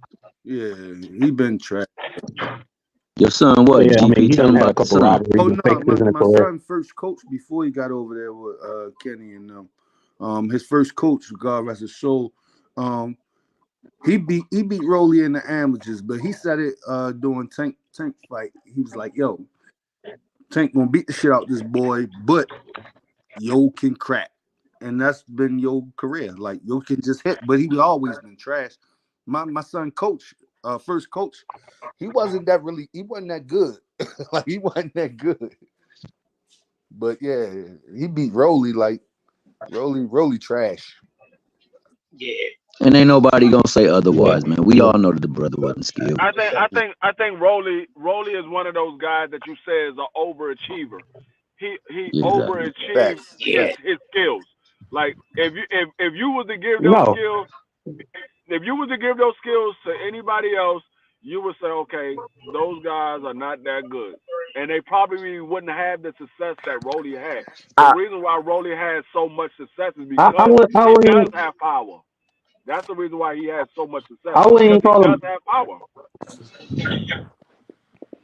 I wouldn't call him an overachiever because I mean just for the simple fact that I mean he was so garbage. I mean if you really look at it, he lost to Javier Morales and he lost to the old man. I Rolly mean, is trash. yeah, Like he's just yeah. garbage and Yeah. Like I said, we believe that he lost those fights, but Marky. Hold but on, he hold on, free. Get a man his credit, Marky. Cause I'm telling you, man, I get what they saying. Cause I seen a lot of dudes that's way better than Rolly with the same opportunity that he's been given, did not capitalize on it, bro. You know what I'm saying? For him to start at 17 and be that trash, son that he was doing had to been working, bro. Even though he trashed his shit, you know what I'm saying? Don't know which way rough. up. The man, he came far, man. He became a world champion despite, the controversial decision. Even before that, he was like what 15, 16 and 0 before he lost the Tank. yeah. I mean, Like it's 13 to because 14 it's knockouts. because of his power. It's because of his power. Because if he wouldn't have rocked that old man in that fight, he would have probably lost that fight. But because he has the power, he was able to rock him, and that would cause the Could have referee lost to that step fight. in. Yo, wait. Didn't he fight Yigit? Yeah. He did Yigit more Yeah, dirty he than your fought boy Yigit on a Keyshawn 2 week did. notice. No, he fought He Yigit on still a did him 2 week dirty though. notice. Yigit been out the ring 2 years. The man didn't even make weight for the fight. And he was Yeah, doing all you kind right. of You dirty right. shit. You right. I mean, You remember he was throwing him and I headbutting him can't and use that. elbowing him? I can't use that as an excuse because he signed up to fight. He knew what the weight was. Nobody want to give David Benavidez No, but I'm just that saying that. sympathy. That nigga Nobody. Marky hating, bro. David Benavidez. No. I'm just saying that that's not Anthony Yigit at his peak. Like people trying to say that that's him as a Man, world at his champion. peak, Nah, nigga, I at his respect that. That's a sound take. at his peak, what the fuck is Yigit, bro? Wait, hold up. I mean, I think he defended his title. Cause who did Yigit That's lose way to better than a before dude Rolly? that's coming off the couch Who off did 2 weeks notice. who did Yigit lose to before Rolly? Or it was somebody he beat or lost Nah, to? but X, come on, man. You said that you went into the ring and you wasn't right one time. And you said it just messed you up. So No, I was you know talking. if he No. ain't trained and he You coming talking off about the couch Anthony? and You talking about Anthony Yildiz? yeah. Yigit. I don't know who he beat before Rolly. I know he just lost to Keyshawn after Rolly. Yeah. I Well, I seen was that. just saying that Rolly did him dirtier than Keyshawn did him. Yeah, man. Yeah. Look, I'm man. not Mark. saying he better than Keyshawn because Keyshawn to get in there and put them dogs on No, Rolly. I ain't saying you saying that, but this nigga Marky just hating because he don't like No, Rolly. I He mean, admitted he don't like Rolly. He it, making valid points, but it's coming from a place of disdain and hate. You know what I'm saying? But it's all good, bro. I mean, it very well could have been that Anthony Yildiz been out for 2 years. That's why he Yigit. Can you dig it? whatever. Yigit. However you say that nigga name, that shit sound like a digit. Damn, Marky just bounced. It could Nah, he coming back. He be probably the fell fact off. that he was out of the ring for 2 years. That's why he looked so bad against Rolly. That could be a factor. But Nah, that definitely was a factor. and it could be a factor. The reason why he didn't look that bad against Keyshawn because he wasn't out for that long of a layoff. So that's probably why he didn't look that bad against Keyshawn. So that you got different factors or reason why certain people beat him up worse than others. It's Agreed. No, agreed.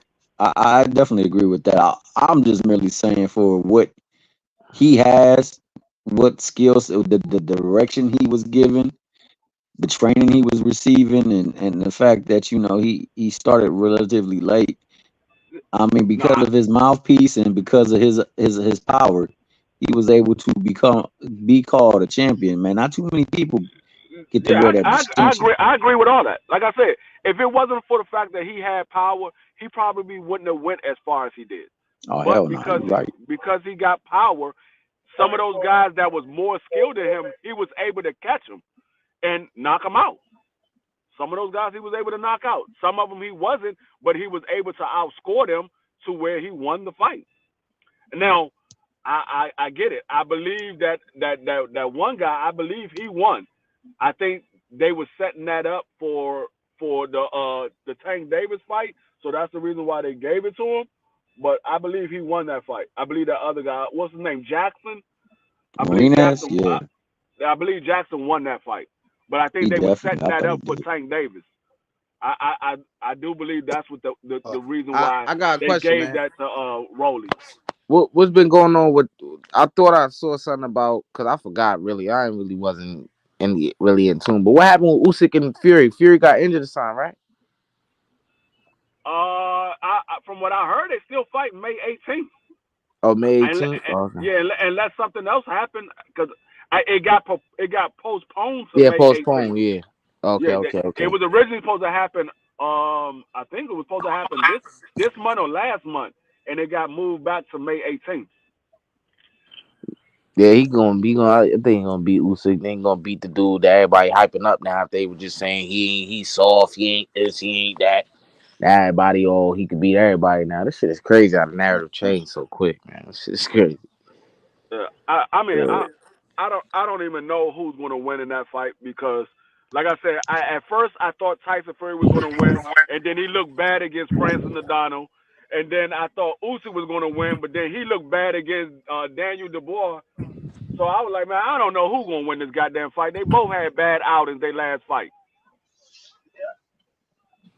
I mean, it gotta be one winner. I mean, I don't look at it like that because I look at one fight, then the fighter go in there and then do something else. So we don't know till we see it though. We don't know, but what I do know is, man, everybody want to bet if he do when he do fight Anthony Joshua, man. If y'all been with AJ, man, look, I'll gladly take y'all money, man. If y'all want to jump back on the hype train, because y'all the same niggas. I ain't talking about y'all on the panel. Talk about the other niggas. Y'all the same niggas talking about AJ ain't this, he soft, he ain't got no chin. Now the man, the greatest thing since Jesus Christ to these people. This shit is crazy. That's crazy. I don't know if AJ got a chin or not, because it hasn't been tested since it hasn't been tested since he got rocked. When he got rocked against what's the dude? Ruiz. Yeah, Andy Ruiz. Yeah, it hasn't got tested since then. So yeah, it has. And Andy Louise is a power puncher, so it might just be Andy Louise. Did you not see the first fight with Usyk when Usyk buckled him, had him on noodle legs? Did you not see that? Usyk. I mean, you can get dazed, but that doesn't mean that the chin. Nah, he didn't get dazed. He was buckled. He had noodle legs. No, what I'm saying is that doesn't mean you have a weak chin, because yes, it does. So you saying that Devin Haney got a weak chin? Maybe so, because my recollection is no. You say it does mean. Can I finish? Can I finish what I'm saying? You can't say maybe and then say yes. Can I finish what I'm saying, different, please? What I'm saying is, when I look at somebody who don't got a chin, it's not because somebody dropped you. It's about your recovery time to me. That's what it's about when I say somebody ain't got a chin. Because Sean Porter been dropped a bunch of times. We don't say, he ain't got no chin. Why? Because his recovery time is excellent. When I look at a guy like Anthony Joshua, anytime he get hurt, his legs take a while to get under him. That man, to me, got a very questionable chin, bro. And I seen Usyk, a guy who's moving up from cruiserweight, put him on noodle legs, and he's not a mean, power puncher. I don't know. I think that's having a chin, and that's having a recovery time. I think that's two different things. Having a chin. Oh my God.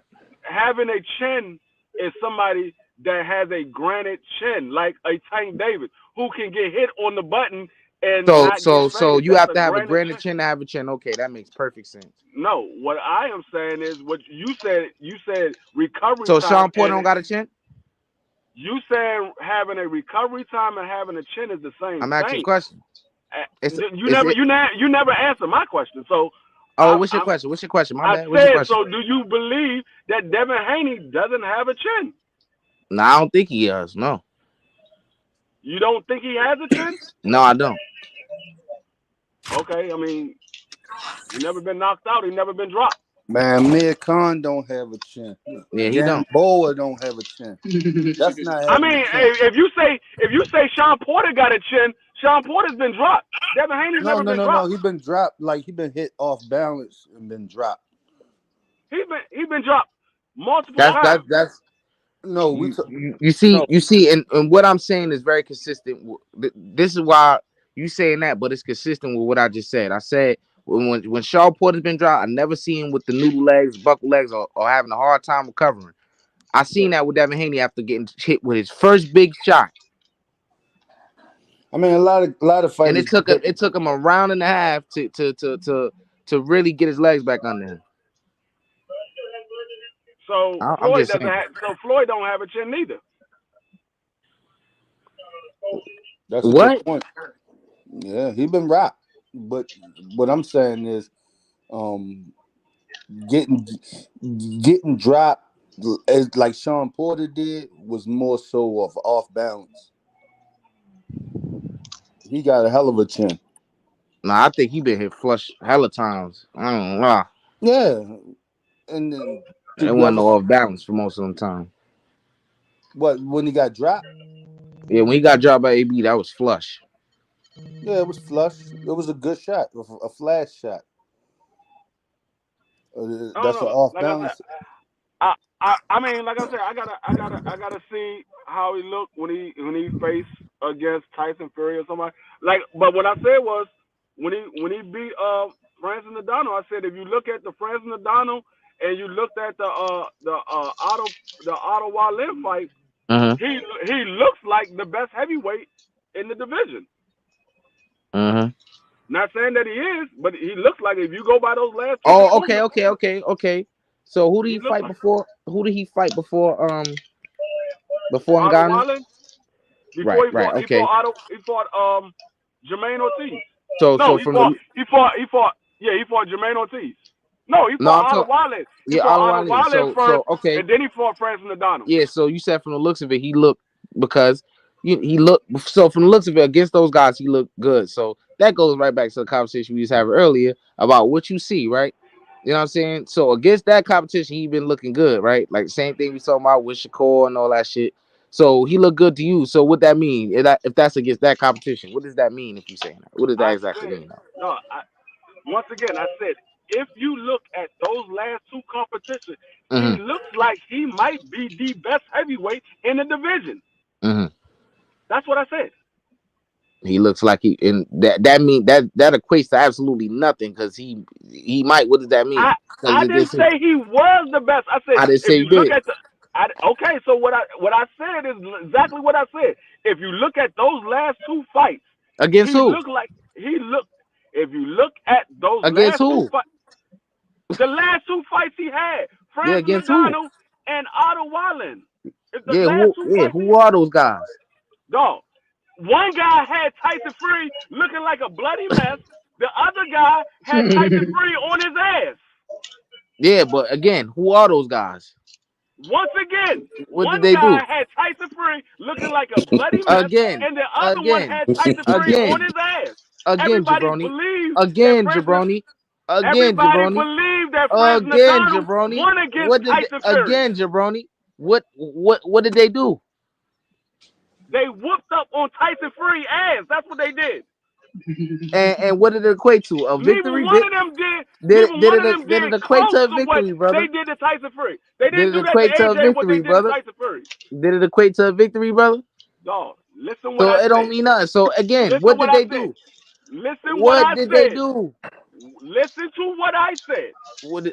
Both of you said, what did they do? I said they both whooped Tyson Fury ass. Whether he got the history book? victory And or where not. in the history? And where in the history books is that gonna show, bro? Where's the proof of that? The same way it says in the history book that motherfucking Rolly beat Jackson. The same way in the history book where it said that one Michael Fox lost. When we all saw that Michael Fox won. When we all saw Jackson beat Rolly ass. So you telling me, D-Free, Mr. D-Free, that if I go and box rec, it's gonna say that them guys beat Tyson Fury. That's what it's gonna say. In my opinion, yeah, they did. And your opinion don't mean shit to box rec, bro. It don't mean shit to the general population. That's what I tell y'all every time. So anyway, and that's what I tell y'all every time. And that's what you like to do anyway. You move the goalposts because the same argument I just use it all the time. Oh, box rec say this, box rec say that, but now you're gonna say it's your opinion. It still doesn't change the fact that both of those guys put a whooping on Tyson Fury ass. It doesn't change the fact. And again, what did they do, bro? They did that, but what did they do though? What did they do that we could go to and say that's actual a general consensus? I'm gonna tell you what they did. They both went to distance with Tyson Fury, and they both got knocked out by AJ. Okay. So what does that actually mean though? What does that mean? That he gonna beat Tyson Fury? No.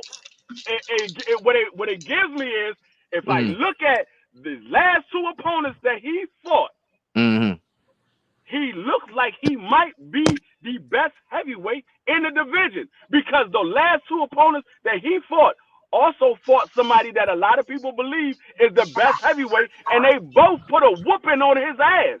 And they believe that Tyson Fury wait. Hold up. Here's the narrative that you, cause I'll give you Ngannou, my nigga. I'll give you that.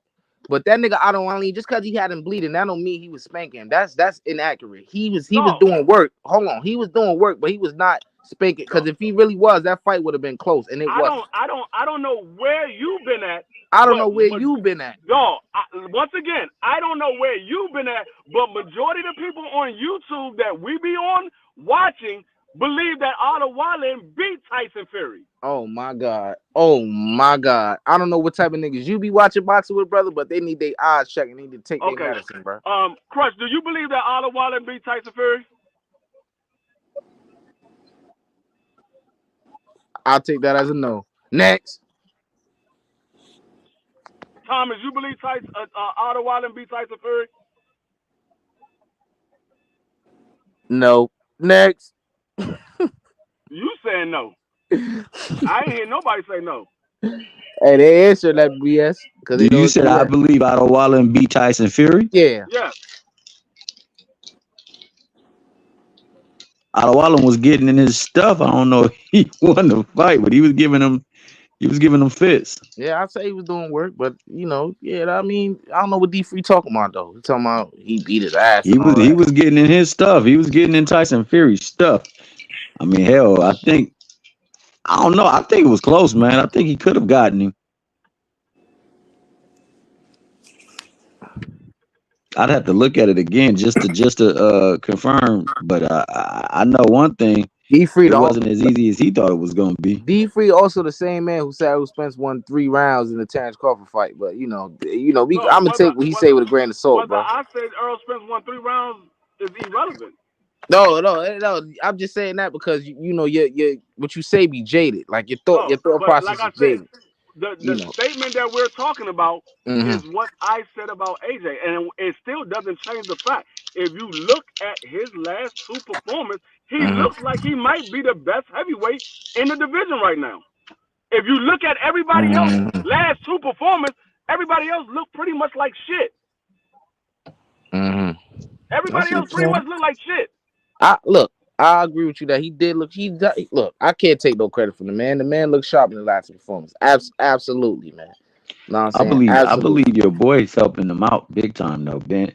I think the little time that he spent with DJ helped him to understand a little bit more what your boy Ben Davison been really trying to tell him all along, and he's getting more Cap, confident within himself. cap. I think that's the biggest difference in his last performance: his confidence within himself. So let me get this straight. Gerard. You said that Derek James is the reason why Anthony Joshua is understanding Ben Davison better.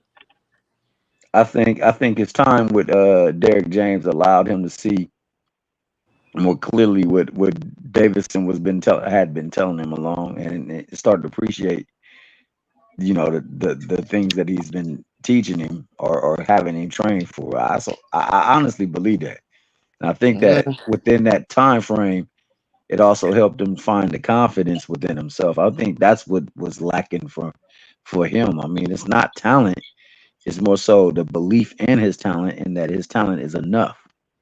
I think now he fully understands that. Yeah, I credit What's Derek up, James. X? What you got to say, right?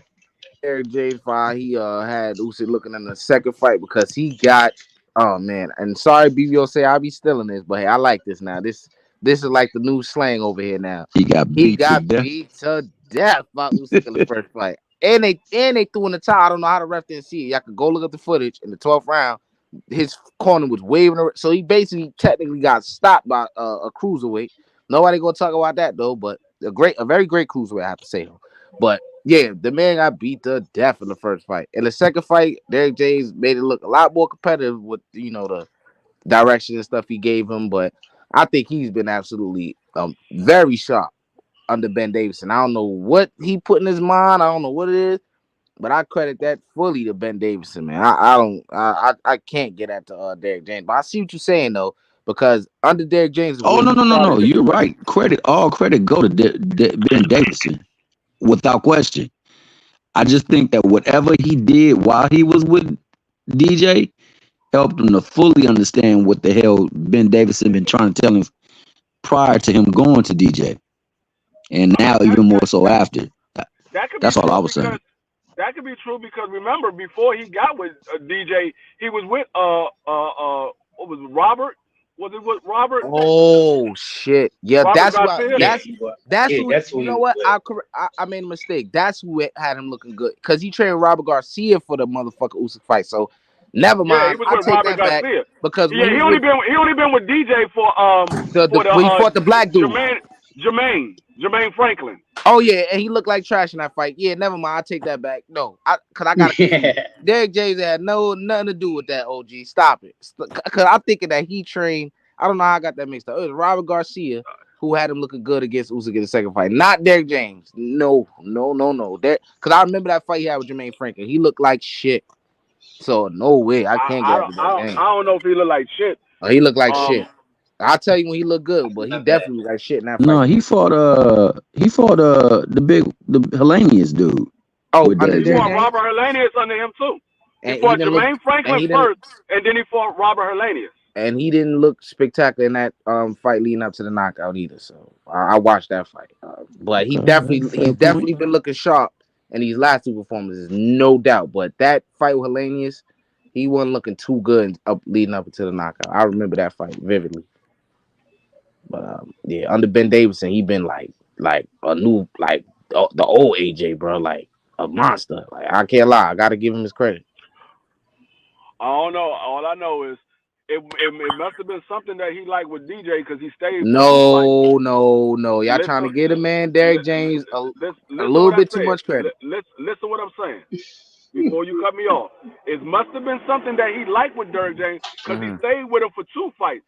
He was with Robert Garcia for 1 fight and left immediately. That fight was over. He immediately left and went to Derek James. So yeah, because it must have been he stayed with 2 fights, so it must have been something that he liked because he stayed for a second fight. Because Derek James is probably kissing his ass, telling him what he want to hear. Robert Garcia, because him and Robert Garcia was getting into it, but still, you seen the results in the ring. He almost beat Usyk. Now with Derek James, I don't know what the fuck was going on. But they weren't getting into it and all that, and he wasn't looking too good at his performances. You know what I'm saying? So I don't know. I mean, like I said, if he didn't like the results, I don't see him staying for a second fight if he didn't like the results, because he left the Garcia after one fight. So he didn't like the results that he had with Garcia. He left him after one fight. If he didn't like the results that he was getting with Dirk James, I'm quite sure. I mean, I'd rather much him look good against Usyk than look like trash against Hellenius and the nigga that looked like he belonged at goddamn light heavyweight. You know what I'm saying? So that's just me. I mean, like I said, he fought two true heavyweights under Dirk James, beat both of them. He fought a cruiserweight who's an exceptional, great fighter as a cruiserweight and as a great fighter at heavyweight. But he lost to him twice. What true heavyweights that he fought? You said it was two of them. Who was it? I said he fought two true heavyweights. Those guys never fought at a lower weight class. They fought at heavyweight. Franklin and daggone Robert Hellenius.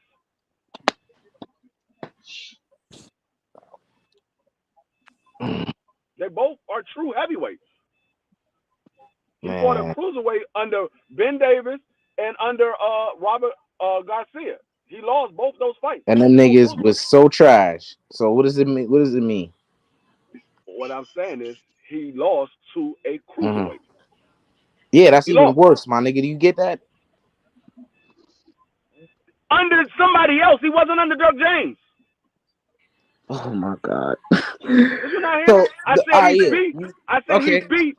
I said he beat. He beat two niggas that's so below the bar that the wins didn't even mean nothing. They didn't even equate them. Nobody talks about that shit. Niggas still talk about the Usyk fight that he did good in, bro. Over them performances, bro. What I am saying, under Dirk James, he is 2-0. Under Dirk James, he's 2-0. So I get what you're saying. You saying that, you know, because Derek James helped him get wins under lesser competition, it means more to him. No, I didn't say that at all. That's what you said. No, that's what you saying. So what are you saying? I didn't say that at all. That's what you said. That's what it sounds like to me. You didn't hear me say it helped him get wins. No, because you're hyping up the fact that Derek James had him at 2-0. That never came out of my mouth. No. Because that what you doing don't work on me. You're hyping up the fact that Derek James got him up 2-0. He fought two true heavyweights. If you didn't hear me, I'm gonna say it again. He fought two true heavyweights under Derek James and won. He fought a cruiserweight under Robert Garcia and lost. Is what I said. So you can twist it however you want. It ain't gonna come out the same way unless you said the words that I said. A cruiserweight that he had already lost to prior to Robert Garcia. So I mean, he lost to him. So Robert Garcia couldn't fix what he had broken. Robert Garcia and Derek James ain't fixed none either, despite him going 2-0. Despite him going. No, I know because I seen the fight. I know because I seen the fight. I know because I seen the fight. You can have your BS opinion, bro, and I can have my real opinion. You know what I'm saying? If Derek James didn't train him for the fight, in my opinion, like you like to so conveniently say, in my opinion, nigga, my opinion. Yeah, what I seen, what I seen, because like I said in those performances, he did not look at how he's looking right now against true heavyweights. Like you like to say. I didn't say he did look like he looked. I didn't say you are saying, but you're hyping that shit up. Oh, Derek James got 2-0, get true heavyweights.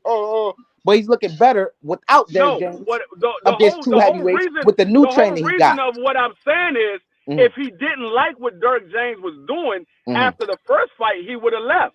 Is what I said. That's what I'm talking about. If he did not like what Derek James was doing, he would have left. Well, guess what? Fight. Well, guess what, Free? He's not with the nigga now. So what's that saying? No, he's not with him now.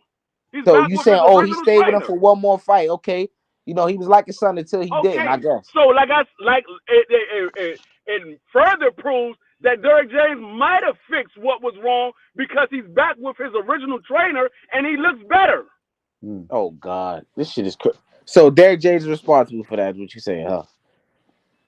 It could be. It could be. Okay. Could be. Now it went from Derek James. It is. So now it could be. It's more. Okay. It's more evidence that it is Derek James than it's not. So why he ain't stay with Derek James then? It's more evidence that it is Derek James than it's not. If Derek James, he was looking like a fragile individual. Why fix was broken? If Derek James helped him do all this spectacular fucking superhero stuff you talk about. Why did he stay with Derrick James? Okay, you gonna say you No, don't know. Oh, I you're don't not know. listening to what I said. All right, good. Once again, like I said, it's more evidence that it is Derrick James the reason why he's performing the way he is now. Because before he came to Derrick James, he was looking like a fragile individual. He looks more confident now. Oh God! So Derrick James is the reason why his confidence. Maybe. It could be. Nigga, you just an aerospace fan. That's what it is. No. That's what I'm here. And you want to get a nigga coach some extra credit and all that. That's what that sound like to me, No, bro.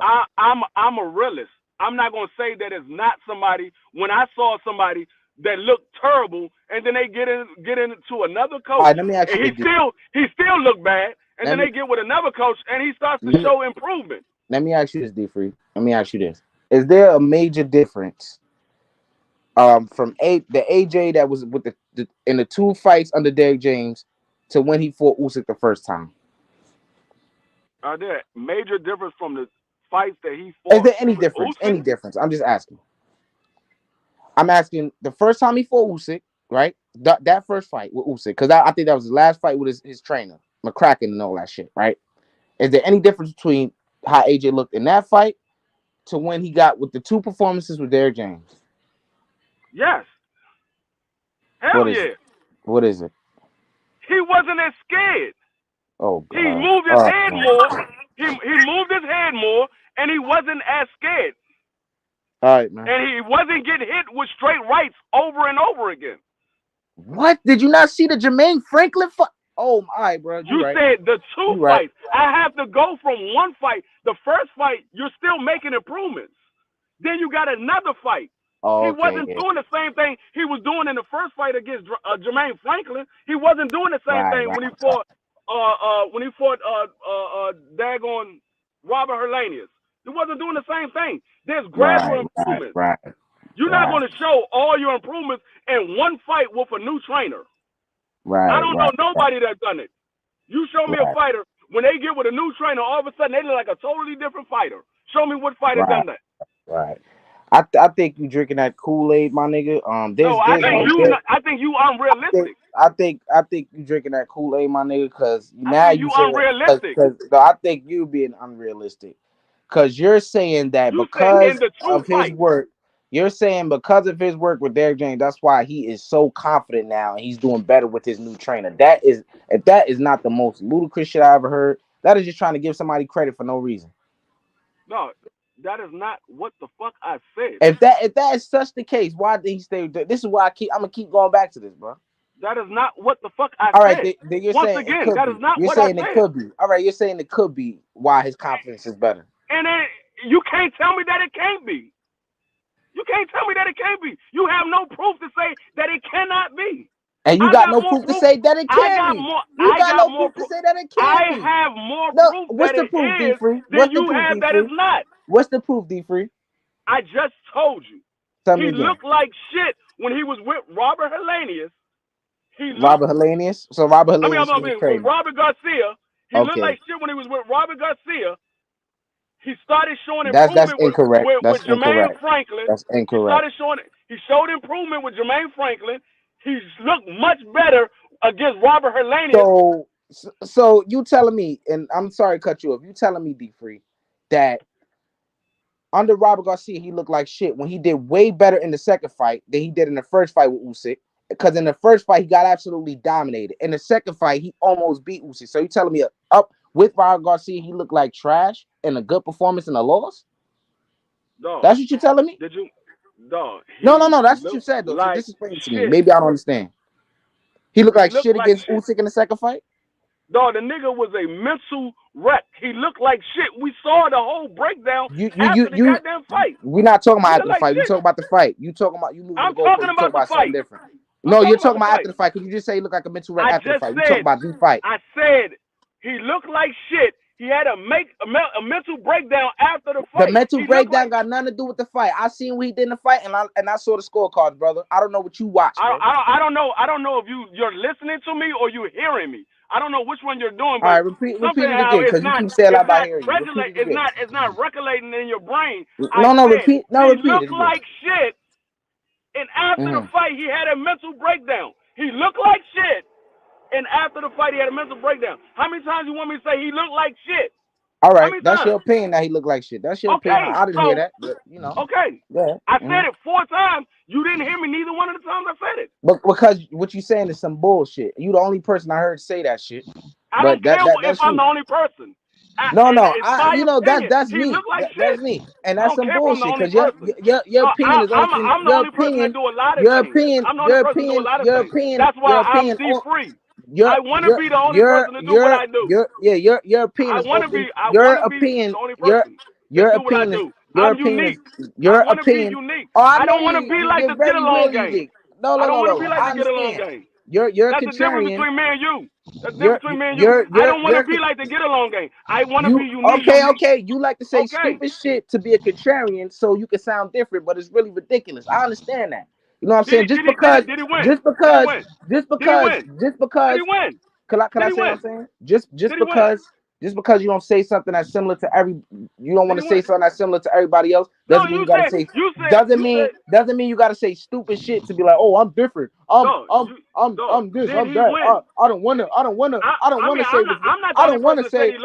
to say was actually in my face because everybody else saying it. I want to be different and say something dumb. You say that he look like shit. I'm not the only person that said he looked like shit. But just because you said I'm the only person that said it, that's fine. I'll be the only person. I'm unique. But I know there's other people that said he looked like shit. Yo, Marky backstage. That second fight. You got control of the pen. I know there's other people that said it, but I want to be the only person. Yo, you can hear me? You can hear me, D-Free? Yeah. Yo, Marky backstage, D-Free. No, he's not backstage. Why you just type that? He typed that a while ago. He came up and then he didn't laugh out. Oh. D-Free, you know what I'm saying? It's all good, man. You know what I'm saying? You know, we always try. I know. I keep cooking you, but you don't want to. You still want to be raw meat. I keep cooking you, but you want to stay raw meat. I understand. I keep cooking you, but you want to stay raw meat. I understand. Man, D-Free ain't cooked nobody, man. I cooked you yesterday and today. No, yesterday, I cook you every single time. What, bro? I'm gonna tell you how I cook you every single time. D-Free.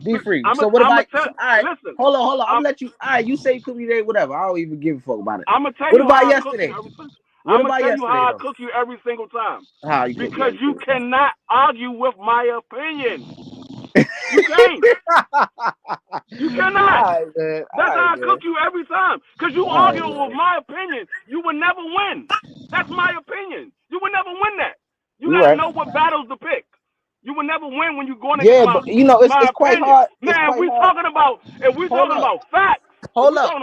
It's easy for you to throw that out there when we have an argument because you can be like, oh, it's my opinion. So of course, nigga, you gonna win because you keep going to that defense mechanism because you scared to have actual debate. No, because that's what it is. It's what it that's is. What it is. It's not a defense mechanism. It's what it is. Nah, it's a defense mechanism because you've been using it very lately. You've been using it a lot. No, but you know, because y'all niggas don't know how to debate.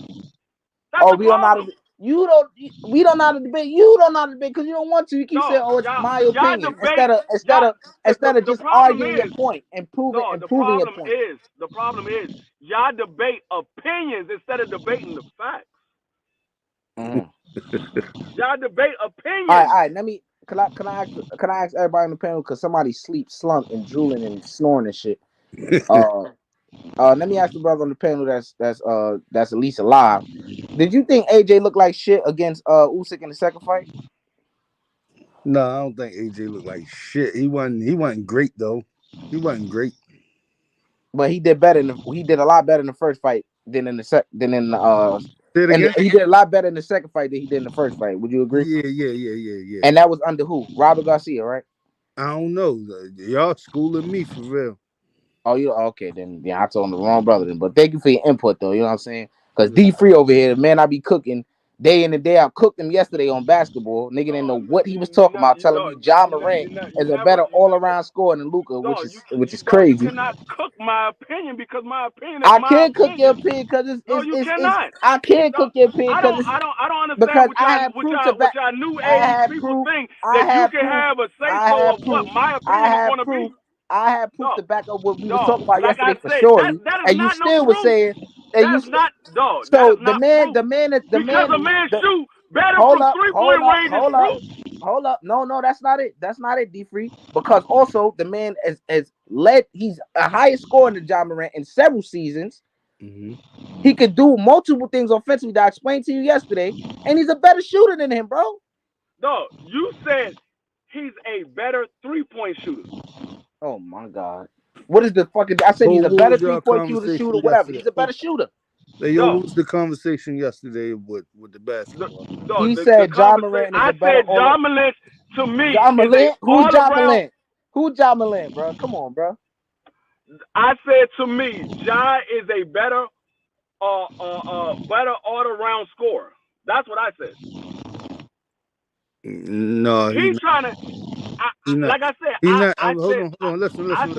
Hold on, listen, D-Free. Hold on, let him cook. No, because you're not gonna cut me off in the middle of what I'm saying. Once again, my opinion is my opinion. Exactly. Whether you agree with it or not, that's up to you. My opinion is my opinion. You cannot say because you don't agree with my opinion that I'm cooking you, dog, because I don't agree with your opinion. Nigga, y'all new age motherfuckers don't know how to debate. I get exactly. Y'all new age motherfuckers don't know how to debate. I get exactly what this shit is hilarious, bro. I get it. Because exactly you don't agree. Oh, I'm cooking. Nigga, you can't cook me on my opinion. I know, and I think that's why you throw them arguments out. Oh man, yeah, because he don't like to catch strays, and he don't like people to push back on what he says. So, it's my opinion. That right. That is. Yeah, that's. I'm not saying that you said he's a better all-around scorer. I believe he's a better all-around scorer. That's my opinion. Yeah, you don't know ball, bro. Right. You don't I'm know not ball, the only bro. one that believes that. You don't know ball. Yeah, you are. I'm not. Yeah, you are. You don't know ball, bro. That's crazy. The proof is in the pudding. D-Free. D-Free. You told me. Allen Knight. You told me. You also told me. You also told me. I'm about to catch you in a lie. I'm about to catch you in a lie. You also told me. Say something crazy about AI. I'm about to catch you in a lie. Hold up. You also told me I'm the only one that believes believes that John is a better all-around scorer. I'm the only one to believe that. No. Yeah, you're the only one that believe that. Did you say I'm the only one that believe that? Yeah, nigga. Anyway, John, my second favorite player. Hold on. Ain't no. I'm gonna tell you how I know you lying. I'm gonna tell you how I know you lying. BVO, you gotta put whoever's snoring like this on mute, man. This shit is crazy. I think that may be you, BVO.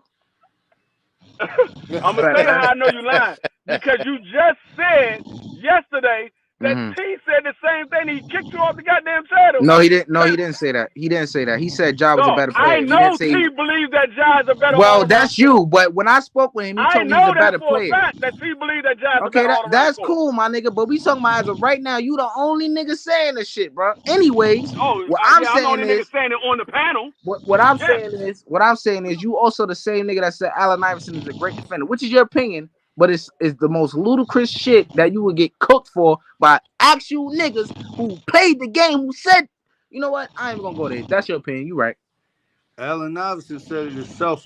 I'm a big AI fan. Said it himself. Like, yo, D-Free don't care about that though. That's what he told us. Passing lanes, yeah, I got steals, but defending a 6'5" nigga or 6'7" nigga, I can't do it. Passing lanes, yeah, he let not even just a 6'7". He couldn't defend people his height. 6'5", 6'7" niggas. No, I'm just saying. I didn't say here locked down those 6'5", 6'7" niggas. You ain't never hear me say that. No, I'm new, bro. I'm new over here, man. But nah, bro. You know, look, it's all good. You ain't gotta let D-Free try to talk you down. No, it's cool. Nobody to be. No, hold up, brother. Say what you gotta say, bro. And mean it. D-Free don't know no basketball, brother. You saying the right stuff. And it don't even gotta be a 6'7" or 6'5". This man couldn't even guard anybody his motherfucking height. Steph Curry got a lot of you know what I'm saying? Skills, but he ain't a defensive guy. That's what I'm saying. And D-Free ain't no defense. And I could be wrong. I don't want to get D-Free wrong because he start yelling and shit. But D-Free told me, and I don't even want to say that, but I assume. Let me just say this: I assume that D-Free is talking about the steals that Allen Iverson was getting. Steph Curry led the league in steals too, and I asked him, is Steph Curry a great defender? And he said no. So other than Allen Iverson getting steals, how is he such a great defender if his mechanism of being a great defender and D-Free's ideology?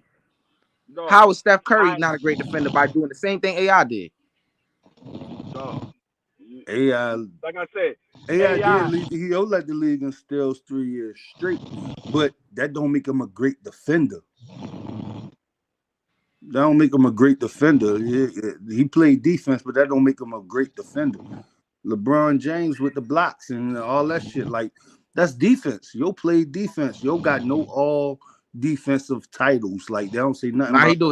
He got 5, I think, or 4. Oh, he got 5 or 4. Mm. Yeah. But they don't really give credit. They don't really give credit to stuff like that. When we talking about lockdown defenders, we can throw the Bruce Bowens. We can throw them names out there. Them shutdown guys, Scotty. We can throw them guys out there. Yeah. And I ain't even no basketball guy for real. And you talking way better sense than D Free up here. The OG pimp D Free. Like I said, yeah, whatever y'all believe is a great defender is what y'all believe is a great defender. Right. Right. You're not gonna change my opinion. You're not gonna change my opinion. Did we just say that, yo? You know what? This why I got so much respect for D Free, even though I be going at him, man. That nigga ain't gonna change his motherfucker mind. He don't give a fuck nobody. Like I said, my opinion is my opinion. I'm not gonna say, oh, you know what, y'all make sense, though. I'm gonna change my opinion. Fuck no. I don't know how old D Free is, but he's stubborn, man. I deal with older cats in the shop all the time, like, and granted, they be cooking niggas, man, because the shit they stand on, like, you can't prove them wrong. And that's all they standing on, like, you can't prove me wrong. That don't make you right, though. Yeah, I didn't say I was right. Not you. I'm just speaking in general because, like I said, when I'm speaking my opinion, it doesn't mean that I'm right. That just means that's what I believe. Right. Just like I said, when I said I believe that Devin Haney and Shakur Stevens and Tank Davis and Frank Martin, I believe they all have special attributes, but they haven't proven it yet to me. Some people believe they have proven it. To me, they haven't proven it. So if you believe the sky's purple, that's what you believe. It don't matter if you're wrong. No, because I don't believe the sky purple. I believe it's blue. No, I'm making an example, D. I know you don't think the fucking sky purple, nigga. Don't do that. You know I'm trying to make an example. So I'm just sometimes depends on how the clouds is, how the sunlight glare off the water. It could be purple, and you never know. Free. That's not why I'm asking. I'm asking that because basically what I'm getting is your opinion is your opinion because it's your own personal belief. That right there, that's something that you can prove. That's an actual fact. That's an actual fact. D Free, that was just an example. Obviously, I know that. No, I'm just saying. What I'm saying. All right, D Free. Let me just say this. D Free. Somebody would say that. D Free. Nobody gonna say that. D Free. We know the sky. I was just making a stupid example. Just listen to this though. I basically brought that up to say, like, your personal pay is your personal pay because from your belief, what you see, right? Yeah. Okay. All right. Nah, I get him. I get him, and I'm gonna be back over here. We all gonna be chopping it up, yo. Yeah, definitely come back, man, for sure. We all gonna be chopping it up. When we talking about the facts are the facts. I mean that is what it is. but my opinion is my opinion. Man, A1, please pull up on the pedal, man. We need you up here. D Free is very tired. He don't know what he's talking about. I don't care what A1 said. A1 ain't gonna change, but I know A1 cover basketball all day long. He's not gonna change my opinion. All right, let me ask you this. I don't care if you bring my mother on the panel. She's not gonna change my opinion. Sound like me. All right. Better yet. If AI come up here and tell you yourself how he was not a good, like, break it down for you, would you still gonna believe that? No, I'm gonna say I believe you're a great defender. I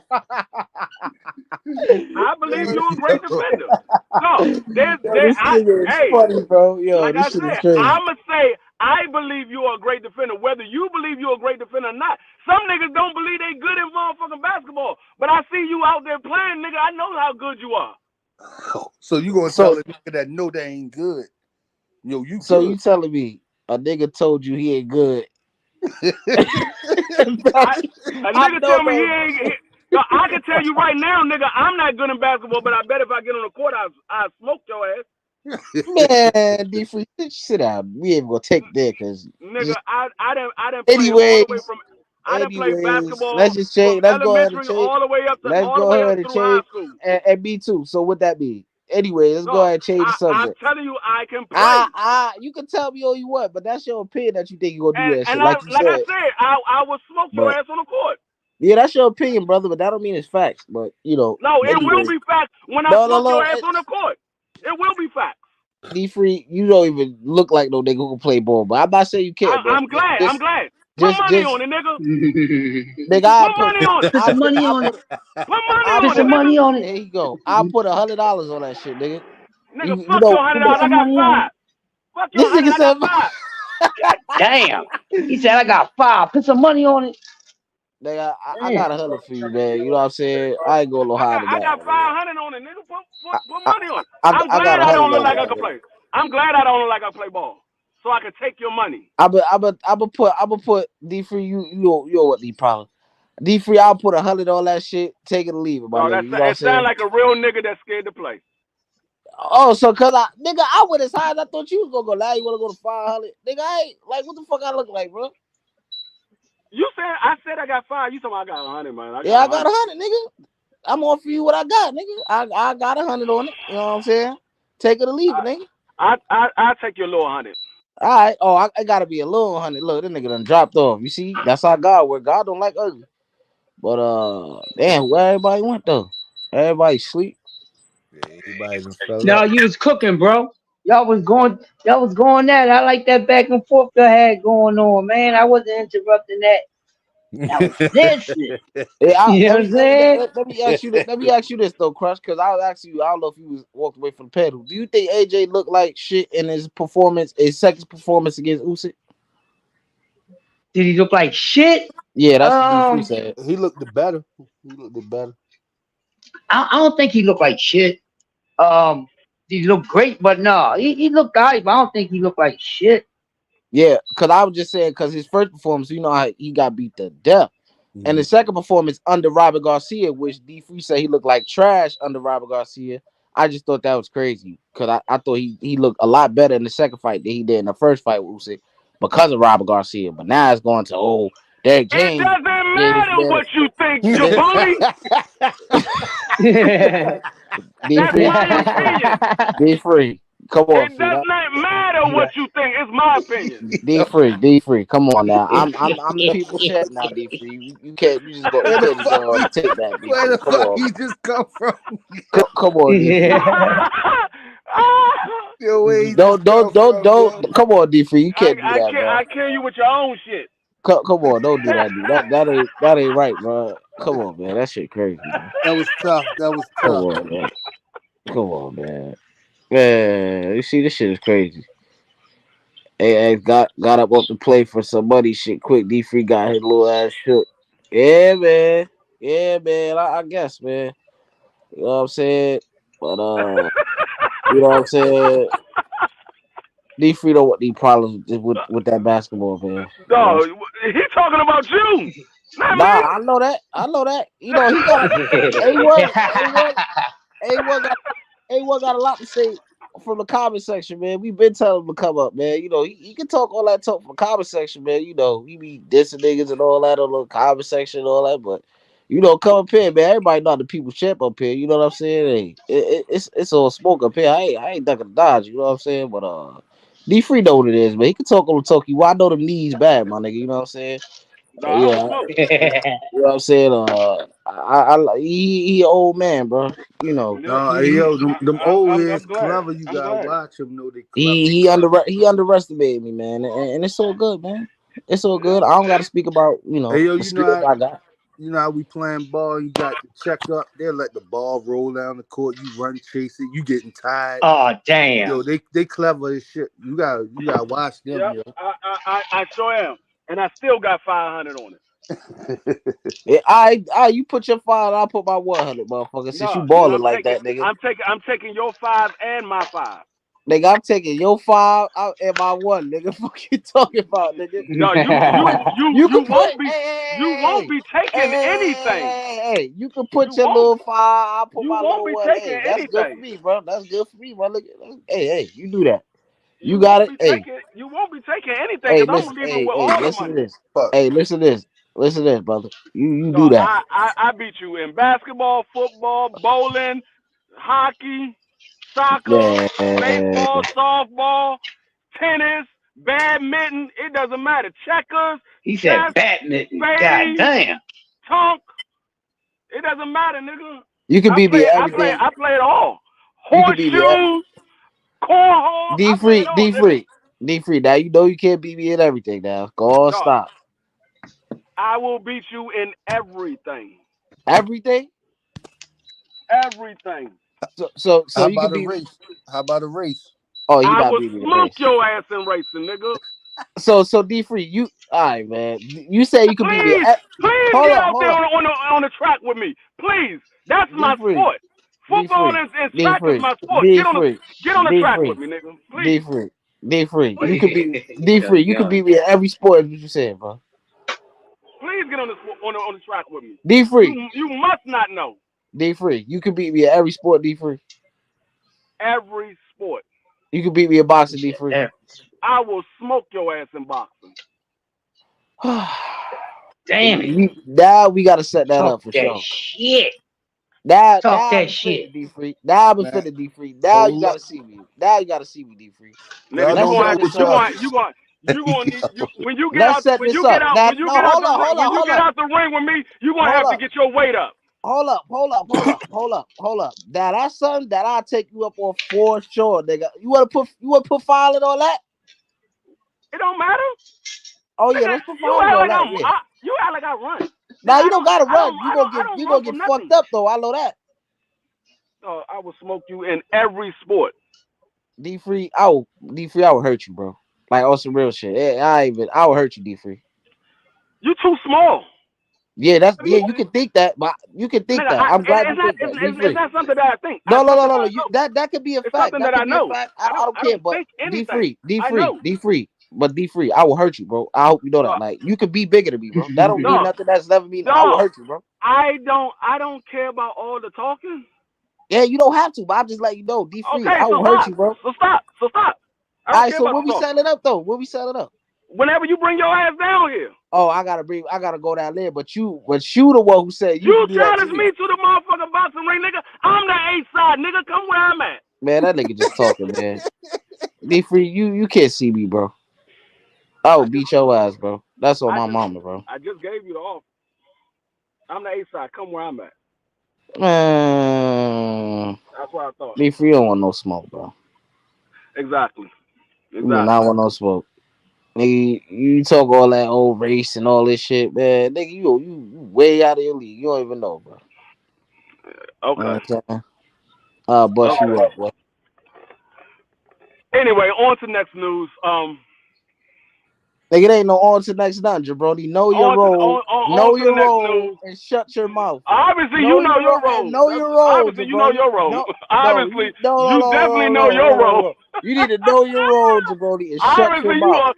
It doesn't matter what you want to say, nigga. You obviously know your role. He got you with that one, though, bro. Shit. He got you with that one, Sean. He got you with that one. D-Free said he the A-side. Man, y'all niggas don't know, man. He ain't selling nobody, A1. A1, you can get it too, A1. You can get it too, A1. You talking from the side, bro. You talking from the side, bro, like Errol Smith said. Oh, pause, nigga. How the fuck is that pause, nigga? Coming from the side. Nigga, I say he talking from the side, nigga. I say he talking from the side, nigga. Relax. But anyways, yeah, nigga, you talking from the side, bro. Like Errol Smith said to that one nigga in the video of Terrence Crawford, bro. Yeah, man, D-Free ain't on shit, man. You know what I'm saying? You trying to take my style and all that, man. That shit don't work on me, bro. You know what I'm saying? Come on, dog. This shit. You want my spot flash? You ain't gonna get it because you ain't got it. Got it. These young whippersnappers out here catching X play with say I owe and I won money. He said whippersnappers. He said little whippersnappers. I'm saying A1 doing all that talk from the comments, but that shit cool, my nigga. But just pull up on A1. That's A1 fuck wild, man. Yeah, A1, you know what I'm saying? Man, I shout out to D Free, man. That nigga is one of the best entertainers on YouTube, man. Got y'all niggas fooled, man. Everybody know the people's champion, man. I'm the most electrified man in sports motherfucker entertainment, man. That nigga know what it is, man. You know what I'm saying? So all that shit he doing, crushing shit don't work on me, man. I'm too well versed on this shit, man. You know what I'm saying? You know, I hold on. I will admit, you know, he rattled the cages a little bit, man, but I'm still number one, man. You know what I'm saying? Still number one. Here to stay. You know what I'm saying? End of the day, man, it's only gonna be one. And when it's time, he gonna go 1-on-1 with the great one. Don't hurt him, man. Don't hurt him. I ain't gonna hurt him, Crush. He old and fragile. He fragile C now. I ain't gonna hurt the man, bro. Damn. Fragile NC now? Damn. Yeah, man. You know, it's all good. Hey, I don't have time to pedals. I got 3 2-year-old. But you got time to text from that motherfucking chat though. You talk about you ain't got time to jump on the pedal. That'll make no sense. Hey, stop the cat, man. Go on, yeah, A1. I know you got kids, you know, shout out to the little ones, man. You know what I'm saying? But you got time to text in the chat, A1. Come on now, bro. You know what I'm saying? Come on, A1. You've been ducking the chat. You've been ducking the panel for a minute, bro. I've been wanting to talk some ball with niggas, man. Because this nigga D3 don't know shit. See, D3 don't know shit about basketball. Hell no. He convinced he do. He convinced he do because of his opinion, but that shit is way off, my nigga. You know what I'm saying? That nigga so good at basketball, but don't know a lick. This shit is crazy. Right. You don't know a lick of it. Right. I lay with the sick kids. I can't speak out. All right. I hope they feel better. A1. Yeah. Well, yeah, man. This nigga D3, man. Hey, yo, D3, man. I respect you though, man. Cause you the only one that could really hold his own pause with the great one. You know what I'm saying? Cause a lot of people that went 1-on-1 with the great one, and many people have failed. You know what I'm saying? But I respect your game, bro. I respect your game, bro. But at the end of the day, you old, you see now, and you can't mess with the great. You're gonna respect it even more on Friday. Nigga, I'm not debating you. I'm debating. I know, but you're gonna see what I really do when I'm debating. Nigga, who you debating? Yeah, that's right. It is Friday. BVO. He debating BVO Friday. That shit, but I appreciate that. Bro. I'm judging. This shit is gonna be heavy. This shit gonna be a spectacle. How the channel work? What's Friday? Oh, it's just a little debate and shit, man. The MarkyDon, the 25-year-old virgin will go 1 pause on 1 with the great one on Friday. You know what I'm saying? I'm gonna destroy him. Pause.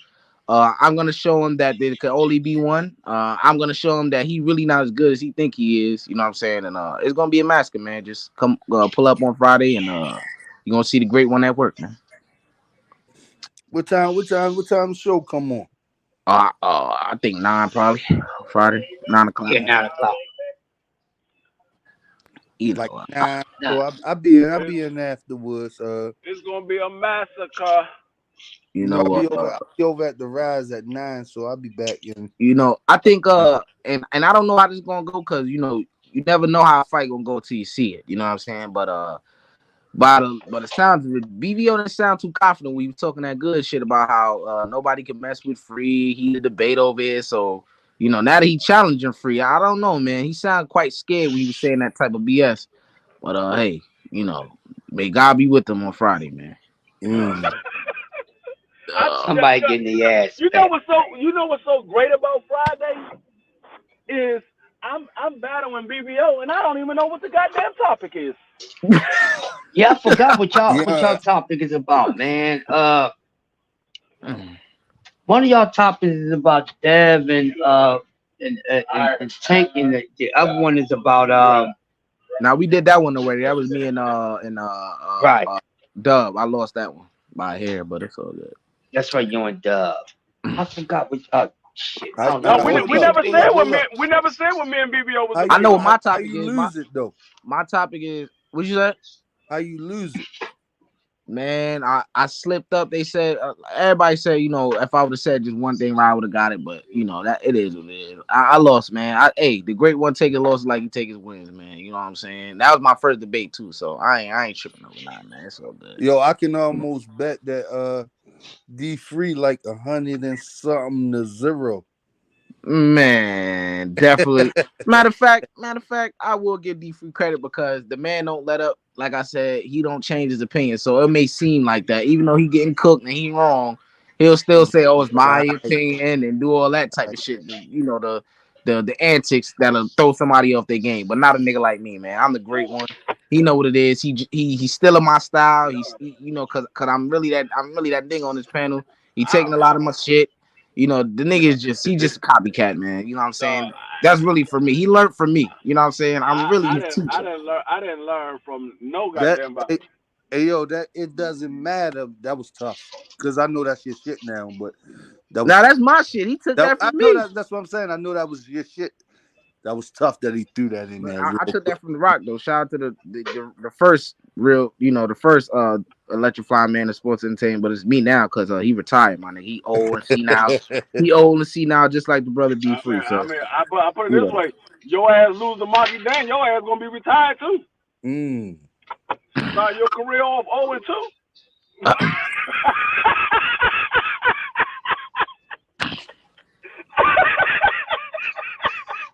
0-2. Cackling ass nigga. This cackling ass nigga. You know what D Free sound like? I'm about to put a picture. Hold on.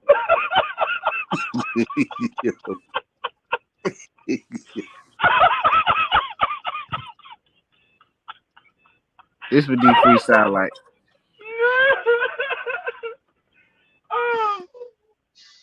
Oh man. D Free. This what you sound like, dog. Check this out.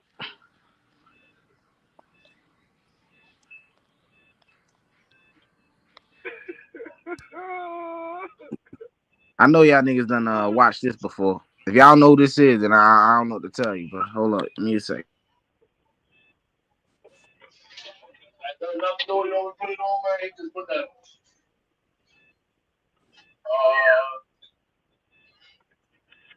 Put it on 13.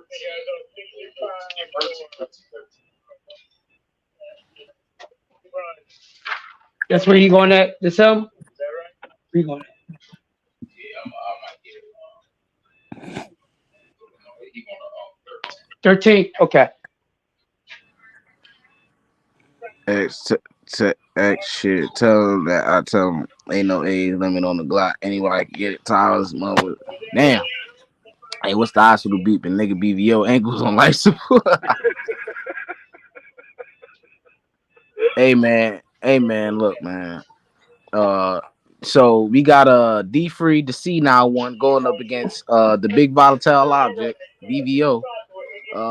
It's gonna be a massacre, man. Make sure y'all pull up on Friday, man. Somebody gonna get their feelings hurt. I don't know if it's gonna be D Free or BVO. Hey, look, I ain't got no dog in the race. If any one of them motherfuckers lose, hey, you know, I'm gonna be laughing. You know what I'm saying? At the end of the day, it's all good. You know what I'm saying? But I think if I had to bet, my nigga, even though this motherfucker D Free got his little antics, if I had to bet, I would go with D Free because he's very what can I say? Very stubborn and stubborn in his ways, and he ain't gonna let up. So yeah, I'm gonna go with the brother D Free. The nigga BVO be known we talk about when he ain't on that BS trolling shit. Cause For those of you who don't know, BVO be trolling on this motherfucker. Man. He don't believe that shit he be saying, man. Remember the little Asian dude from last night? He's That's like, man, Friday. Yeah, that was BVO. No, I'm saying this gonna be Friday. Yeah, man. That's gonna be Friday, for sure. Definitely, man. Hey, Crush. Yo. Yeah, man. You gonna be on there Friday? Yeah, I'm judging Friday. Oh, okay. Yeah, man. Yeah, I'm judging Friday. So I'll be there. I gotta get my rematch with Dub too, man. Yeah. You gotta get your rematch with Dub. Man, bro, I almost had that one, bro. Man. Yeah. So good though, man. Good. Hey, shout out to the brother. I don't know your name, brother, but where you at? GP. Oh, GP, yeah, man. How you found the channel? I listen to hardcore boxing news. I'm a part of the JBT network. Oh, okay. All right, yeah, man. JBT network. Yeah. BVO Nation, where's that, man? We be chopping it up over here, but just don't be fooled by. JBT, they good. Yeah. My big homie, man, Thomas Hill, man. Yeah, that's who invited me for real. Yeah, my nigga Thomas Oh yeah, Hill, my man. man Tommy Hill. Yeah, Tommy very respectful. Monotone brother, man. I respect a lot. I respect him a lot, man. You know what I'm saying? Very calm, cool, collected. You know what I'm saying? That's my guy. But yeah, man, don't be fooled about this man. D-Free behavior. He had a outstanding entertainment type of performance tonight. Pause on this panel, but that's me. I'm the entertainment value on this platform. Everybody know it. Crush know it. Thomas know it. BVO know it. BVO definitely know it. You see that man I ran up out of here, but that's what I do. He got a little 5 minutes or whatever it was of fame. Now he done ran up off the panel, man. But everybody know the people's champion is. I'm telling you. It gets better than this. Right now I'm a little tired and shit. And I let the man get his little, whatever the fuck that was. But D-Free know what it is. D-Free can't beat me in no motherfucking boxing, nigga. If it ain't one thing, if it ain't two things for sure, three things for certain. That's what I do. BVO know that. You know what I'm saying? BVO know what I do in real life. You know what I'm saying? You got to watch his tactics though, man. I deal with them. I deal with them older cats. They clever as fuck, bro. They clever. X, he whipped your little ass. You see, A1 like to rattle the cage. See what he do is what A1 job is, because everybody got their job over here. What his job is, he is what you call the echo. You know what I'm saying? Mm-hmm. A nigga that I say, nigga, you ain't shit, and then the nigga behind me say, yeah, nigga, you ain't shit. That's that's what A1 do. You know what I'm saying? Right. He's the echo of the platform. You know what I'm saying? Everybody got their place. I appreciate that though. Right. I appreciate you know what I'm saying? Then you got my nigga Crush. Crush is the absolute rage of the platform. That nigga get mad. I heard him. You know what I'm saying? Don't get Crush mad. You know what I'm saying? Don't get me mad. I'm pulling out the licking stick. Yep. Then you got my nigga Thomas. He cool, collected. He keep everything calm. I don't give a fuck how much you yell, scream, try to argue with him. No, it ain't gonna happen. He's the most poised guy on here, man. He too smooth on him, man. Me and like I disagree with a lot of what Thomas said. He don't never, say what nigga fuck. No. He don't never do none of that, because I can understand that my voice get loud sometimes. It may seem like I'm like being aggressive or something. But that's just how I talk. I wanted to ever see like a couple of Thomas, because that's my nigga. You know what I'm saying? It's just how I talk sometimes. And he be understanding that. He never be offended by none of that. You know what I'm saying? That's why I got a lot of respect for Thomas. Then you got BVO. The Skip Bayless of the goddamn platform. Not only the Skip Bayless of the platform, I met BVO. He another one that brought me over for real. Yeah, but not only is he the Skip Bayless of the platform, he is the founder of the platform. You know what I'm saying? Shout out to him. Then you got MarkyDon, the nerdiest nigga out of all of us. You know what I'm saying? Very, very nerdy and very loud mic. He has the best mic in the whole YouTube. His mic is very loud. I still don't know how he do it. Who else? Then we got D-Free, the loud, obnoxious, he know everything type of nigga. Don't believe he wrong. It's his opinion or no opinion. You know what I'm saying? That's D-Free. You got Prize Fighter too. Oh yeah, how could I forget? How could I forget? My nigga Prize. My nigga Prize got all the money in the world. You know what I'm saying? He'll fly you out, your mom out, your whole family out. That's my nigga Prize. And then he's also the greatest interrupter of your conversation ever. Like you'll be talking and then he'll just, hey, wait, well, hold up, and then just take over the whole shit. But as soon as you do it to him, he like, man, can I talk? Man, can I talk? That's Prize. You know what I'm saying? Right. He's the greatest interrupter on the platform. You know what I'm saying? But he knows boxing too. And then who else I'm missing out on? Then you got the occasional guest. You got my nigga Dub Right Side, respectfully. Yeah, that brother, he's a huge Devin Haney fan. I don't know if you know. He's the founder of the Devin Haney fan club. And he's absolutely biased to Devin Haney by his own admission. Shout out to him though. And at this point, he need to get a shirt that says respectfully on it. The nigga say it every 5 seconds. Respectfully. Yeah. Shout out to him though, man. I think that's pretty much it, man. That's the whole roster, man. That's the whole, that's pretty much the whole roster, man. We do it big over here, man. Shout out to BVO, man. He the only platform I come on, I be on because these other niggas weird. I don't be on their platform, Shout out to my nigga Q though, man. I was over there, my nigga Q, but my nigga Q retired low key, man. So miss it over there. Those the good old days, man. These the good new days though. You know what I'm saying? Facts. Sure, man. But I appreciate it. I'm definitely coming back. I'll be back in this bitch. Yeah, man. This was good. This was good discussion, man. I'll be back in here. You got something nice going on over here, man. Yeah. Crush the legend, my God. But I recognize all the personalities. I don't know everybody, but I've been in the rooms with all of them for real. The best of them. Yeah, I don't say too much. I'm more like a I ain't like my big homie T Hill. I might say a little bit more, but yeah, seem like a family set. Yeah, man. Everybody get Yeah, we disagree, but we family. Like I get it. Yeah, man. I don't know who I disagree with over here more because BVO. I tend not to let the shit that he say consume me because that's what it'll do if you really fall for that shit that he be doing. In which a lot of brothers on here do fall for. I be trying to tell them, but they don't listen to X. X knows. Like I said, I'm the people's champion. I know. You know what I'm saying? I see through all of the mechanisms and the traps that the man be saying. I know all about it. But they don't know yet. They soon find out, maybe after a couple more months. But most certainly. But there ain't nobody on this panel that I be disagreeing with more than the nigga D Free. Shout out to my nigga D Free. The nigga would not let up. That's what, and I ain't gonna lie, it'd be fun having a conversation with him because the conversation gonna continue and continue and continue. Cause the nigga relentless, bro. Right. That's just how it's gonna go, bro. You seen the shit? You seen it for yourself? Yeah. No doubt. So I would say I want to invite everybody to the JBT network. Actually on Fridays we be doing Friday night hangout, like no holds bars. So it's we ain't even really talking boxing no more. Like we talk boxing all week.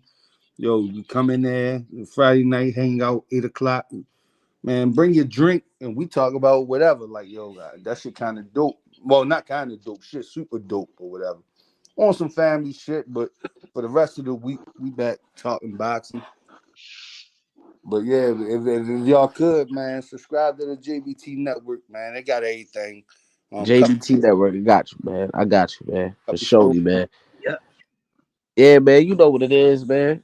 I don't know what topic y'all want to talk about loud, bro. But I don't know BVO. I know he probably eating a ring ding or a motherfucking Twinkie or some shit like that. Ring ding or a Twinkie. But hope he enjoying it. But listen, man, we need some topics, man. Cause I need it. Matter of fact, this is the one thing I want to say. This one thing I want to say.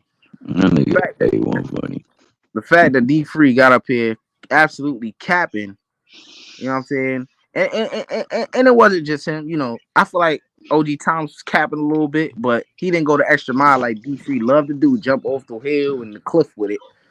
That all of a sudden, this man, what's his name? Derrick James is the reason why this man had confidence and did better. But no. Robert Garcia and I'm not saying you said this, Thomas, because this is what this man said. This is the part that really lost me.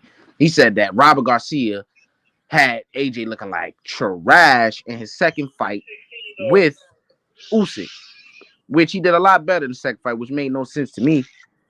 In the first fight, he almost got stopped, but that's besides the point. But he then turns around and says that Derrick James had him looking great against motherfucking Hellenius and whatever what's his name? Kirk Franklin. What's his name? Jermaine Franklin. Jermaine Franklin. He looked horrible against Jermaine Franklin. He looked a little better against Hellenius. He looked absolutely great against Usyk, who had already beat him and proven that he can hang with the guys in the division because he beat him. He beat him, one of the best guys in the division, quote unquote, and took his belts and almost stopped him. So the second time around, go ahead.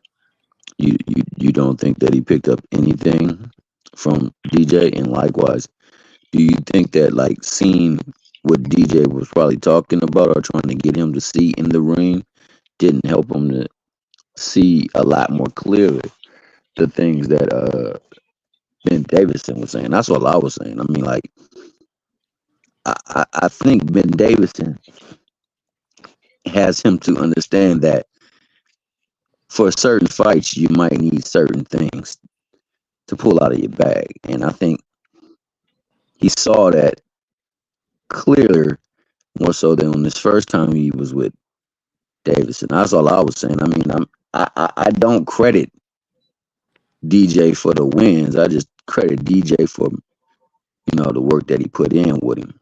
And I think that it was allowing him to fully understand, okay, now maybe what this man been talking about all along is this, so to speak. Now, I'm not saying that those wins are under his tutelage or his direction. No, by all means, that was all Ben Davison. I just think that having trained with those other trainers helped him to see, okay, this is what this man been saying, and this is what I need to do in the fight, and it just needs to be. Go ahead. The reason why I can't say that is because after he left his original trainer, McCracken and them, the only guy he looked spectacular with to me, outside of the guy he's with now, Ben Davison, was with Robert Garcia. It wasn't with Derrick James. So I would understand if you say the things that he took from Robert Garcia, or Robert Garcia has something to do with his confidence. If you would have said that, I would have been okay, I understand, because he actually did look good under Robert Garcia. But that's not the case with Derrick James. He didn't look spectacular with Derrick James. See, to me, I think with him, and especially with him, it's all mostly mental. And I think with everybody, it's mostly mental. But I think that he been relying so much on his physical gifts that he finally understood better throughout all the people that he's been with.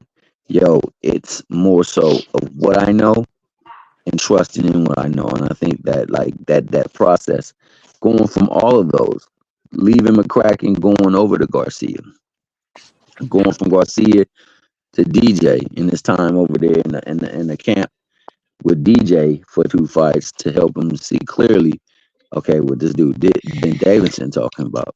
That's all I'm saying, man. I'm not giving the credit expressly to DJ and DJ alone. I'm just saying that in his journey from where he was to where he is now, I think he got a better understanding being around all of that tutelage, and and seeing like what actually matters. All right, that makes better sense. Because just trickling down to DJ, I think give him a little bit too much credit. It's just that DJ gets so much of a bad rep that we keynote and highlight his name, but just like sometimes you just need to see things through a different lens to understand things a little bit more better. And I think right now he's in a good space. I think right now he believes totally in his training and also in his ability, and it's showing inside the ring. And one of the things that DJ was telling him is like, hey man, trust in your ability and your ability to be able to adjust to what's going on in that ring. so that you can adjust. And I think now, Ben Davison showed him better how to make that transition and how to do that adjustment. And it seems to just be bubbling over like you said, though. It's only 2 fights. And it's against Otto Walling and I forgot his name. Jermaine Franklin.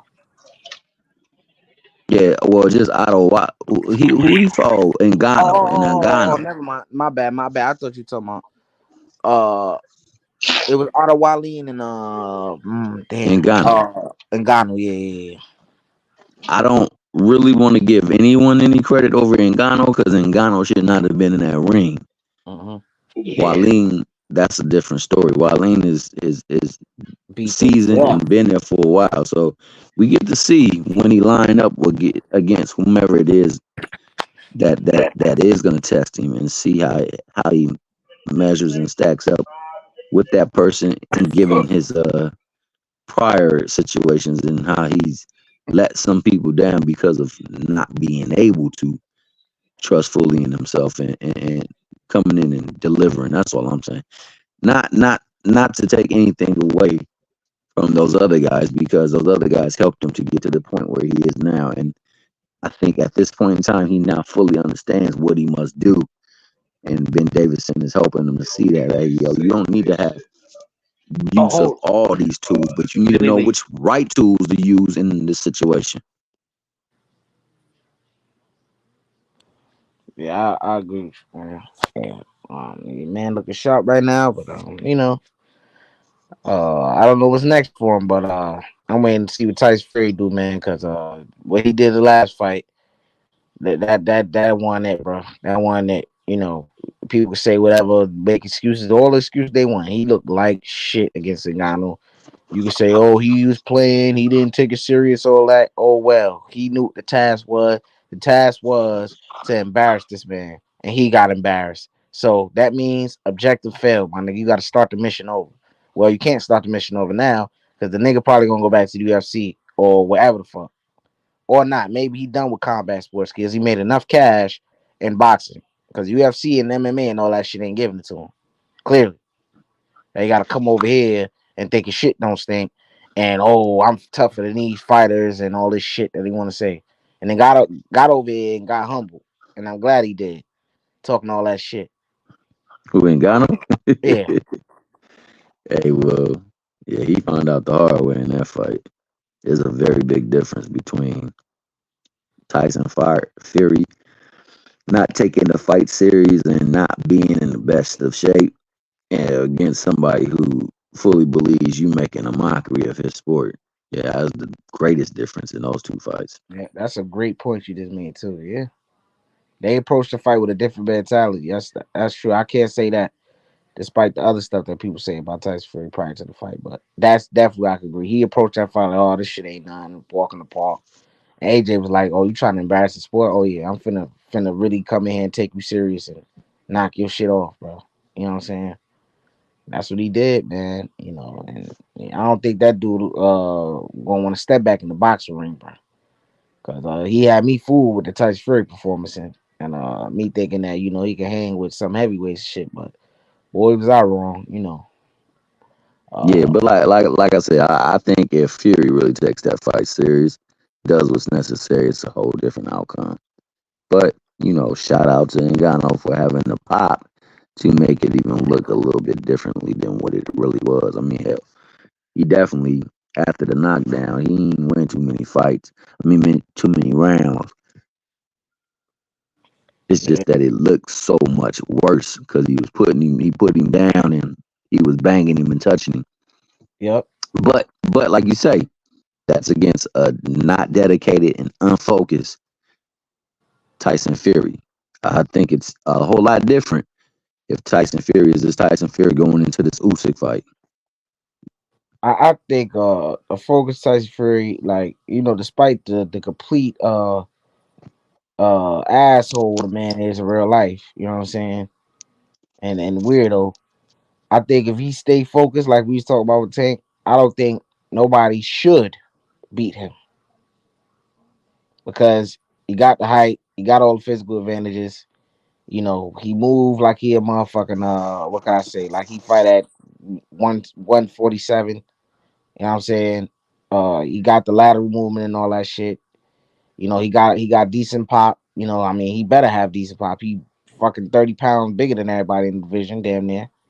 You know, he got all the tools he need to be the number one guy, to be the undisputed Agreed. guy in the division.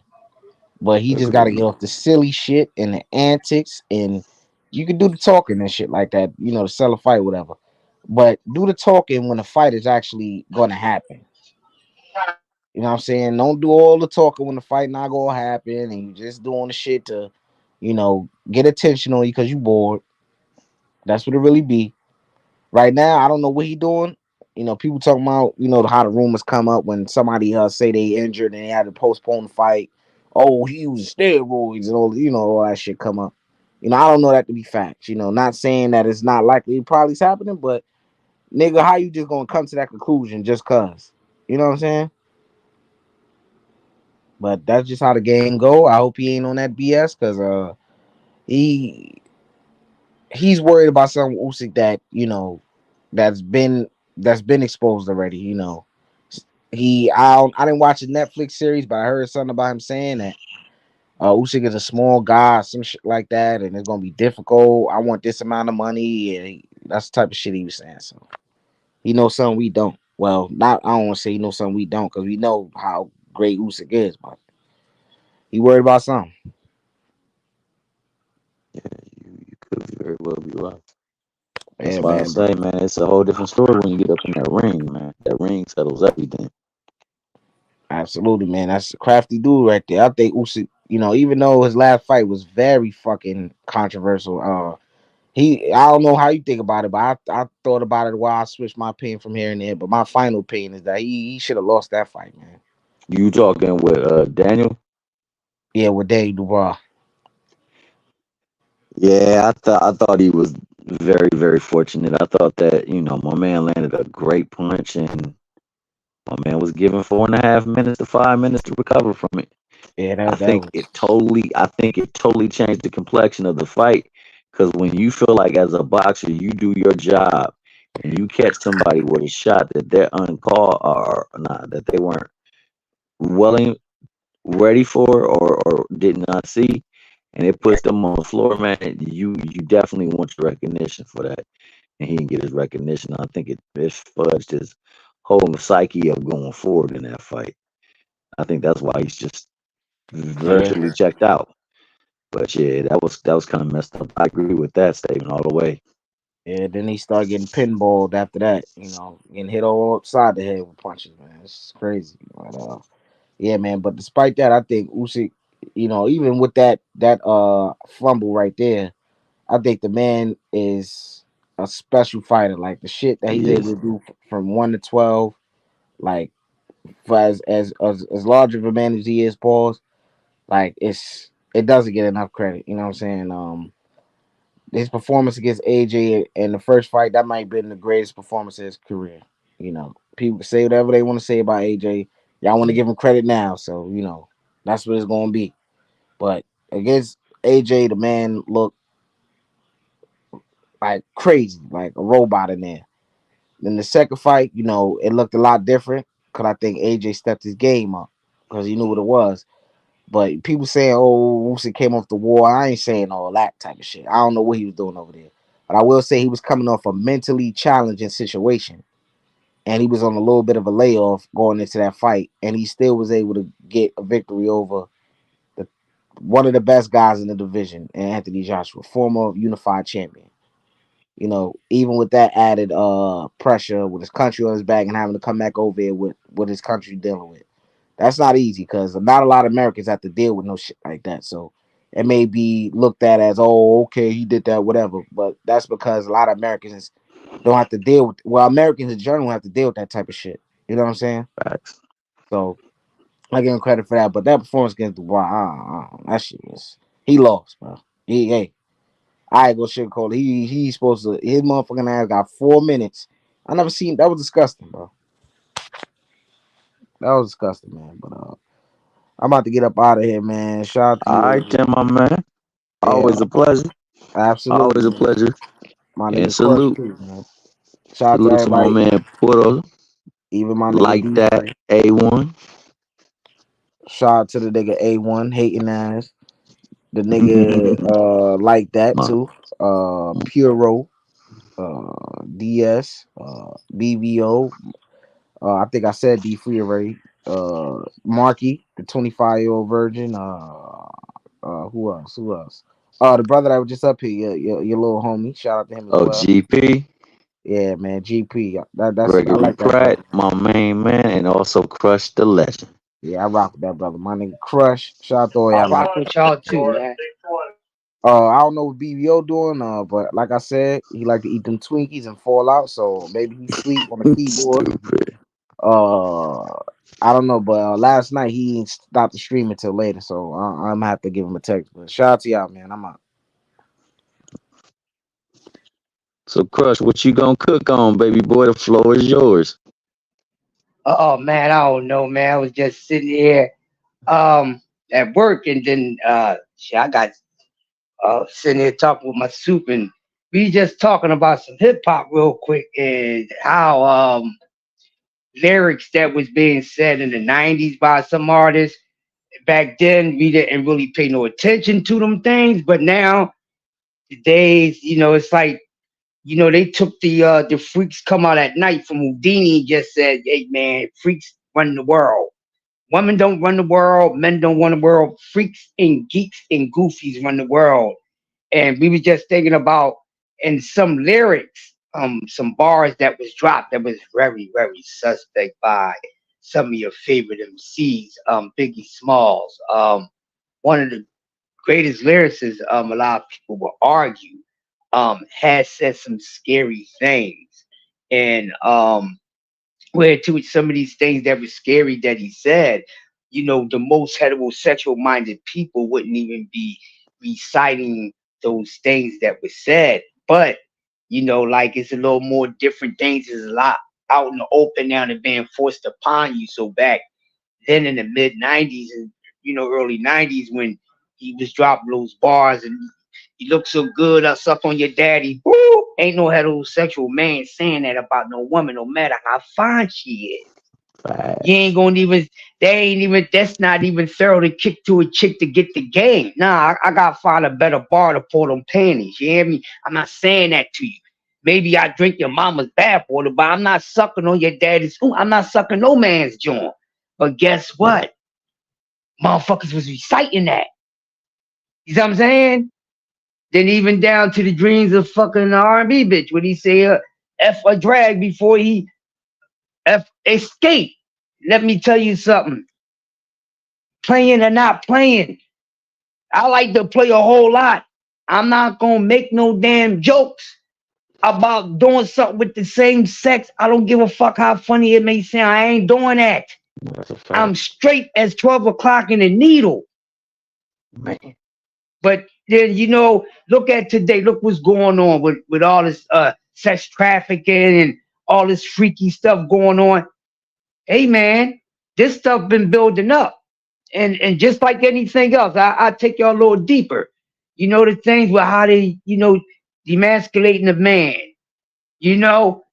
I take you back to the Pinocchio cartoon. Yeah, Pinocchio was a scene on there when the guy was telling the foxes, hey, go bring me back some boys. You know what I'm saying? And once he said, yeah, we'll give you money, but what you gonna do with them boys? We're gonna take them to Treasure Island, but they ain't gonna come back as boys. What the hell you mean by they ain't gonna come back as boys? Oh, they coming back as tasty cakes and drakes like that now. This is the stuff that we have to be aware of, especially when we got these young children out here. Big God, be mindful for what we put out there and what we teach them and what we show as an example. Because when we're not here, they're gonna be dealing with this wild ass world, man. And people don't notice it's always been, poor against the rich, righteous against the unrighteous. And some of us, we may have to be on the front line fighting it, man. Not just witnessing it, but fighting it. And these things is about power, and a certain type of group of people want this world to be a certain way, and they want it to be filled with a bunch of freaks and geeks and allow you to do all these demonic and devilish and so dirty things. When you think about life, it's not supposed to be that way. You talk about heavens and you talk about the hells. There's a whole lot of hells going on out here, more than one hell. So gotta be mindful. But things in Hollywood, man, has been very, very tricky, and more so now Hollywood is just really coming out and showing people what it was all about the whole time. They just thinking this is something new with the with the men doing the men and all that. I'm gonna pop y'all in your head with something, right? I'm gonna tell you how old this goes back. Now remember, women didn't have no rights at one time. Women couldn't do a damn thing. Remember, they couldn't do nothing. Even down to entertainment. The only thing they can do is sit their ass in the house, clean that house, spread those legs. That's it. That's where you think the hard dick and bubblegum term come from, but they took the part of that the man was the one that was bringing everything home. You see what I'm saying? But back then, even down to the acting, when filming first started, before there was women actors, it was male actors. But they had male actors portraying themselves as women actors. Go do the research. Some of y'all, if y'all think I'm lying, this shit always been going on. Why y'all think they made us, the men is so comfortable with throwing it out there and men being so happy and bragging about they got that type of power to make someone of the same sex to bend over and get on their knees? Who in their right state of mind would even be thinking like that, even in the form of power? I don't want that type of fucking power. I don't. Well, it depends on what you do with the power, but nor would I ever think in my mind, I got all the power in the world. I can make people do anything. And I'm going to be thinking about making a man portray himself as a female. Let me bend you over, put this in your mouth. No way. I am a man. I ain't got that confused. You're not going to tell me the creator mess this up. No. So you know what's in everybody's damn a bag of seeds. You don't know what we got when we drop these seeds into the soil. Who the fuck are you to say, well, this is a confused seed? I never heard of a confused seed or roots or where they getting this bullshit from. It's propaganda, man, because they just want to put this out there and they want to make the men so weak. And they've been doing it since the beginning of time, man.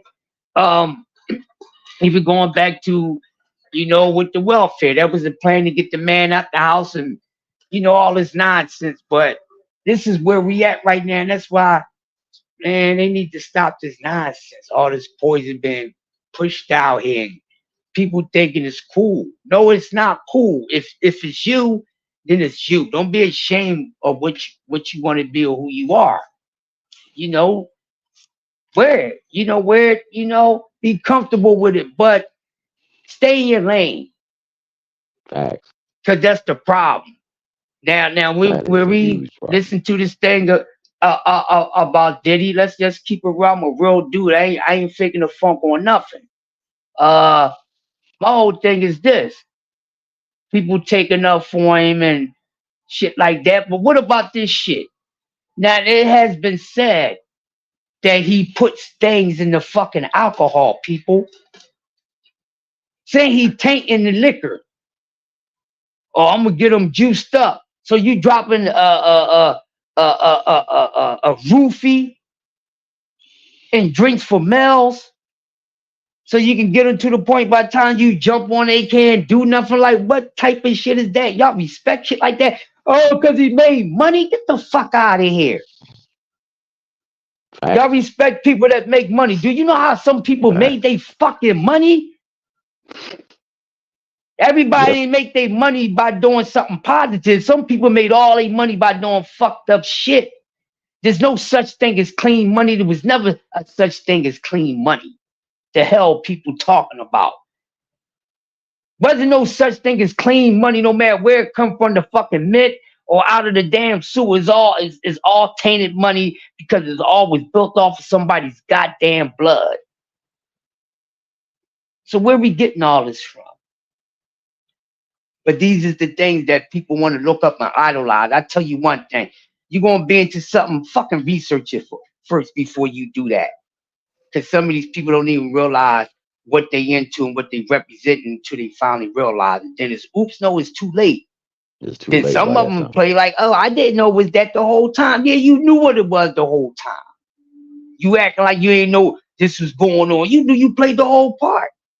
Even down to the meat situation. A lot of people is on different sides of it. Some people here in Philly just want to give them the benefit of the doubt because it's old Meek Mills and we know it's family. I don't give a fuck. It could be my own family member. If you fruity tooty, you fruity tooty. Nah, I don't think he's doing that. Man, I got a straight transgender family member. You understand me? They ain't hiding shit. I tell you, he's a fucking drag. And he look better than his goddamn sisters. No homo. Look better than having these goddamn little nasty ass things walking up and down the damn street. This is crazy what's going on out here. Men can go out and alter themselves to look like women. Yes, the infemination of And men. exactly. Then you got the woman imitating the damn man and shit. Then you just this nonsense and switching the reverse, and you got these same sex, especially with the damn women, same sex, and then they having a baby, one portraying the male, and this. Come on with this wicked ass bullshit. And this is the shit that you want your folks to be listening to. You know what I'm saying? Yeah. This is it. It ain't it, Nah, man. you It's the spot wrong on. You thing. cooking right now. Ain't that? Yeah, man. So this is a lot of things we need to be talking about even more, along with the things that we talk about. That's because crazy. it's You're out right. there You're like that. And now that knows all over the place, you see that this person is gay, that person is gay. Then it's like, no, it's cool. This is the coolest thing to do. No, it's not the coolest thing to do. It goes against the laws of nature. So life is about man and woman and reproduction. No in between, no woman on woman, no man on man, none of that shit. All that shit is unnatural. Man on man, woman on woman, even wearing protection. But guess what? You gotta wear protection, or you might catch something. But at one point in time on this old planet, people would be able to go around and reproduce without all these diseases and stuff like that. So we know how that came about. You know, the practicing the evil, you know, back up anyway. Is where, bro. And these things should be talked about upon. You know, and they, for all the religious people and Adam and Eve and all that, let me tell you fools something. Cause y'all done read the books and all that. Y'all comprehension level is all jacked up. Cause y'all ain't comprehending. Y'all done read all these damn versions, and when I listen to y'all still don't get it. It's man and woman, all right? The creator didn't make men for goddamn women. Understand that. He created women for men. So y'all know y'all goddamn place. Know y'all place. Cause y'all be doing too damn much. Y'all thinking y'all the most important thing, and they changed everything around thinking the woman is the most important key and this, that, and the other one. Oh, woman walk around with carrying life in them. Yeah, for only motherfucking 9 to 10 goddamn months. The male, the patriot, we carry the batch of seeds. Nothing ain't growing in no soil without dropping a seed in it. Remember this, people. Remember this. Listen to what I'm saying. We walk around with the seconds of life in us, because we got the seeds. We are the planters. We are the farmers. Throw a piece of goddamn paper chip bag. Throw a piece of paper potato chip bag in some damn soil and fertilize and see what happened with that. Ain't shit gonna fucking grow from it. So when we drop these seeds in that soil 9 or 10 months later, okay, who gets the credit for the foods and the fruits? The growers, the seeders. Yeah, it's the same thing. So y'all need to pipe it down, ladies. Pipe it down with all this woman, that. Calm the hell down. You only get but so much credit, goddammit. That's why a king is always higher than a queen. Queen's trying to make it seem like they higher than kings. Queen's making it seem like that the king is supposed to service the queen. No, it's not like that. Y'all been looking at these castle stories and all that. So when the fuck was the king serving the goddamn queen? The queen serves the king. Y'all got the game all fucked up. You gotta be this, you gotta be that. No, y'all got the game all fucked up. James Brown told you, but y'all still got it fucked up. Even when he said it wouldn't be nothing without woman or girl, y'all still didn't comprehend that right. That didn't mean that he was changing up what it really is. I'm telling y'all what it's hitting for. Y'all need to stop all this nonsense, man. For real, everybody pushing all these lies and stuff out there on every level. Well, over here, you're going to get it all. Goddamn, whatever it is, you're going to get it all. So I decided to go on a different cook. So y'all take this to bed with y'all. Sick of the bullshit, man. They say all these things, and it's always against the man, what a man is supposed to do, Everything is to attack the damn man. It's for a reason, people. It's for a reason. If queens were higher than kings, then you wouldn't even be trying to need to do all this extra shit to take the kings the fuck out. What are y'all talking about? What are y'all talking about? Women, y'all need to learn something and stop coming down on these damn men. Stop coming down on these men like that and bashing these men. Hello? Yo. Yeah, hold on 1 second. Wait, does Reese bring the paperwork over? No. What paperwork? You must have it with you. You talking about the check paperwork? Yeah. Yeah, but like I was saying, people really got to pay attention to what's going on out there. Really, this maze that we going through is to solve a big ass fucking puzzle, and nobody gets it. This is just a journey to see that you can get what was your purpose in this place. What was your purpose for the experience? That's all it is. That's what the brain was created for, is to solve and create. Solve and create. Create problems, solve problems and create solutions. That's what life is about. It's a big ass damn puzzle. Why you think we always say, man, this is chess and not checkers?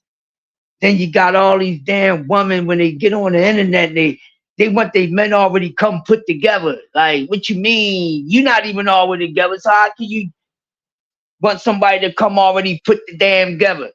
And you ain't already together. You still need to be assembled your damn self, but you want your man already come fully assembled. That don't make sense, people. Some things that we need or want, sometimes they ain't gonna come fully assembled. Sometimes we gotta do what? We gotta put the pieces together. Or we gotta add on to it. Here's the pieces. Let me see if you put them in the right place. Stop asking for what the fuck you ain't worth. That's what's wrong with people. They asking for what they are not worth. That's the problem. I'm gonna say that again. We asking for things that we are not worth. Women be out there talking about they want to be wifed up. What is worthy of you? What makes you wifey worthy? Do you know what it takes? What's the itinerary into being wifey like material, or being to being treated like a wife? Fuck wifey. Wifey is acting as. Just like Jewish. It ain't a Jew. Jewish like. Come on, what we talking about? So you want to be treated like a wife, then don't you think you need to show worth that you are worthy of being a wife? Do you know what the duty of being a wife is? See, they keep thinking that a wife is supposed to be sponsored by a fucking provider. Half of them don't even know what's the concept and the reason behind marriage any damn way. Well, let me tell you, you lovebirds, something. It's a business contract, people. It ain't even about love, you knuckle damn heads. It ain't even about love. My love for you, you got to go out and buy diamond rings and engagement rings, and then you got to start planning for a fucking wedding and how many the party and the wedding and this, that, and the other. Money being spent. Where's the motherfucking love? God damn it. Huh? Money can't buy me love. What the? It sure can't. But you're using that to buy you material things, and then you put a price on yourself. You tell a person, man, shit. What they say, don't be giving out no kisses, and don't be letting nobody tap that ass if they ain't doing nothing for you. But wait a damn minute. Now I gotta go back to the beginning of time. Now everybody want to change shit up. When the man and woman was created, it wasn't nothing dropped about anything. You got to pay for this. What the fuck are y'all talking about? Oh, I get it. So, really, I just figured out something. This is a whole big ass trick. So there's no such thing as love and all this shit and having children and building a family and all that is just an in-between shit. That shit ain't real according to what everybody's talking about because you're putting a price on love. Oh, yeah, don't do what you mean? Why do a man got to do something for you in order for y'all to lay down in damn bed? Where did that come from? Where your so-called good books that y'all read and study and whatever it is that say that you gotta pay for the ussy? Where is it? Show me. But I got y'all. So let's just say this is what the case is. Everything with a man and a woman is about money. Okay, then that means that all these false titles in between don't need to be used. Boyfriend and girlfriend, man and wife, if you're just paying for it. That means it is a business. I'll pay you for these services. It's a business contract. So you really a fucking man and wife under motherfucking love, under fucking under the contract agreement of fucking business. Somebody talk to me, man. Somebody talk to me. Where we at with it? It's a fucking business. Then what y'all get up head over heels? I want this much spent. I want this. It's a business. You're spending fucking money. It's going in somebody's pocket. What are we talking about? So y'all don't even know what's the real true concept with man and woman really uniting. And being as one, y'all don't fucking know. Because if y'all didn't know, y'all wouldn't be spending all this money for it. Fact. Do y'all know the reason why marriage was so-called created? Huh? Do y'all? It was created as a business between who? When motherfuckers that's not of the same race marry each other. Interracial. Man, listen, y'all better do y'all fucking homework, man. It's a whole big fucking business scheme. That's why when it's time to get married, y'all all going crazy over about fucking money. It's a fucking business. So where the fuck is the love?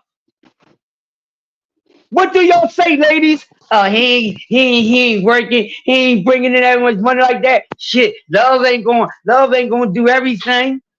And neither the fuck is money, you dummy. Money gonna make it worse. You've been putting a price on your vagina ever since you was told use what you got to get what the fuck you want, and y'all let that go through your fucking head because you supposed to be using your brain, not your pussy. Man, I'm gonna say that again. She said, use what you got to get what you want. That went over your heads. You were supposed to be using your thinker, not your stinker, you dummies. Y'all fucked up y'all took that to a whole nother level. Whole nother level. And ain't nobody obligated to take care of your damn stinking ass. You are a goddamn adult. A man is obligated to take care of grown ass fucking women. A woman is obligated to take care of grown ass man. But you would tell that grown ass man, if he's still doing shit for his grown ass child, to why you still taking care of them and giving them money? Ain't they fucking grown? Wait a minute. Yeah, think about that. Why am I still giving them money if they fucking grown? But you know what? I can, because you know why? I brought that into the world. That's my responsibility. What's the difference between my grown ass child and your grown ass? I didn't create you. I created this right here that became grown. So yeah, once you became grown, you're on your fucking own. So why I got to be taking care of your ass? Ain't you grown? I didn't bring you into this world. You didn't come from my motherfucking batch of seeds. But I'm supposed to not do for my grown ass daughter or son because they're fucking grown. But you a grown ass woman. The only thing you offering me is some fucking mouth and a fucking pussy. But I'm supposed to take care of your ass. And you grown. A man's supposed to pay my bills. You supposed to pay your own fucking bills, bitch. You're grown. Why you helping your son out with his school or helping your daughter pay her car? No, because that's my fucking daughter, bitch. I'd rather help my responsibility than help something, man. Bitch. Fuck all this tricking shit, because it's tricking. You telling us to not help our responsibility, but to do some damn tricking. Y'all can't tell me it's something different from that, because it's not. Go line up the whole fucking YouTube scholar, drag their asses to reality. Go get all them fancy motherfuckers. I would drag their asses to reality. Can't tell me nothing different. And it's not hard to figure out, people. Just take a step back, stop the hell in that bullshit, and look at what's going on. This shit is about money. So if everything is about money, then what it is with a prostitute is a business. Huh? In and out, cash out. So why the fuck are we turning we got lifetime fucking tricking going on, huh? We got lifetime tricking. We got babies off of fucking tricking. We done built families off of fucking tricking. Ain't this a bitch? We done made sons and daughters off of tricking. It ain't that. Yes, the fuck it is. Ain't no difference between a prostitute and a wife or a girlfriend. Huh. They ain't giving up nothing. You ain't giving me no money. You ain't getting no pussy. Oh, you ain't buy no bacon for the house. Oh, you definitely ain't getting nothing. You ain't getting that. Wait a fucking minute. What the fuck are you doing, though? What the fuck are you? What are you providing? What, just the box? Just that box? See, that's what's wrong. Y'all think that box is so worth so much something when the penis is just even more valuable than the fucking box. Get out of here. If y'all could charge for that steak, we can sell the inches by the pound. What the fuck you talking about? Why should we have to pay for that shit? For what? Oh, life come out of it, but who put life in it, bitch?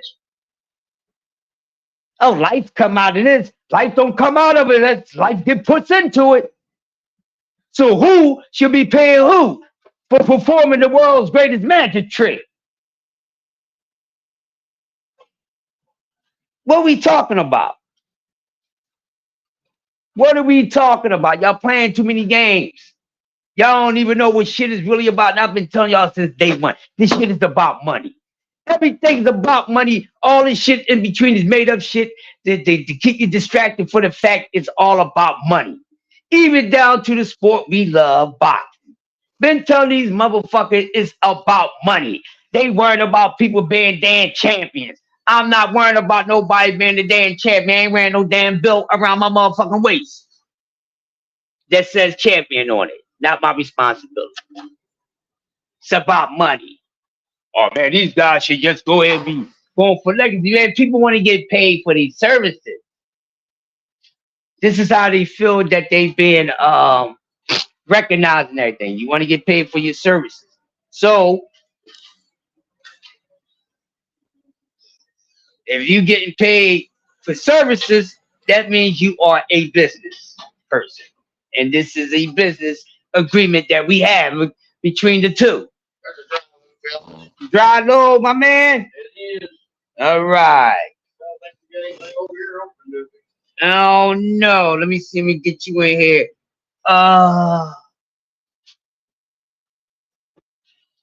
What's over there open?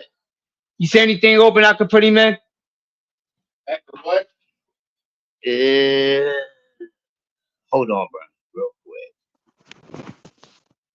Real quick. I'm up here doing something real quick. But yeah, man, it's everything's about a goddamn.